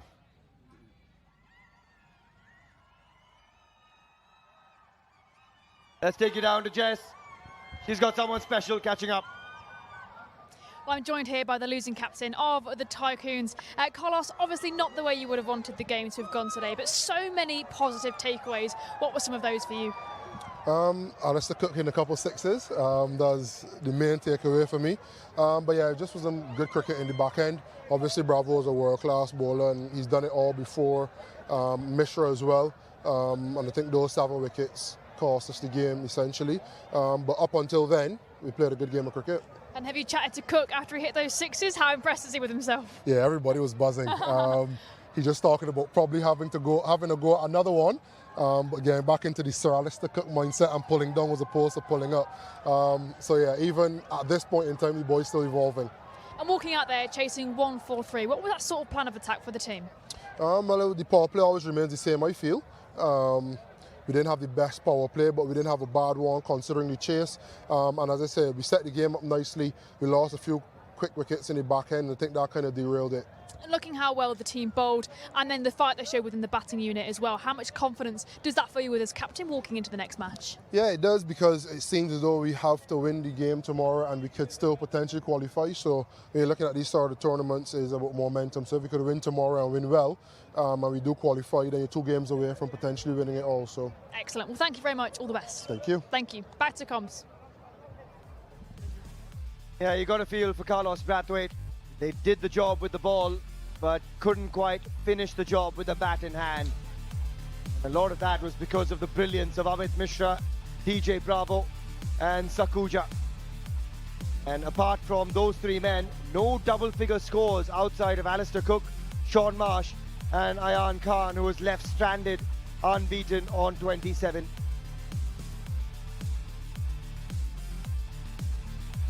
The 7 bowlers used.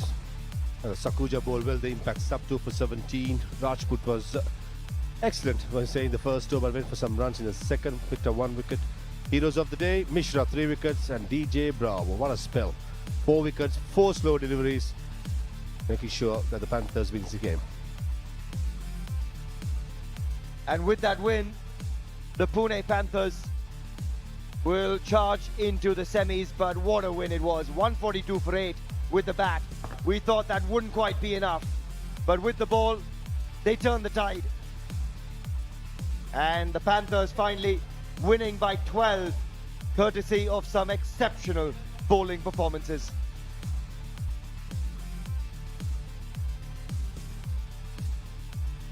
As a result, there's a Q next to the Panthers' name as well. They become the 3rd team to qualify for the semi-finals. 3 wins from 5, good net run rate, and they're peaking at the right time. We'll take a short breather and come right back for the post-match presentation and a whole lot more.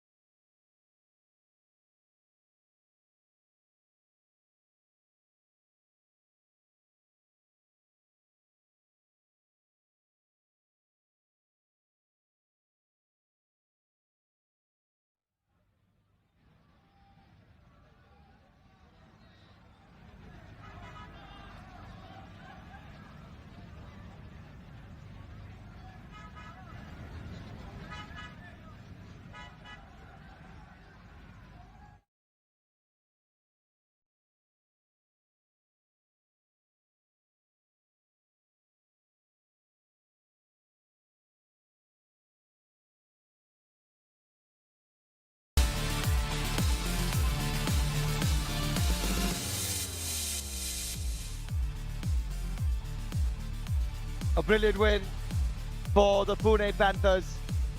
A low-scoring encounter. It's the first time we've seen anything less than 170 be defended. An outstanding encounter with the ball for the Pune Panthers. Let's give you a good look back at everything that unraveled in that chase. Alistair Cook was the record-in-chief, would you believe it? We saw sixes galore from Sir Alistair Cook. He was striking it better than this man did, unfortunately, for the Tycoons. Chris Gale departing early. And then the brilliance of Amit Mishra came to the party. Takuja continued with the ball, all the good work, getting rid of Stuart Binney with that arm ball. That's where the damage continued, one after another. Next to go, Sir Alistair Cook with that googly from Mishi. And then the Sean Marsh show began.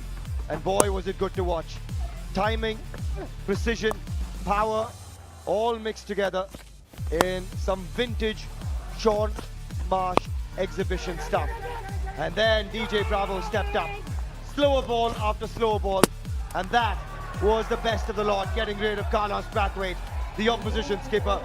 He loved it. The crowd loved it. And we love a good jig from him as well. Ayan Khan, meanwhile, came back in and joined Sean Marsh. And at that stage, the Maharashtra Tycoons looked like they were well on their way. Until this moment, Sean Marsh straight to the hands of Shinwari at long off. And then the slow ball show continued. 1, 2, and he was off and running again. And finally, Dale Steyn with close to a runner ball needed was the last to go. Timber everywhere from Sakuja. And the Pune Panthers with that qualify for the semis. Time for the post-match presentation. Take it away, Jess. Hello, good evening and welcome to the post-match presentation ceremony of match number 12 between the Pune Panthers and the Maharashtra Tycoons of the first season of the World Legends Pro T20 League at the 1919 Sports Cricket Stadium. Firstly, we'd like to thank all of our partners and sponsors, our presenting partner Goa Tourism, official partners APL Apollo, Pantheon Developers, Viacation, Duminis, Camper Energy, Kingfisher, Radio Merchie and Indigo Music. Our broadcasting and streaming partners DD Sports, Sony Live, Banco, Waves and YouTube. Now we'd also like to thank Goa Police and Goa State Fire and Emergency Services for their assistance in hosting these matches here at the 1919 Sports Cricket Stadium. Now for the presentation party, first up we have with us today Mr. Amaresh Naik, former Treasurer Goa Cricket Association, and Sri Krishna Salkar, MLA Vasco and Chairman, South Goa Planning and Development Authority. Now for the all-important Legend of the Match award, this of course goes to DJ Bravo for 4 for 30, and the match check of 1 lakh is presented by Sri Krishna Salkar and a trophy from Mr. Amaresh Naik.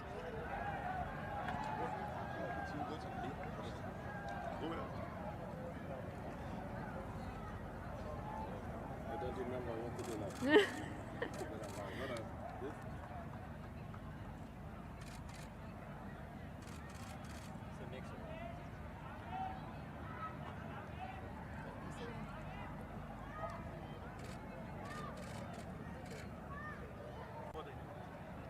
Just again. Now, Bravo, we do the interview part now.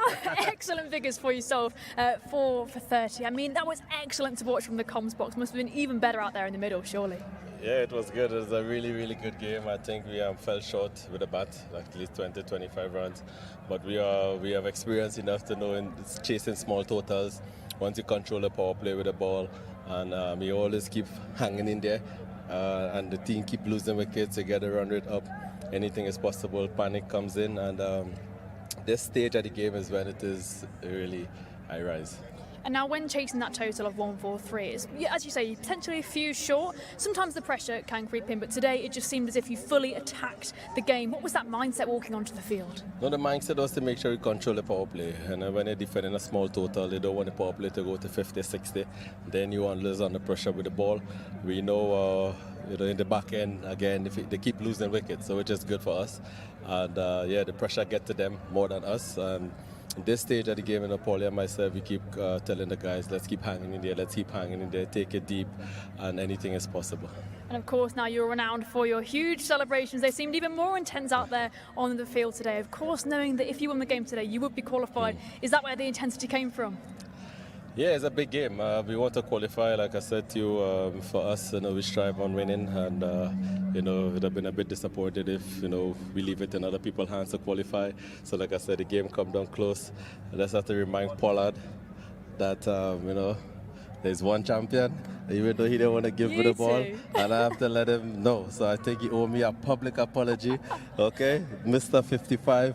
But like I said, we just wanted to do that for the fans. And again, I'm happy that we win. We look forward to the rest tomorrow because we need it, and playoff time. Excellent. Well, great work again. All the best for the playoffs. Thank you very much. Thank you very much. And now for the winning captain, it's Mr. Kieron Pollard. They're still at it. They're still going at it. Never stops. Polly, what a performance from the team there. You must be overjoyed with the performance. Yeah, of course, happy for the guys. Winning makes everything, a lot different. The way that they defended, tonight, this evening, I think was fantastic. We didn't put enough runs on the board. And let's talk more about defending that score then, as you say. What the team walking onto the field defending 1-4-3. What was going through your head as captain, and what were you trying to instill in your players? I told them from the start, I said, the most important thing for us, you watch at the table. If we're going to lose this game, we need to take it all the way down. So my thing was just stay in the game. Let's stay in the game. The wicket has enough variation in it for us. Stay wicket to wicket, and let's see what happens. And I thought the way that we started with the off spinner, he gave us that sort of momentum. At the start that they didn't get off to a fly, and then we were just there and thereabouts. Even in the last 4 overs, 26 and 24 balls, just stick with it. And in the end, we crept over the line. And look, there were so many positive takeaways and stand-up performances today. Of course, Bravo's 4 wickets being one of them. What were those other stand-up performances for you? I thought the way Martin batted, again, following on from last night, 100, getting 60 odd. And then left-arm spinner, the way that, he bowled, as well. I thought that was outstanding performance by him. The off spinner, as I mentioned. But, all in all, a total team effort. And any champion come in and get all the back-end wickets that he's celebrating there. Excellent. Well, great work again. All the best for the next game. Thank you. Thank you very much.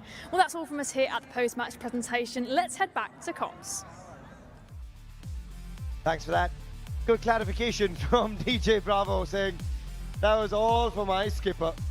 And we love the celebrations, we love the intensity. He wanted it. And the reason he wanted it is because now they have a Q to their name. The Pune Panthers have qualified, and there's work to be done for the Tycoons, the Thunders and the Royals. We're not done just yet. This is what's coming our way in match number 13. The Delhi Warriors, table toppers, up against the Gurugram Thunders. Unbeaten, the Delhi Warriors up against a side that needs the wins. Up next at 7 p.m. We'll join you right there.